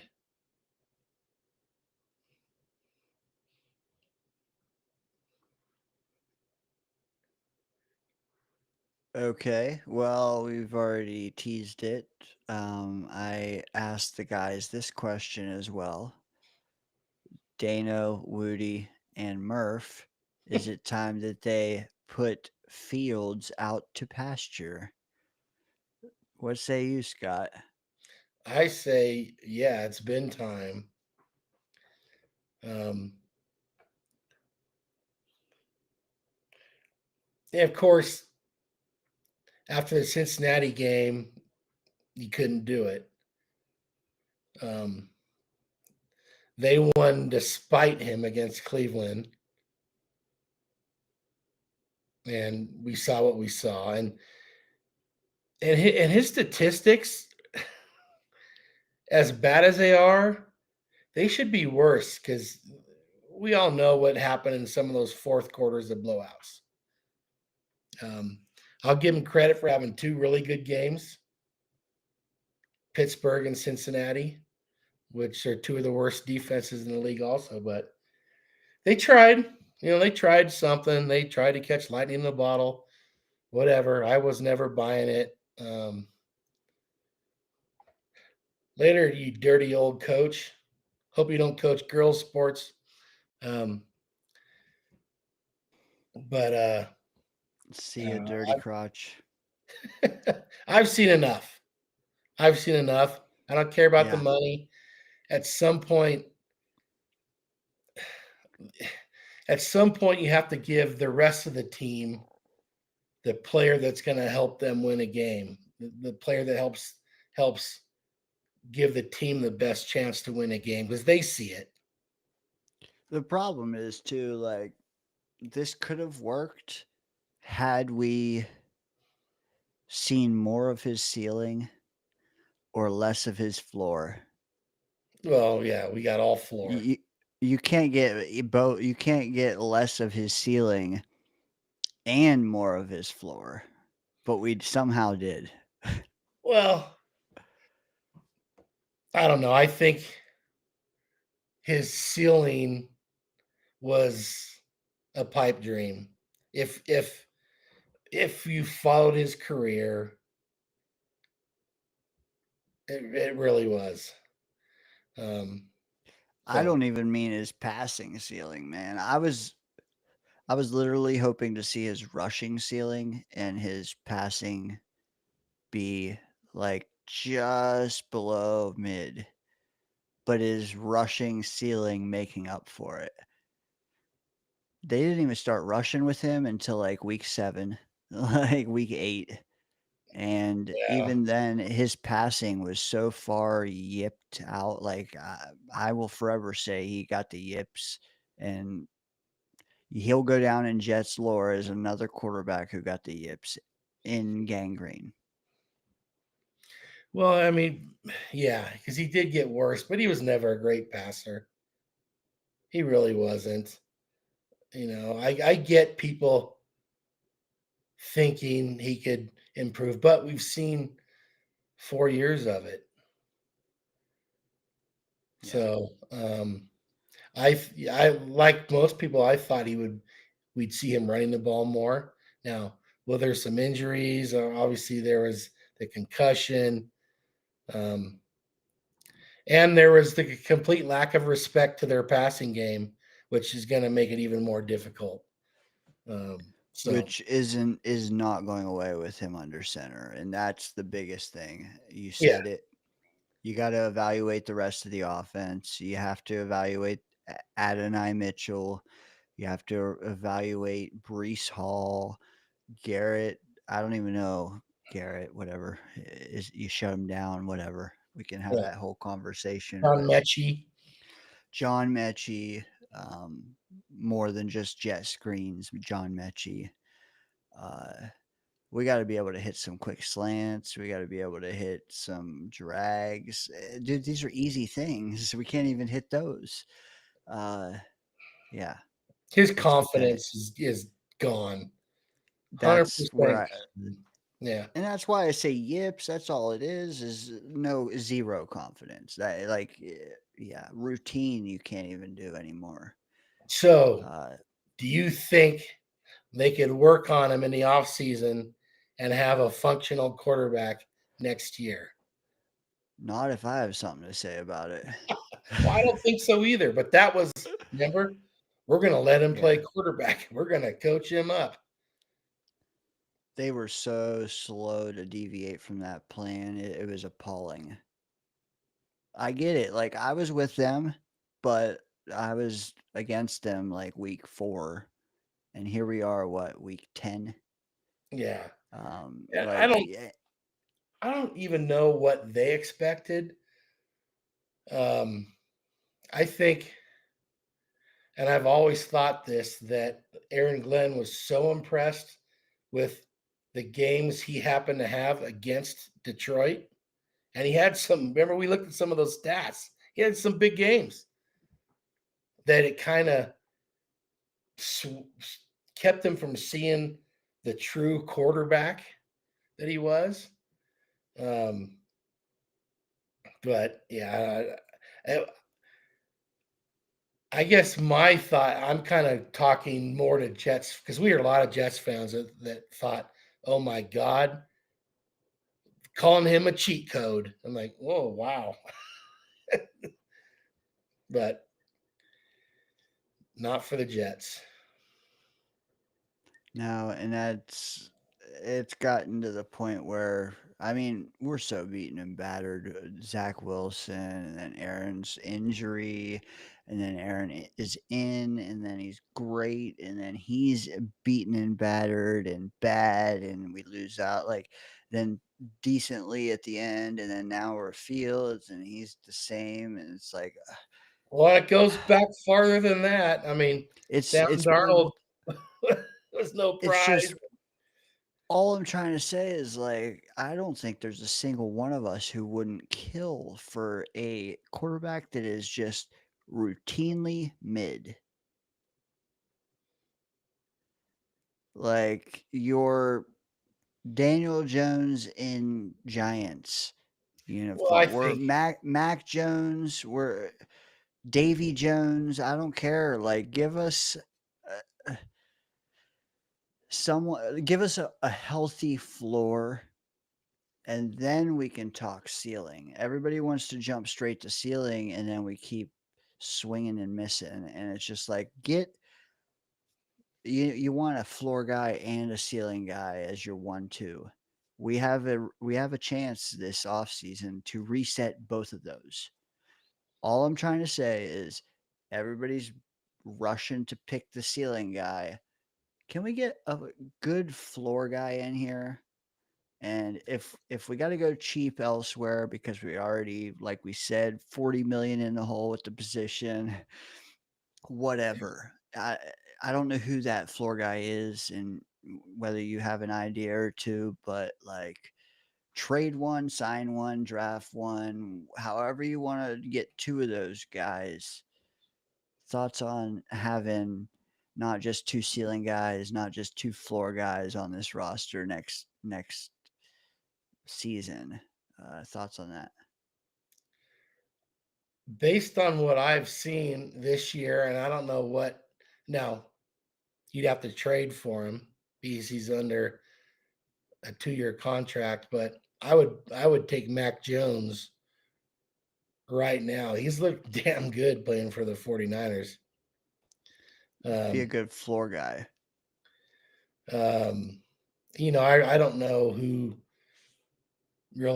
going to be a free agent. Would you want to trade for Mac Jones? Would you want to give up something for Mac Jones? That's the thing. What's Mitch Trubisky's status? I mean, he took teams to the playoffs twice. I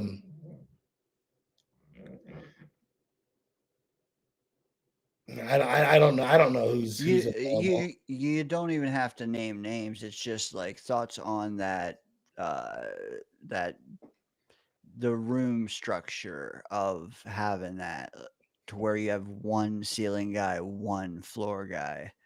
Is that a bad method if the ceiling guy is going to need incubation for a year or whatever, So bring in a veteran as your floor guy. Draft a ceiling guy if there's one there.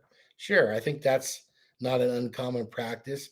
Just don't fall to the pressure to play this ceiling guy before he's ready, because that shit always happens. Every time.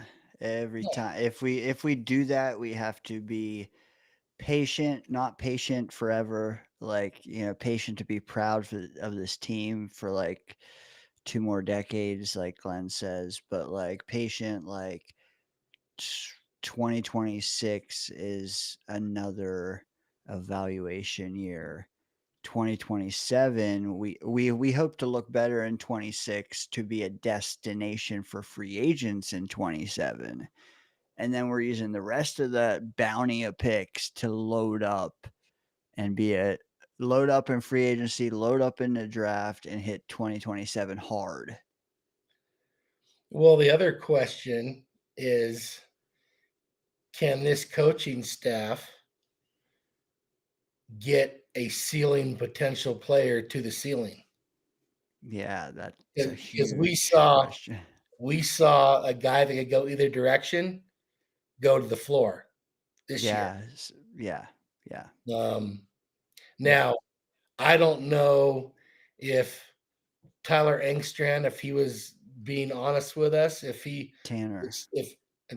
What I call him, Tyler, if Tanner would say, I didn't want Fields. He was forced on me.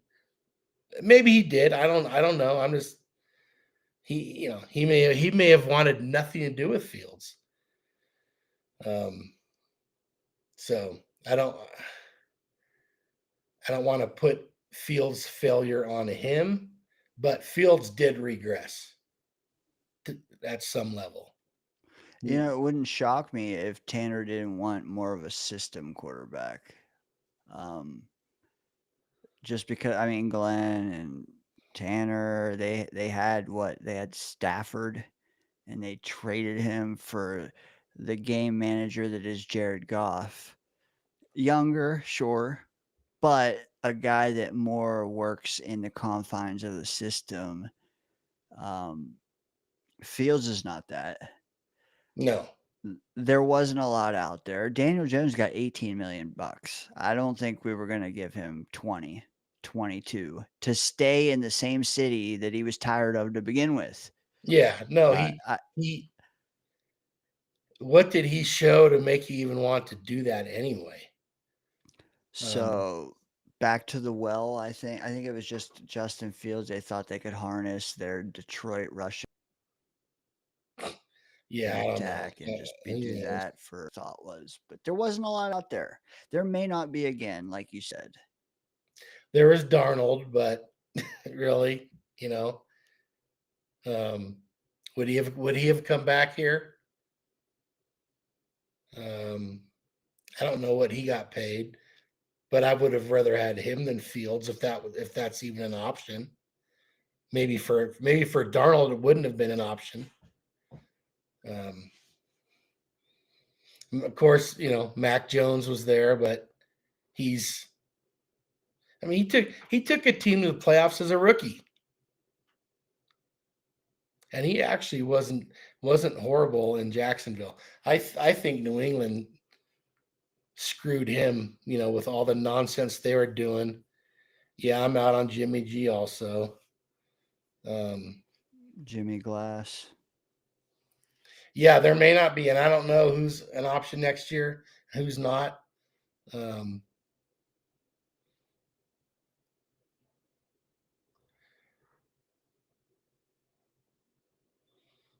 Yeah, it's bleak right now out there for next year. I think Daniel Jones tops the class. I don't want to see Kirk Cousins. For all we know, it'll be Dak and Tua and who else? Kirk and we don't know. I would take Dak myself, but he's not going anywhere. Would you take him at 60 mil? Well, no. That's a legit question, though. Would you trade for him? I would not. Would you take Tua? I don't want Tua. Would you trade for Brick Turdy? No. And he's got a big contract now. That is maybe a guy that they'd find alluring, but not at that price tag. Nah. How about the quarterback situation in Arizona? I don't want the Munchkin running around. I thought you meant Brissett. I'd rather have Brissett than him. I really would. Yeah, that's a floor guy. Well, I don't know about his floor, but I mean, we stole his soul last year, week 3. But bring David Carr out of retirement. Second chance at Mike him. Mike White. Sounding better by Oh, the yeah. more you rattle off names, man. It sounded real good. Yeah, your boy Mike White. Well, Joe Flacco. Yeah, who knows? Who knows? You know, I just Aaron don't Rodgers. want to watch this again. Yeah, yeah, and that's the thing.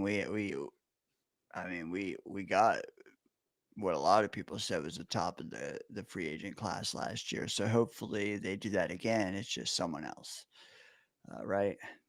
Yeah. Tough. The problem was a couple of the guys that maybe were a possibility, I don't think would have come to New York. Right? True. Yeah, that's a big factor, and that's the struggle this off season too. If they don't win enough games to like people want to tank, you're not getting anybody to start for us next year besides who you want to draft. So if you tank, you're gonna start this kid day one. But I'm going to fall back on this. A quarterback that watches this offensive line or a running back is going to be going, okay, I see something here. And an offensive line is a damn good start at turning a program around. And they've maybe done that.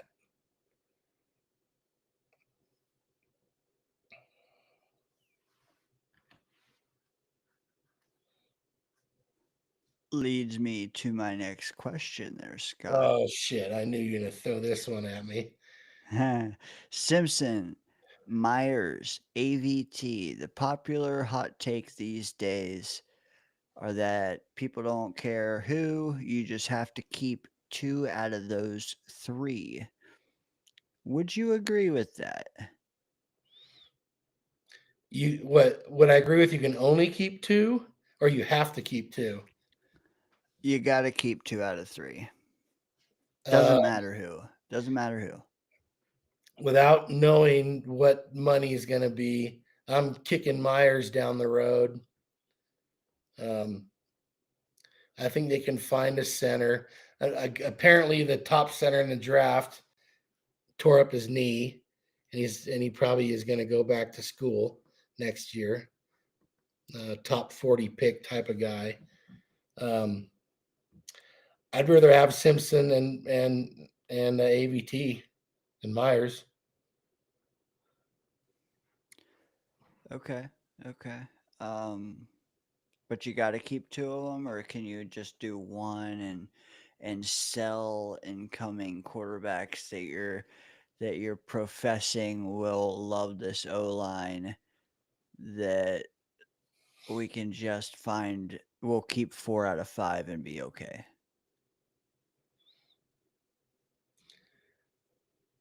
You lost me there. Do you have to? Yeah, I might have lost myself there. You know what? I think it's not. I bet you most teams lose someone off their offensive line yearly. Well, if you keep Simpson and AVT, you do need a center. Will that? What I'm saying is, will that scare away the people you're trying to recruit? Are you saying Tippmann can't play center anymore? Oh, you're gonna start AVT? AVT at center? Wait, no. If you're keeping, who you say you're keeping, the Simpson AVT, right? Yeah. Okay, so you're not trotting out the same 5 you had. Will that scare the people you're trying to attract? Oh, I see what you're saying. Well, you're telling me I can't keep them all. No, but if you keep AVT, you can. But I can move Tippmann back to center unless we find a center. But then you're going to have. Well, you can make AVT a swing tackle if you wanted to, and let Tippmann and Simpson start at guard. How do I, Chris? Chris is the man.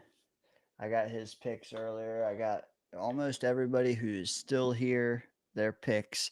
For some reason, Scott, the hours we go on Friday nights, the people that watch, usually like 200 people view it by the end of the weekend.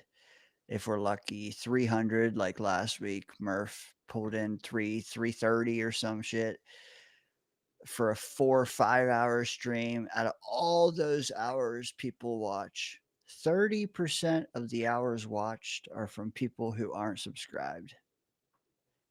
I don't get it. I don't get it, man.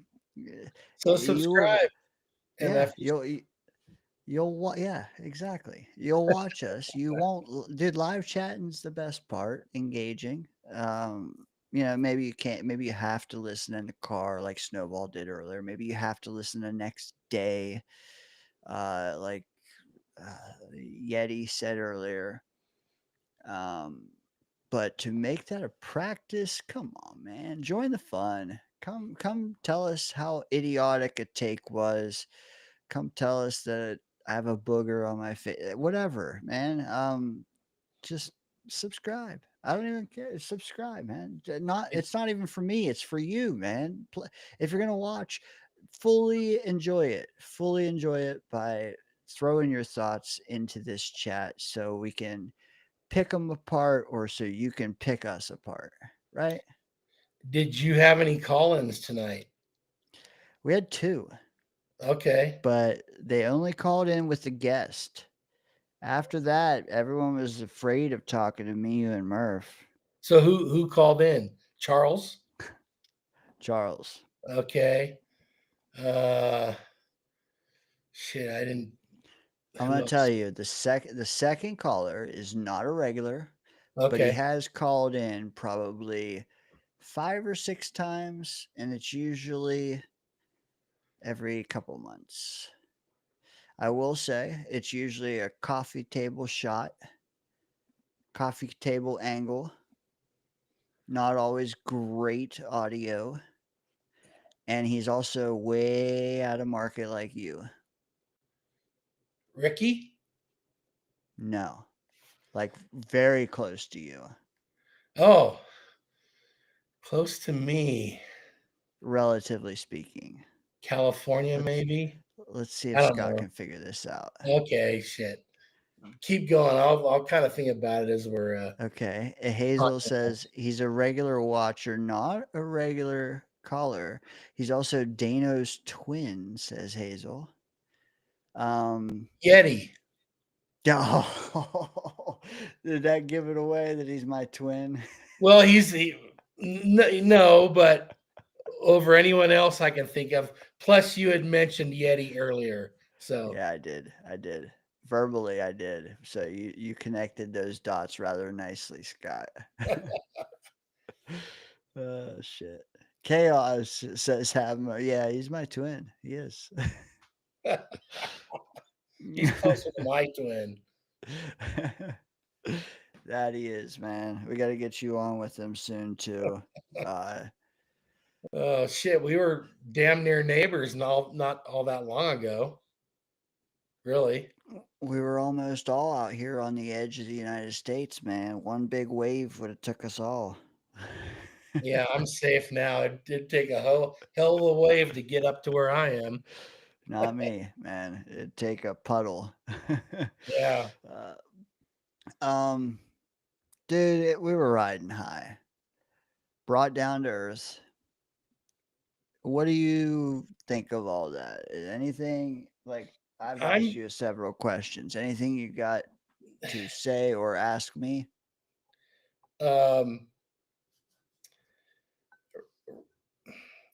I wouldn't call it riding high. I mean, it's always nice to get a win. But the season is the season. So now it's for me. I just keep thinking, man, they got something in the offensive line, and they can build around that and do it. I'm still not sold on the coaching staff, and I'm not saying fire them at all. I think Wilkes is going to get canned.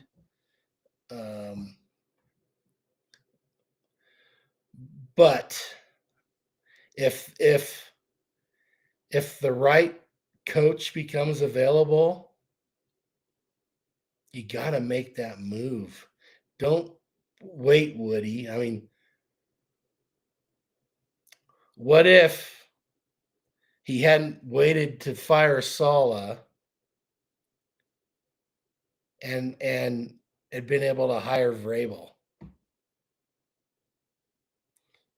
Especially when he goes ahead and fires him 5 games into the season anyway.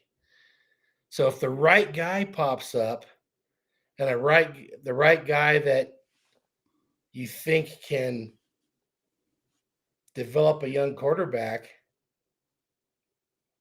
I don't know how you don't make that move, but I don't trust Woody to do the right thing. So, but I'm not saying I don't want to fire people just for the sake of firing and starting over.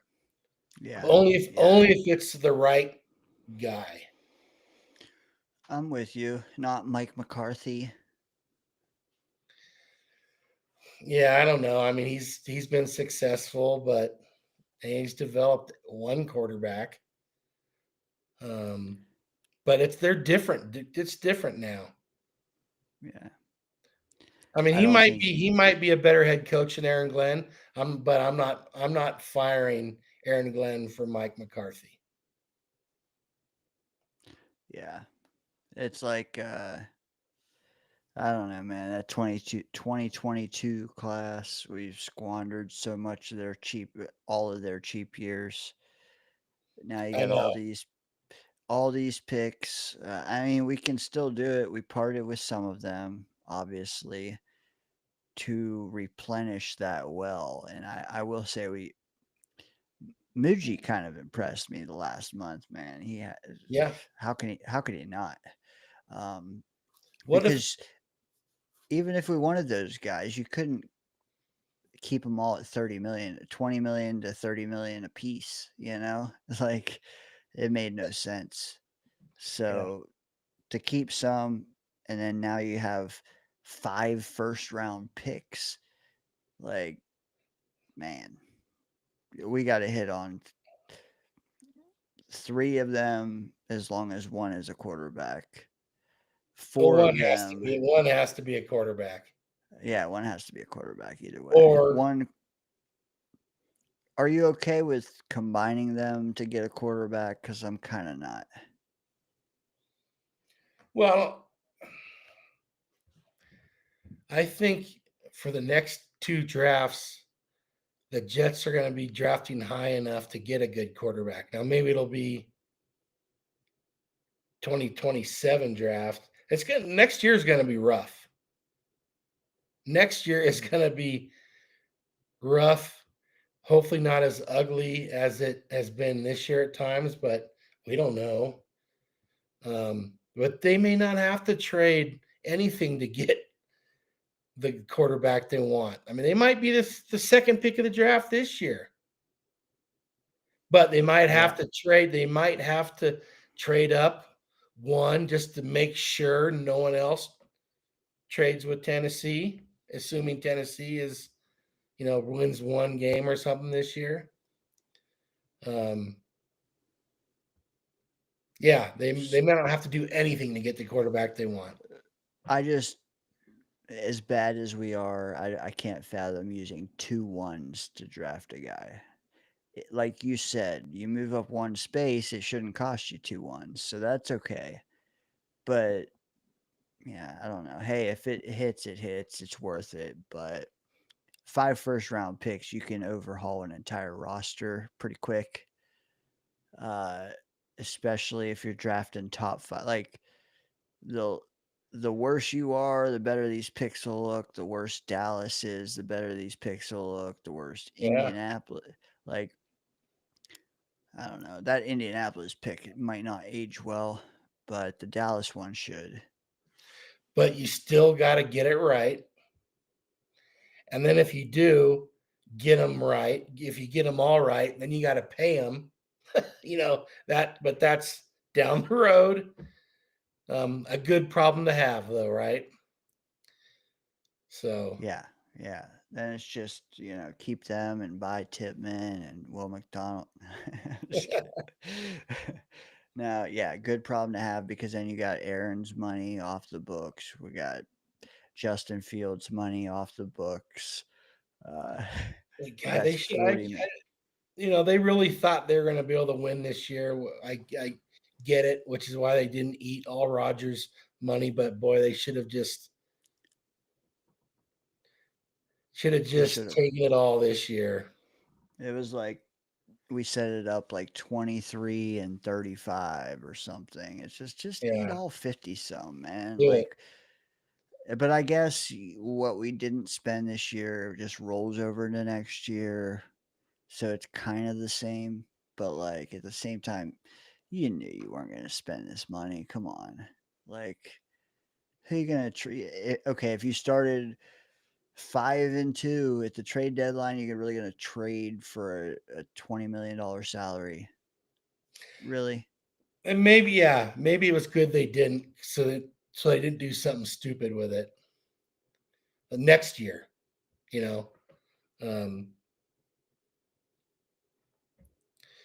Yeah, we'll see. It's gonna make for an interesting. To a mock thing. Stop it, Mo. Not yet. You know what? He threw that at me because I said, "Hey Mo, call in. The water is warm." I did. I have witnessed the Mo call in. Yeah, you have. You know what I've heard? I've heard that he called into the jet stream or so, maybe. I don't remember what show. I don't think he. Murdoch, I think. Oh, maybe. Yeah. I think so. I think I saw it too, but I totally forget everything about it. Yeah. So when he calls in, it's going to be fresh. I think, it's going to be entertaining. You can count on that. I say when he calls in, just like he says "we" when he's talking about the Jets. It's just implied, right? I heard someone say he was a Dolphins fan, but I thought he was a Bills fan. I thought he was a Jets fan, so I don't really know. It's someone. I know he likes the East team, so it might be the Colts, like Charles Gorman. See what I did there? Yeah.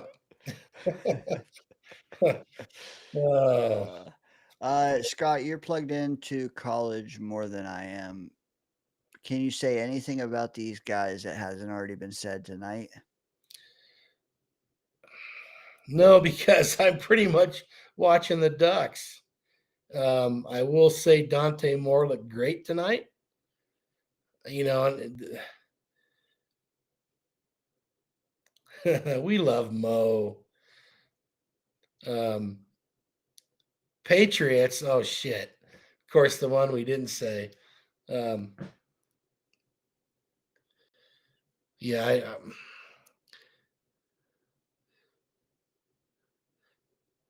haven't watched Mateer play. I've heard Sellers has kind of been crappy.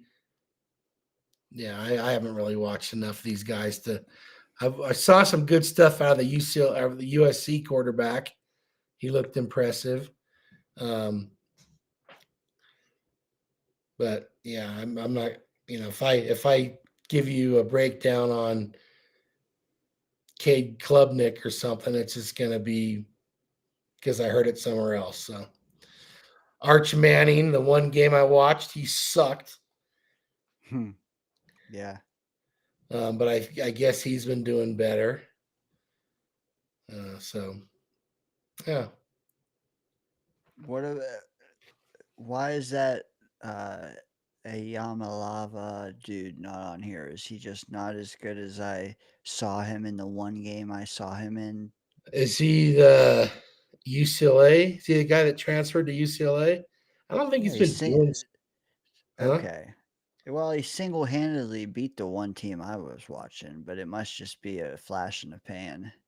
Yeah, I don't think he's been doing so well. He was a kid that transferred from Tennessee or something. Yeah. I think UCLA's only won a couple games, not necessarily on him, but I don't think he's been doing so well. Dude, we need to get Clancy on here one night. He knows all the shit that I spout that's wrong. Who's he talking about? Well, Yamaha? he's only a sophomore, yeah. Oh, yeah. Clancy just likes to go hide in the big hangouts with his bong. Well, I wouldn't say hiding, but it's. I don't he could mean be- hiding, but like yeah. he didn't draw too much attention. Yeah. If he got up here, there would be way too much pressure on him. Oh yeah, Dane will put you right on the spot. Yeah, facts. I'll just leave. I'll just go pee and get a beer, and it'll just be him, and I'll have to monologue, and he'll be tripping over his words, like 2024 Murph. Now, someone's been talking about a quarterback. Maybe it was Mo. I can't remember if it was Mo or not. That played at Indiana last year, and he transferred out, and he's talking him up. Is that you, Mo? But I can't remember what the guy's name is. I think Washington has a good quarterback, but I think he's another young guy.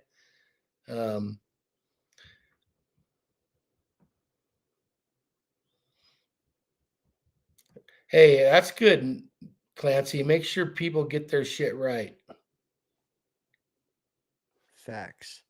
You know what? Some of these people weren't here, so I'm just gonna throw this up there real quick because our buddy Clancy is in the 600 club. He went 9-4 last week.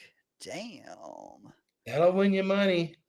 That will, except here. Hey, last year you did something for the playoffs, I recall. And you gave somehow you got extra points if you picked the underdog to win. I remember that. You could, that could be something you could implement next year. It could, or we could do a playoff thing again this year. Yeah, for sure. Like 2 points for an underdog, 1 point for a favorite kind of thing. Yeah. But I think it should be like a 3-point difference, not like a 1.5, Ooh. That's tough in the playoffs because you'd think hopefully most of them will be good matchups. Clancy says, Scott, we got to do that. I assume he means what you just mentioned and not having him call in and rip bongs and just hang out. I like when he calls in and rips you balls. know what?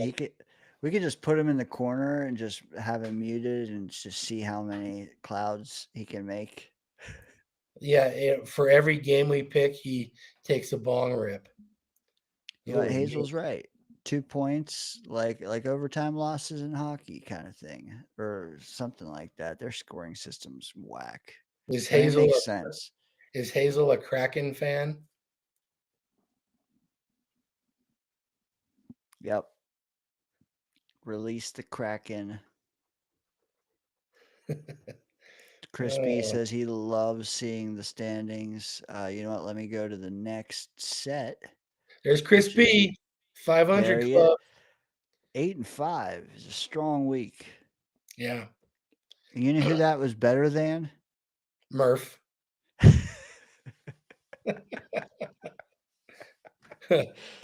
Oh shit! I love it.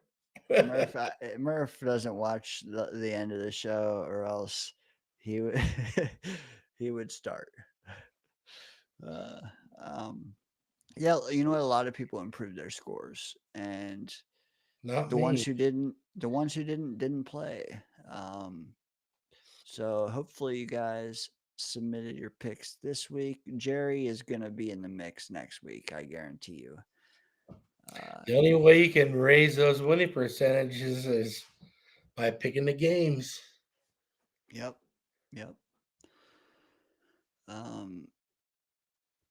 Where your guy, what does he say? Hold on. I gotta move your face. So there we go. Where you lose guys.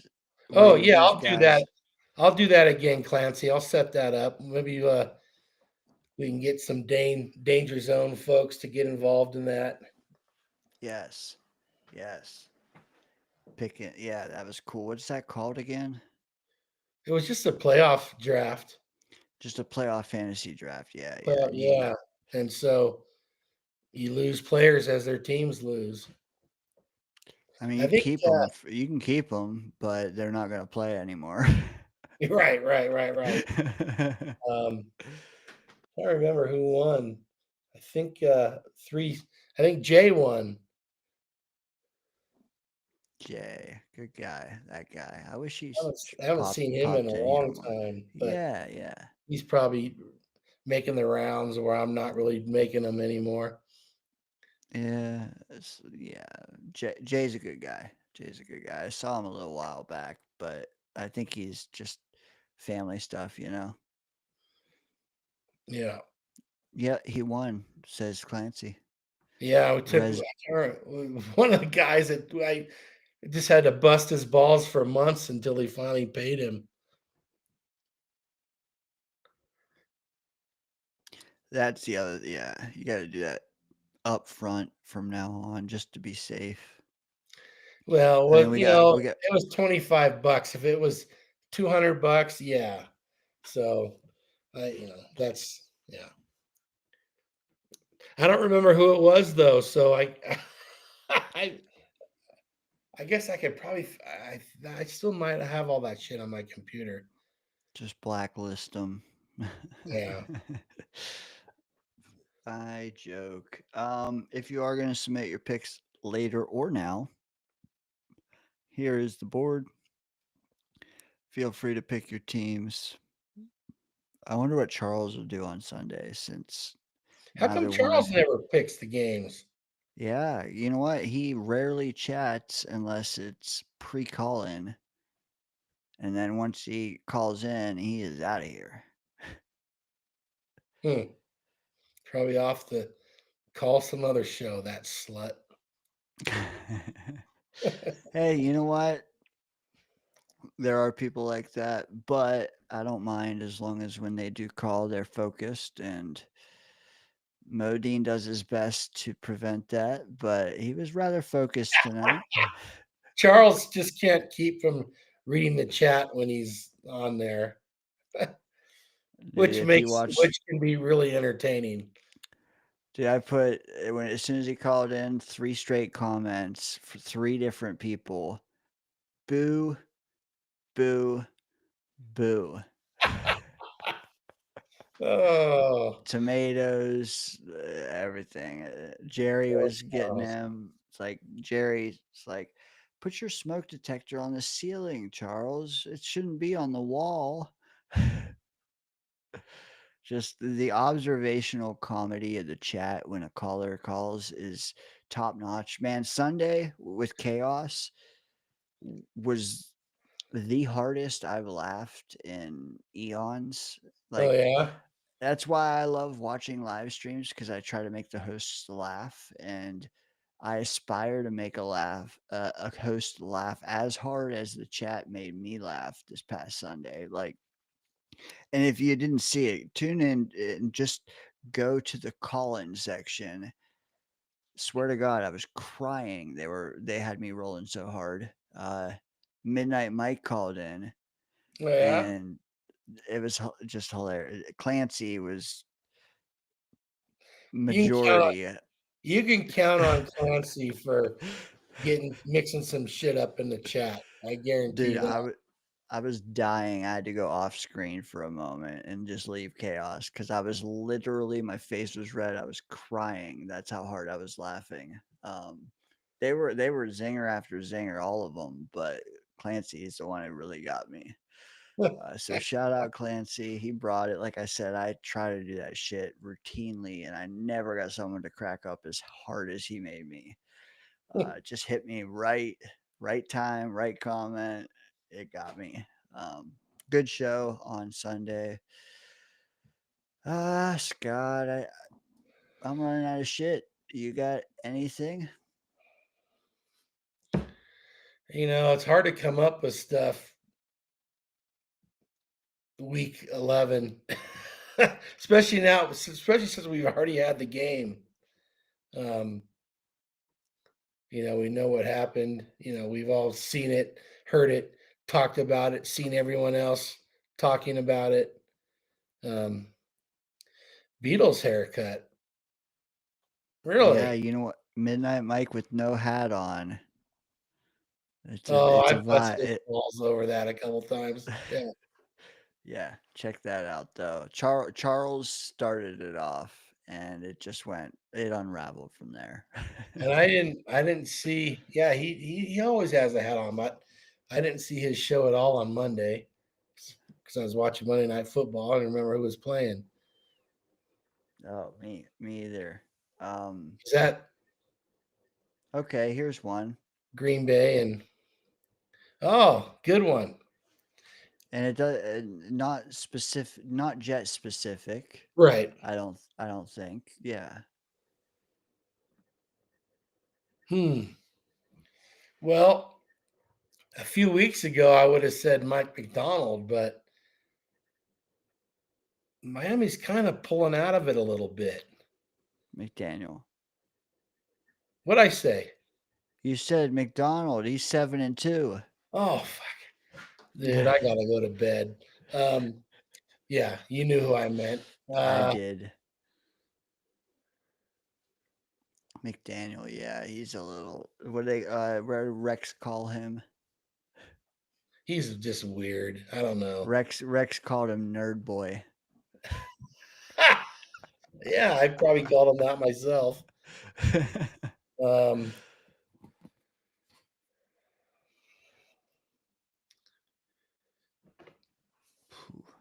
You know what? You know what would help? Hold on. Let me before you Carolina's coach must be on the hot seat. Arizona's coach must be on the hot seat. I do not, like, typically in the past, I refuse to bring this up.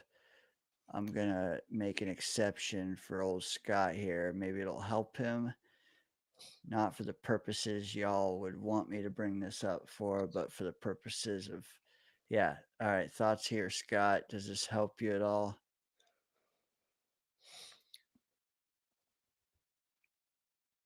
I'm not counting an interim coach, so the Giants coach, that doesn't count. Pete Carroll's not getting fired after 1 year.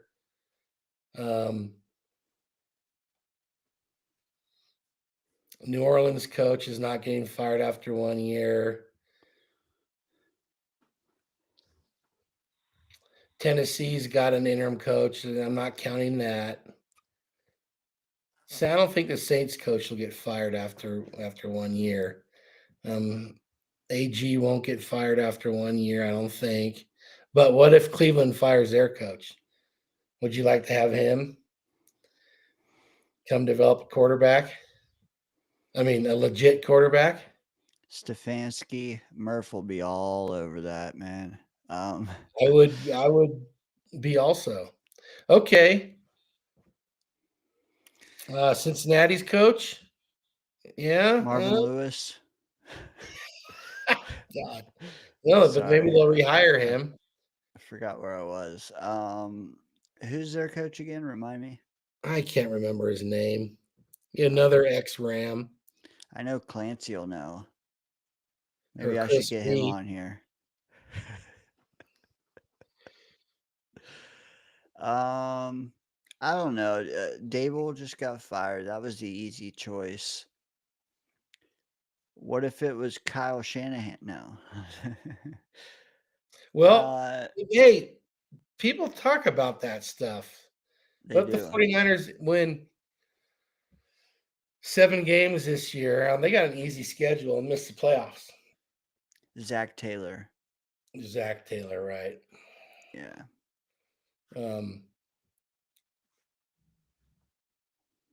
What do you think of old Bob Sala getting a head coaching opportunity this offseason?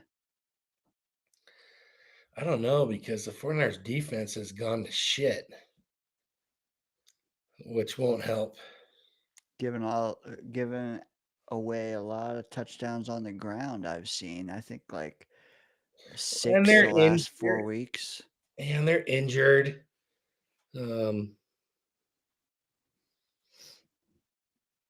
Well, Quincy will be there next year. He'll be all right with Salah. Maybe. Yeah, I don't know. Who knows? But there will be. They get like 6, 7, or 8 coaches fired every year, right? What do you think of Brian Schottenheimer getting axed? After one season? Yeah, that's tough I to just swallow. unless you got a really good plan and a really good coach available, I don't see that. Like I said earlier about Aaron Glenn. God, the ads on his page, bro. Yeah. Relentless. Yeah. Yeah, so final answer, no answer. No, no, I'm not going to say no. Like I said, interim coaches don't count because they're those guys. Tennessee, whoever's there now, he's gone. Giants coach is gone. I'll say McDaniel. Nerd boy. Nerd boy in women's pants. Yeah, capris. So, just to be clear, your answer is not Aaron Not Glenn, McDonald. He should get an extension. not Aaron Glenn either. No, not after one season. McDaniel's had how many years now? This is 4th year, 5th year. Oh, there's a question as I look at the 2-7 Cleveland Browns. 2026 starting quarterback. You have to commit all 17 games to this guy. Would you rather have Justin Fields or Deshaun Watson? Deshaun Watson. With everything that brings? Yes. Hey, and so are you talking for the Jets or for Cleveland? For the Jets. Oh. Yeah. He could probably find all sorts of good masseuses in New York. Yeah, I'd roll the dice with Deshaun Watson for sure. Assuming there's no huge financial tie. Right.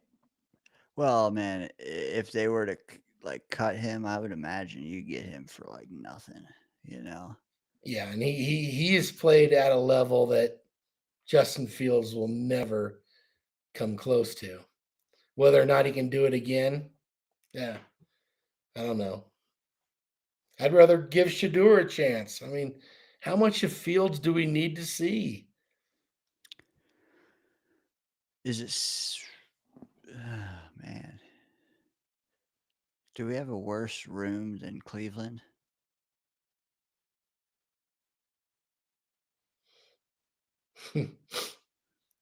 Well, Tyrod maybe is the best quarterback of any of them. Agreed. But we might have the lowest floor and the highest ceiling, and they got everything in between. they even have a mystery box. Right. And they had Flacco too earlier in the year. Yeah, they did. They did. No, man.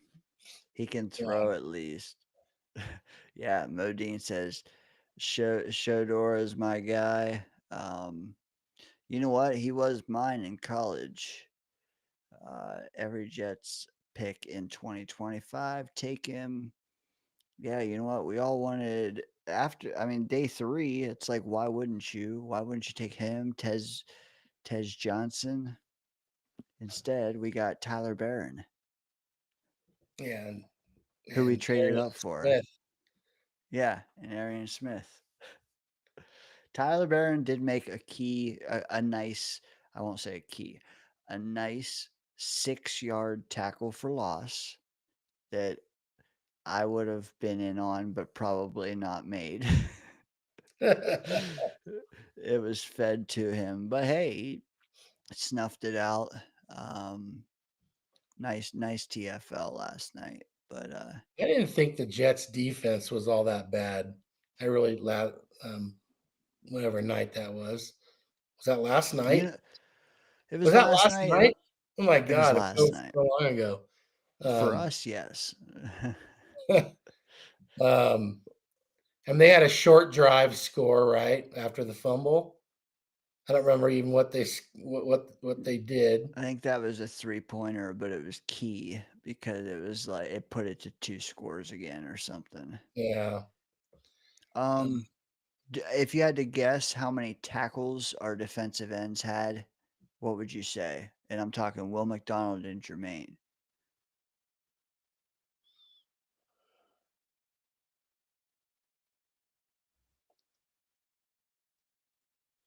5.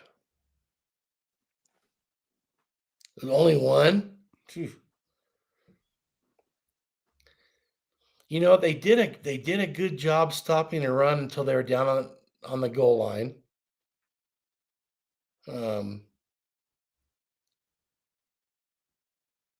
Yeah. Well, hey, Will McDonald's not a very good tackler, so and I don't know what his stats are saying this year, but he missed a third of his tackle opportunities last year. I'm sorry, PFS says 1, but ESPN says 3. So you were somewhere in there. Yeah, who knows? Whatever. Yeah. You can't trust any of those things.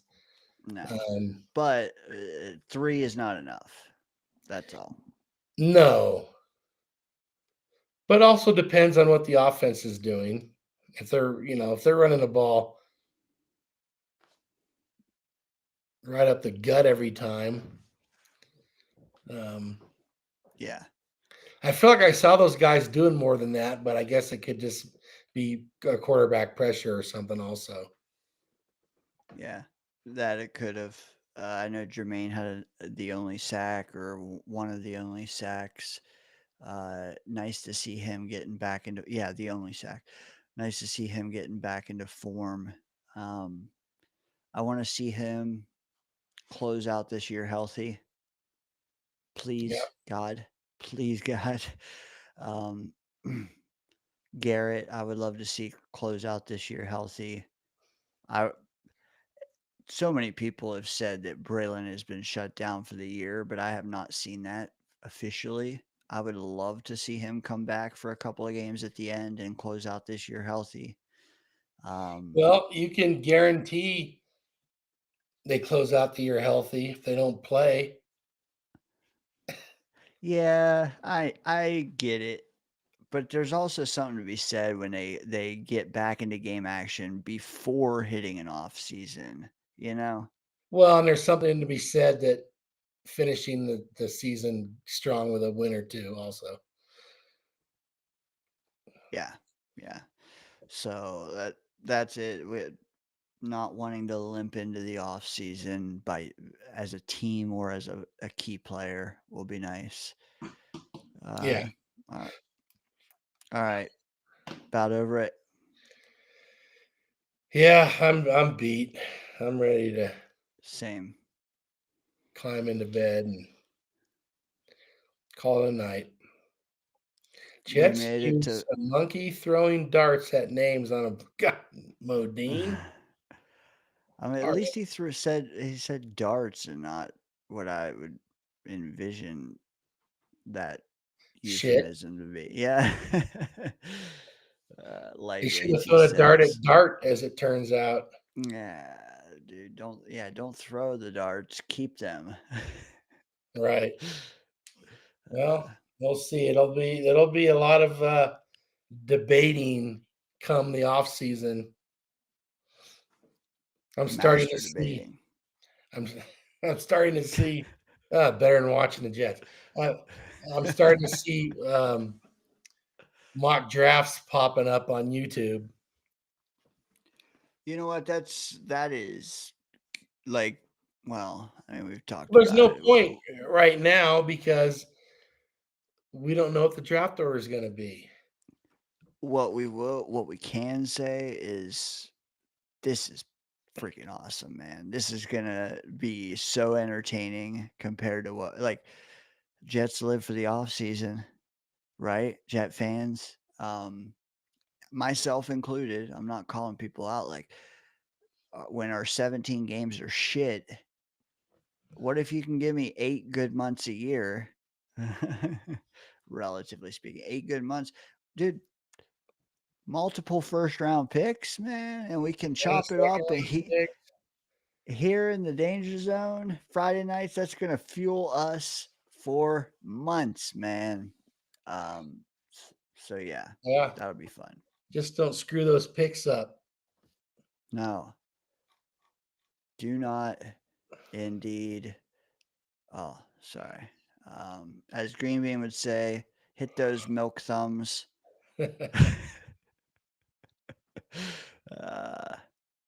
Yeah. All right. Let's go. 5th hour done. Oh, Starting yeah, this is Modine 24-hour stream. You know what? You might talk me into that one day, but not tonight. 15 still watching on YouTube. Good night, folks. Twitter, if you're still out there, I can't see the analytics. Thanks for watching. Scott, thanks for powering through for the second half of this show yet again. always. Love you, brother. Good night. Good night, Scott. Good night, chat. Spike the like on your way out. And if you're a new member, check the channel page. There is a Discord link in the members post, but I'll throw it up again tomorrow. Oh my God, Modine, you're killing me. What do you say? $10 super chat.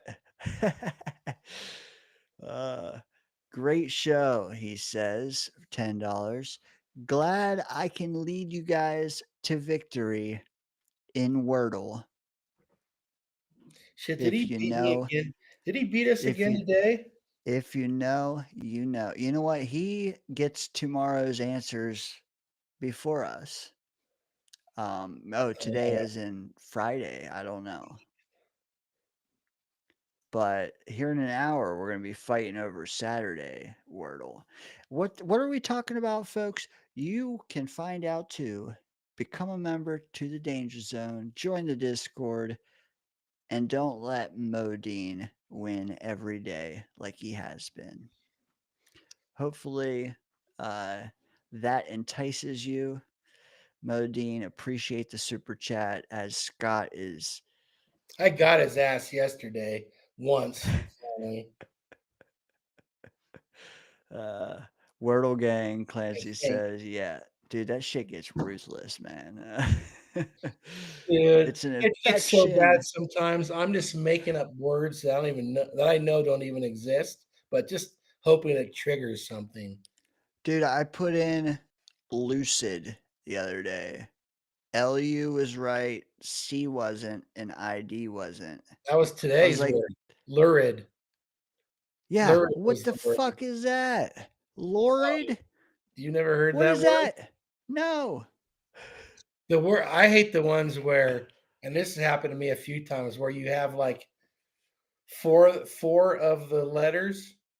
Yeah. And then there's like six more letters that'll work, and you just go down the list, boom, boom, and you're just missing them all. Yeah, that was like me with lucid. Like I knew the 4, but I'm like, oh, it's lucid, man. It's easy. Boom. No, there's another option. But I technically I could have been right. Like right, yeah. Yeah. Yeah, But the you're right. letters fit, it just wasn't the word they picked. Yeah, that day. Right. If you know, you know. Modine says you guys are the best. I don't know. Maybe the best on no, I won't even say Fridays. That's a shot at Snowball and Johnny. We are the best on Friday nights. How Late about night. that? Yeah, late night. Late night. It is after midnight my time. Let me hit this outro. Saturday. Scott, good night, brother. Later. Watch Gang. some Ducks highlights, dude. There was a few great plays. Sadiq, don't be passing on Ducks anymore. This coming draft. 100 yards and a touchdown when I checked. He made a diving catch that was spectacular. Sadiq, with a guy with a name like Sadiq, the memes will write themselves, man. Good night. Later, everybody. Peace. Mo D.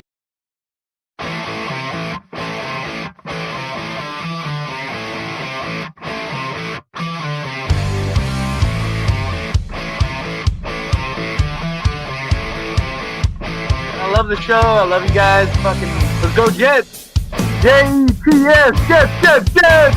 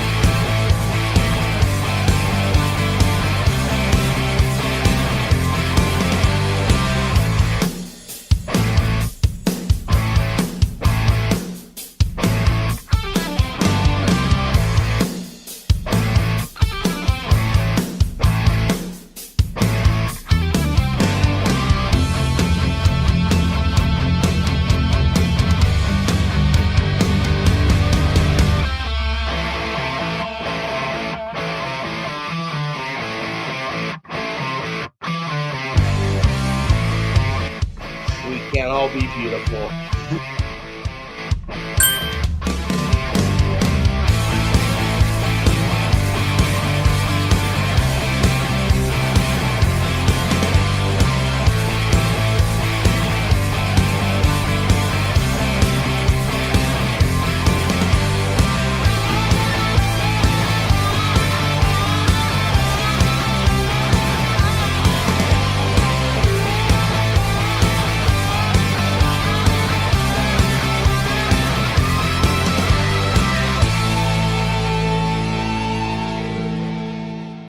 Put your seatbelts on and get ready for the ride. You're in the danger zone. Holy mackerel.